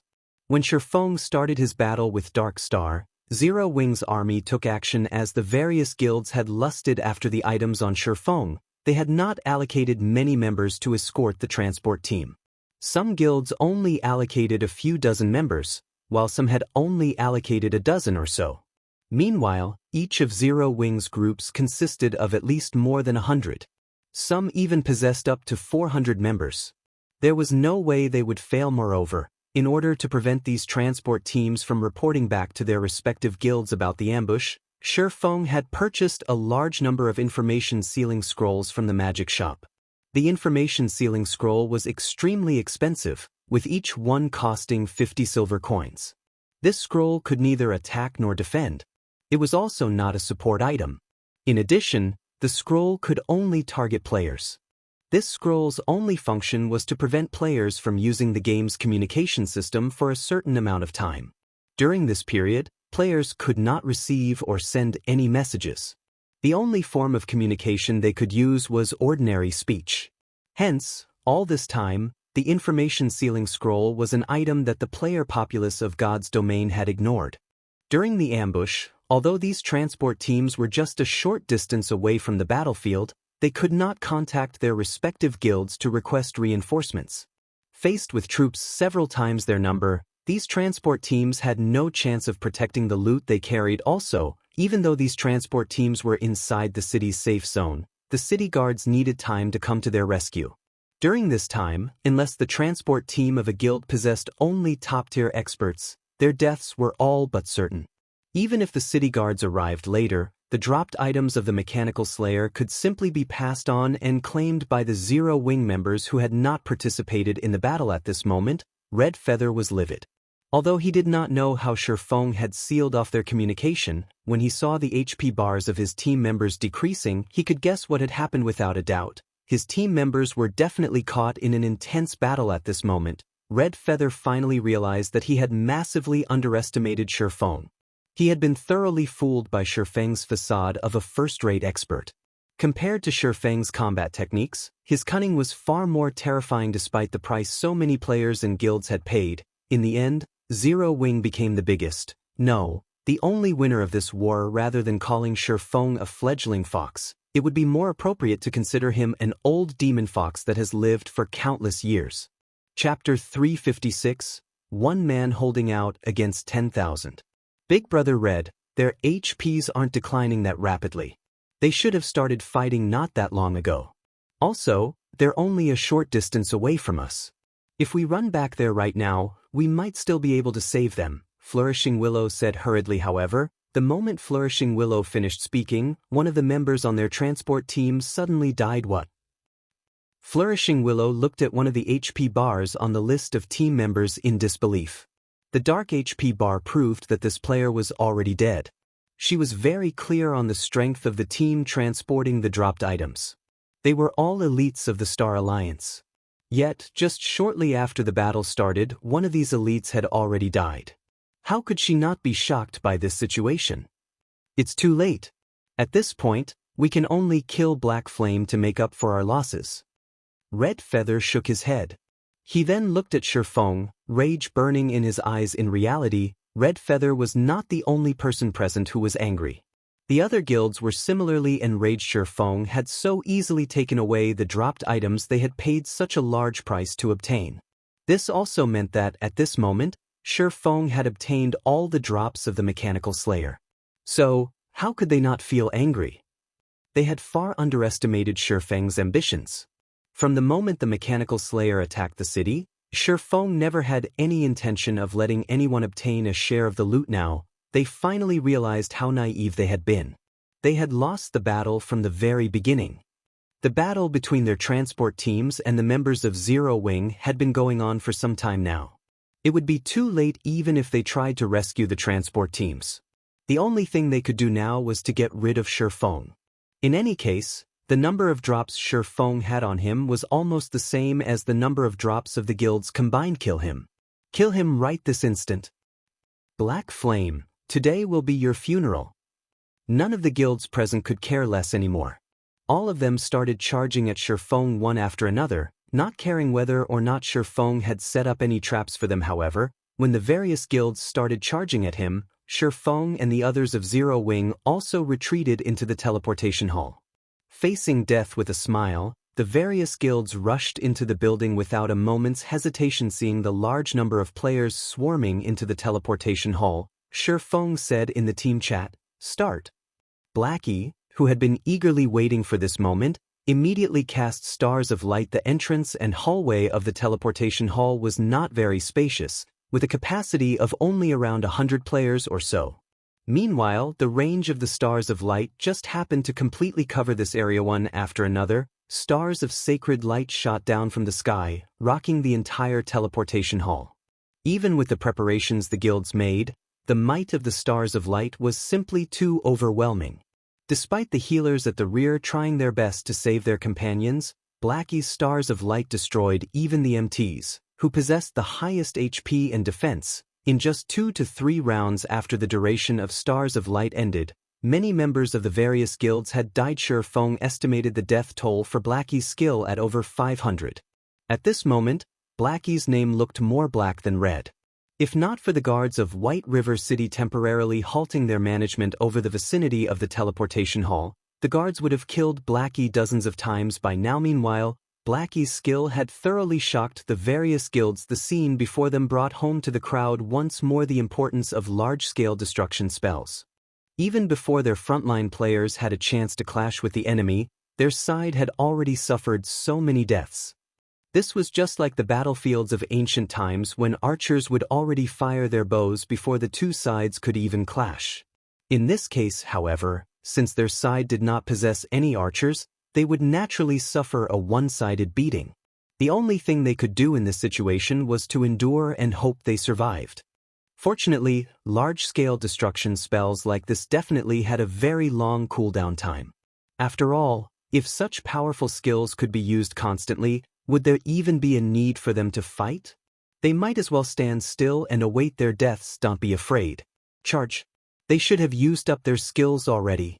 Red Feather calmly shouted a reminder to everyone, following which, the members of the various guilds charged at Feng once more. In addition, the number of players that charged into the teleportation hall this time was even greater than before. At this moment, the members of Zero Wing were also ready for battle just in time. Let's see how powerful my newly improved skill is, then. At this moment, Feng finally utilized the 7 Luminaries ring and activated Firestorm. The level 5 Firestorm was even more powerful than Blackie's stars of light. Towering flames brightly illuminated the entire teleportation hall. The temperature inside the building rose by tens of degrees as well. Numerous butterflies formed by flames fluttered gracefully around the teleportation hall, creating a beautiful scene to behold. However, all the players touched by these flame butterflies instantly combusted, their bodies turning into ash shortly after. Before the healers standing at the back could react, countless players had already died. The number of deaths caused by Feng's firestorm far surpassed Blackie's stars of light. Why do they still possess large-scale destruction spells? The various guilds present had long since known about Blackie's stars of light. After all, the scene of Blackie using this skill had appeared on video recordings many times by now. Since they had been prepared for it, they had not sent their full force in the initial charge. For their second charge, however, they had held nothing back yet. Now, Zero Wing had revealed a second, and even more powerful large-scale destruction spell. This situation greatly confused everyone. Just where did Zero Wing manage to obtain so many large-scale destruction spells? Just having one of such spells was already a near impossible feat at this stage of the game. Not even first-rate guilds possessed a single one of such powerful spells. Yet, Zero Wing actually laid claim to 2 after Firestorm ended. The members of the various guilds turned silent. No longer did anybody dare to rush forward after seeing this second large-scale destruction spell unleashed. The various guilds present started hesitating. Instead of letting their blood rush to their heads, they started calmly observing the situation. Looking at Feng's leisurely behavior as he stood inside the teleportation hall, they could not help but wonder whether Feng still had another card hidden up his sleeves. From beginning to end, Feng had never considered the army before him a threat. The expression Feng had, in particular, made it seem as if everything was under his control. If there were still members among Zero Wing capable of using large-scale destruction spells, wouldn't they just be seeking their own deaths by recklessly charging ahead? Before arriving at the teleportation hall, the various guilds present had already suffered immense losses. Now, the 2 spells they suffered were like fuel added to the fire. If they were to take another 1 or 2 of such blows, just how were they supposed to cope with the losses? Why aren't you guys charging? It is impossible for Zero Wing to possess any more of such large-scale destruction spells. Red Feather shouted anxiously as he looked at the various guilds. Brother Red Feather, It's not that we are unwilling to charge. However, our manpower is limited. What if they reveal another large-scale destruction spell? My guild can't hope to endure another blow like that. Brother Red Feather, why don't you lead the charge for us? If Zero Wing has indeed run out of large-scale destruction spells, we'll then follow you in your charge. Red Feather nearly spat out a mouthful of blood at these guild leaders when he heard their words. He had brought only a small number of members with him on this expedition to White River City. After going through the 2 great wars earlier, he had lost over half the members he had brought. Just moments ago, Zero Wing had also killed his transport team. In the end, the only thing he gained from this trip was losses. If he were to send his few remaining members at Zero Wing right now, wouldn't he just be seeking his own death? At this time, the various guild leaders present were also unwilling to let their own subordinates act as cannon fodder. Every death was a loss of money to them. As of this moment, they had yet to gain a single thing, so how would they be willing to continue throwing lives away? Previously, they had gotten caught in Shifeng's plots one after another. Now, Zero Wing's performance had even surpassed their expectations. After suffering successive blows, they were truly afraid now. Not gonna charge at us anymore? If you guys aren't coming, then we'll be leaving. Shifeng stood at the stairs of the teleportation hall, looking at the various guilds that did not dare to enter the building. The calm and easygoing smile Shifeng wore made it impossible for anyone to guess at his thoughts. Looking at Shifeng's relaxed and indifferent attitude, as well as the low-grade provocation he used, the various guilds present became even more certain that Shifeng still possessed a hidden trump card. As long as they dared to charge at him, what awaited them would be an even greater loss. At this moment, the independent players observing from afar were completely stupefied by this scene. An army of tens of thousands. Shifeng actually intimidated such a force all by himself, such that they didn't dare to set even a single foot inside the teleportation hall. This scene was truly one man holding out against 10,000. Before today, nobody present would have believed such a nonsensical feat was actually possible. Now, however, they believed it. After all, Shifeng was the best proof it would be an honor to die to such a player. After a stalemate of more than 10 seconds, Red Feather suddenly stepped forward. Everyone, don't be fooled by Black Flame. Do you think large-scale destruction spells can be obtained so easily? He is simply buying time. As long as we charge at him once more, the drops Black Flame obtained will be ours. Red Feather did not believe that Shifeng still possessed a third large-scale destruction spell. Shifeng was definitely tricking them. Emphatically, Red Feather advised, if anyone doesn't believe me, then our Star Alliance will compensate you with 5 times the losses you will suffer. Chapter 357, 6-Star Extermination Magic Array. Red Feather's offer of compensating 5 times the losses had they suffered was very tempting, and many guild leaders present hesitated at the offer. Unlike the powerful guilds in White River City, as unrated guilds, they did not have much financial support as unrated guilds. Their sources for gold coins were also limited. If they signed an agreement with Red Feather, their subordinates' deaths would only profit them in the future. If they took Red Feather's offer, however, they would sacrifice a lot of their guild's strength. Moreover, they would also lose the faith of their guild members. Seeing these guilds hesitate, Red Feather started to panic. Although he was unsure of whether Zero Wing still possessed large-scale destruction spells or not, he had a guaranteed method to kill Black Flame. As long as he could approach the man, Black Flame would die even if he were an expert ranked on the God's Domain experts list. Once Black Flame died, the dropped items he carried would fall from his bag. Meanwhile, Red Feather would be the first person to grab those items. Afterward, he could simply use the teleportation array to leave White River City. Now that the dropped items his team had previously obtained were no more, if he could not snatch the items on Black Flame's body, how could he walk away with satisfaction? Don't tell me that none of you want the loot from the Mechanical Slayer. That was a monster that even a Tier 4 Great Wizard struggled to kill. Not to mention dark gold items, it would not be odd to find epic items among the drops. Don't you want the power of an epic item? Red Feather's comments excited the various guild players. None of them had even seen a dark gold item before, let alone an epic item. If a guild obtained an epic item, it would instantly become a hot topic throughout the entire God's Domain. At that time, even an unknown guild would become famous. attracting the attention of many guildless players. Although it would still be no match for a truly powerful guild, it could still become an overlord of a city. The might of an epic item was unimaginable in God's domain. Dungeons were one of the main sources for players to obtain weapons and equipment. As only a limited number of players could enter a dungeon, if one wanted an easier time raiding, they could only do so by upgrading the combat power of a limited number of players.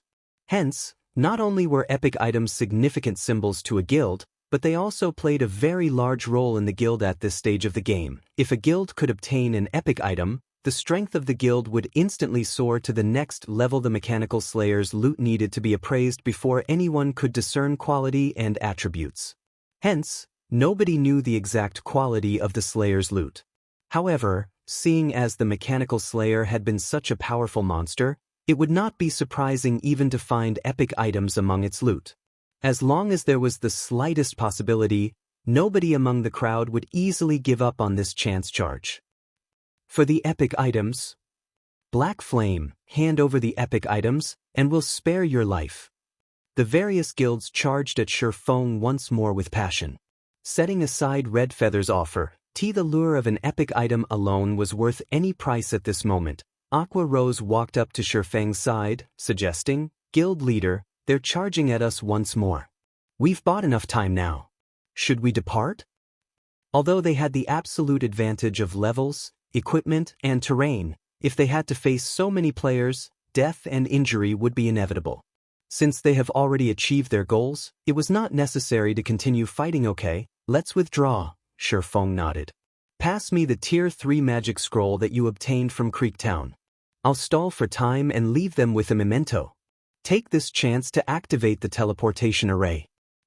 Indeed, just as Red Feather had guessed, large-scale destruction spells were not so easy to come by. At this moment, only he and Blackie possessed such spells. Although they had plenty of small-scale AoE attack spells, the might and range of these spells were not enough. They would not play a significant role in this battle. Are we really going to use that Tier 3 magic scroll? That's the only one we received from the Crusade. Why don't we just have everyone hold those players off for a bit? In any case, we only need to stall for a moment. If we don't have to fight for that long, we should not incur any casualties. Aqua Rose's heart ached when she heard Shurfeng's intentions. The value of a Tier 3 magic scroll far surpassed a single dark gold item. It doesn't matter. Now is the best time to use it. Shurfeng waved his hand. Aqua Rose simply sighed in response to Shurfeng's decision. With a heavy heart, she handed the Tier 3 magic scroll over. She only had herself to blame for working under such a guild leader. Normally, Shurfeng spent his money lavishly, not bothering with a budget. However, it was also a fact that the results of his spendthrift actions would always pay off. "Go. Leave this to me." The Tier 3 magic scroll Aqua Rose had handed Shurfeng was deep blue with gold inlaid around its edges. Upon receiving the scroll, Shurfeng unrolled it and clicked Use. The Tier 3 magic scroll they had obtained from the Blood Hand Association's hidden warehouse was entitled Water Dragon's Flurry. This magic scroll contained a very rare large-scale destruction spell with a 2-second cast. Tamiya's water-type mana began to gather around Shurfeng. A large-scale, deep blue magic array formed beneath his feet. Crap. It's another large-scale destruction spell. The Tier 3 spell's generated momentum was so immense that the incoming tide of players quickly discovered its appearance. The crowd immediately panicked and tried to withdraw. At this moment, Red Feather's face turned ashen. He would never have thought that Shurfeng still possessed another large-scale destruction spell. Although the crowd retreated quickly, it was too late as Shurfeng had already unleashed the magic of the Tier 3 magic scroll in his hands. Water gushed down from the sky like a massive waterfall, rolling into a tidal wave that was over a dozen meters high. The wave smashed across all of the guild players within the teleportation hall, and in the blink of an eye, the violent tidal wave devoured hundreds of players. Following which, the turbulent water flooded from the building's entrance. It was like a tsunami. The massive wave devoured many of the players outside the hall, and every victim of the spell became nothing more than an icy corpse. As to how many players had died, even Shurfeng himself was not sure. However, what Shifeng did know was that the Water Dragon's flurry had killed more players than both Stars of Light and Firestorm combined. It's about time for me to leave as well. Shifeng examined his surroundings, satisfied. The teleportation hall was void of any members of the various guilds. Oh? That's not right. Someone's still here. Shifeng suddenly sensed danger. Shifeng was very familiar with this feeling, so he knew to keep his guard up. Such a feeling only occurred when he encountered life-threatening danger. Hence, Shifeng immediately activated Omniscient Eyes. Since he had not seen anyone inside the hall, the only possibility left was Assassin's Omniscient Eyes allowed Shifeng to perceive any invisible or stealth units within 100 yards. After activating the skill, a golden glow enveloped both of his eyes. He then observed his surroundings. Like a god overlooking all life forms, nothing could hide from his vision. 6 people, is it? Shifeng quickly discovered 6 obscure figures slowly approaching him from 30 yards away. These 6 assassins felt a chill down their backs the moment Shifeng's gaze landed on them. Damn it. We've been discovered. Forget about it. This distances should be enough. We can't disappoint Boss Redfeather. The 6 assassins were all experts. Hence, they immediately decided to reveal themselves and take out the purple gold crystal balls. That's the 6-star extermination magic array. How could they have it? Shifeng was abruptly shocked when he saw the purple gold crystal balls in the hands of the 6 assassins. These items were no less rare than a Tier 3 magic scroll. Though they were far more powerful than a Tier 3 magic scroll, the requirements and limitations were also far more troublesome than a Tier 3 magic scroll. Chapter 358, Cornered Beast. Although Shifeng knew that these assassins intended to use the 6-star extermination magic array, it was too late for him to stop them. In the next moment, the crystal balls released a dazzling purple glow. Purple flames then burst forth, enclosing Shifeng and the 6 assassins within a barrier of purple fire. This barrier only covered a small area of 30 by 30 yards. With their levels, it would only take a few steps to cross this distance. Guild leader Black Flame, since you so arrogantly offended the Star Alliance, we've come to teach you some manners. Tiger, what's the point of talking to him? He is merely a frog at the bottom of a well. How could he possibly know how amazing our Star Alliance is? Let's finish him off immediately. Boss Redfeather is waiting for us. I'm trying to give him some time to mourn his own loss. Now that the barrier has been activated, nobody can possibly interrupt us. We can take our time dealing with him since there's no way for him to escape anyway. You're right. Wouldn't it be boring if we killed this insufferably haughty guild leader Black Flame in just 2 to 3 hits? Does guild leader Black Flame have any last words? Ha! The 6 assassins chatted merrily among themselves. They looked at Shifeng as if he were an ant. It was as if everything was within their control, and victory was already within their grasp. The 6-star extermination magic array was a magic barrier that possessed several restrictions. Unlike a normal magic scroll, activation required 6 players. Moreover, once the barrier was cast in a specific location, excluding the 6 wielding the crystal balls, it would randomly choose 1 player within range and trap them within. As for everyone else who was within the magic barrier's range at the time of activation, all would be sent out of the magic barrier, including players, NPCs, and monsters. After erecting the magic barrier, not even an army of tens of thousands could penetrate it. The same went for those inside the magic barrier. They could not leave. The magic barrier would only dissolve itself when the targeted player died, or the 6 activators were annihilated.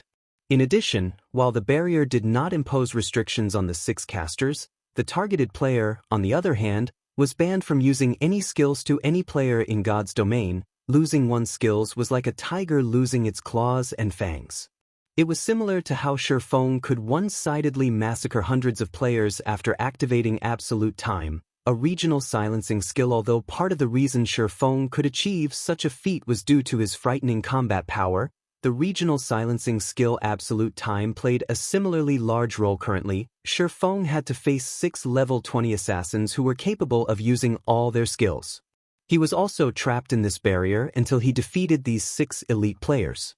One could just imagine how dire the situation was. What a pity. Shifeng sighed as he looked at the purple flames surrounding him before shifting his gaze towards the 6 assassins. Normally, the 6-star Extermination magic array was used to deal with high-tiered mage-type bosses.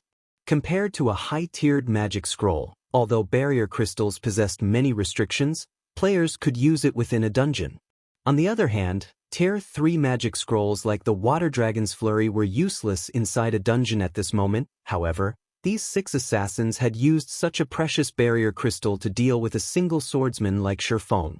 The word waste could not even begin to describe their actions. Guild leader Black Flame, so even you know the word pity? It would indeed be a pity if we were the only ones to witness your death. However, you can rest assured that we will upload a video of your death to the forums, showing everyone the end of your undying legend when that time comes. Guild leader Black Flame, you should not blame us for your ruin. Instead, blame yourself for being too arrogant and greedy. You actually dared to oppose the Star Alliance. The 6 assassins laughed maniacally, having already foreseen how Shifeng would become the laughingstock of God's domain in the near future. As for the 6 of them, after killing Shifeng, they too would instantly become the focus of Star Moon Kingdom. Saying so, the 6 assassins immediately activated stealth and advanced on Shifeng. However, Shifeng was a step ahead. Without the slightest bit of panic or hesitation, Shifeng dashed towards the 6 assassins with frightening speed. The strength of assassins lay in death from the shadows. If exposed, however, they were only half as dangerous. Knowing this, Shifeng darted forward without hesitation and sliced up the 6 assassins. Dang! 6 clangs of metal clashing resounded inside the magic barrier, and the assassins who had just entered stealth were immediately exposed. Enraged, they glared at Shifeng. Black Flame, no matter how much you struggle, the result will be the same. Since you want to die in early, let me fulfill your wish. A tanned and short assassin named Gray Squirrel tightened his grip around one of his daggers and jabbed it at Shifeng's abdomen. With even greater speed than before, Gray Squirrel drew a strange arc with his other dagger, sliding it smoothly towards Shifeng's side. Under normal circumstances, players would instinctively try to defend against the first attack and neglect the dagger from the side. Even if they managed to discover the second dagger, their instincts would still focus on the first. This deliberate misdirection clearly displayed how skilled this assassin named Gray Squirrel was. He was not an ordinary player but an expert. As long as the assassin's blade found its mark, Shifeng would enter a fainted state. At that time, he would be at the assassin's mercy. They could simply incapacitate him indefinitely until he died. Moreover, while Gray Squirrel attacked Shifeng, the other 2 assassins beside him had also aimed their daggers at the swordsman. The 3 remaining assassins standing at a distance, however, had not taken action. On the contrary, they simply stood there, watching with ridiculing smiles. In their opinion, Shifeng was just a cornered beast struggling to stay alive. His initial charge was simply his last-ditch effort at survival. Just when the 2 daggers from Gray Squirrel were about to penetrate into Shifeng's body, Shifeng shifted his footsteps slightly and retreated half a step, effortlessly evading the 2 daggers. Immediately, he spun sideways, escaping the pincer attack of the 2 assassins behind him. The entire process was as smooth as flowing water without any excess movement. The assassins were inwardly startled. Shifeng had actually evaded their perfect joint attack with such simple motion. Shifeng's quick-witted response left the 6 assassins shivering slightly. However, he couldn't care less about his enemy's thoughts. Without a pause, Shifeng brandished the abyssal blade and the purgatory shadow, sending over a dozen afterimages slashing at the 3 assassins. Shifeng's swords moved with lightning speed, the 3 assassins emitting ear-piercing screeches as the blades found their vital points. The 3 attacking assassins were greatly shocked by this counterattack. In a panic, they hurriedly used their daggers to defend themselves, even going as far as using block. Although all 3 of them managed to defend against the afterimages sent at them, Shifeng's superhuman strength forced them into a retreat, the clash leaving their hands numb. Such speed and strength. At this moment, these 3 no longer dared to underestimate Shifeng. During their brief exchange, they could tell how powerful Shifeng was. Normally, when the 3 of them attacked together, even Red Feather would temporarily retreat rather than face them directly. However, Shifeng had done the exact opposite and fought them head-on. Surprisingly, he even forced them into a retreat.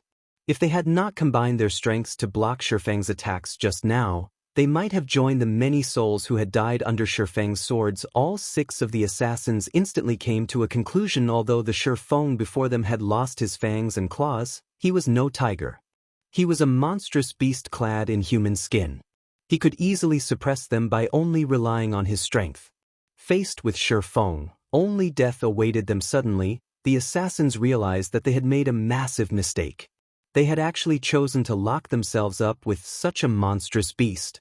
As expected, it isn't possible to get rid of them quickly without the 100% speed boost from purgatory power. Shifeng's onslaught had failed to achieve its intended purpose, though it did allow him to gain a general understanding of his attacker's strengths. In conclusion, these assassins were definitely experts. The 3 assassins had exposed many holes in their defenses after Shifeng shook them off. Hence, he brandished his blades once more, intending to strike the iron while it was hot and finish them off before they could reunite with their other companions. At this time, however, the other 3 assassins had already circled and arrived behind Shifeng. They immediately launched a flurry of attacks, giving Shifeng no choice but to stop his attacks and deal with the immediate threat. First, Shifeng abruptly spun around, swinging his swords with all his might at the 3 new arrivals. Like before, his attack sent all 3 assassins flying. Shifeng then charged at the assassin in front of him, brandishing his swords multiple times. The assassin receiving Shifeng's attacks was greatly frightened. Immediately, the assassin used silent steps, hoping to take advantage of the short period of invulnerability the skill provided to defend against all these sword flashes. By doing so, he could also gain some precious time to allow his companions to come to his rescue. Otherwise, only death awaited him. The assassin's decision to use silent steps had undeniably given his 5 other companions plenty of time to react. After regaining their composure, the 5 assassins immediately dashed at Shifeng, forcing him into a momentary retreat. We can't let this continue. We can't hold back any longer. All of you, use the Berserk Potion, Gray Squirrel commanded. The other 5 looked at one another and nodded silently.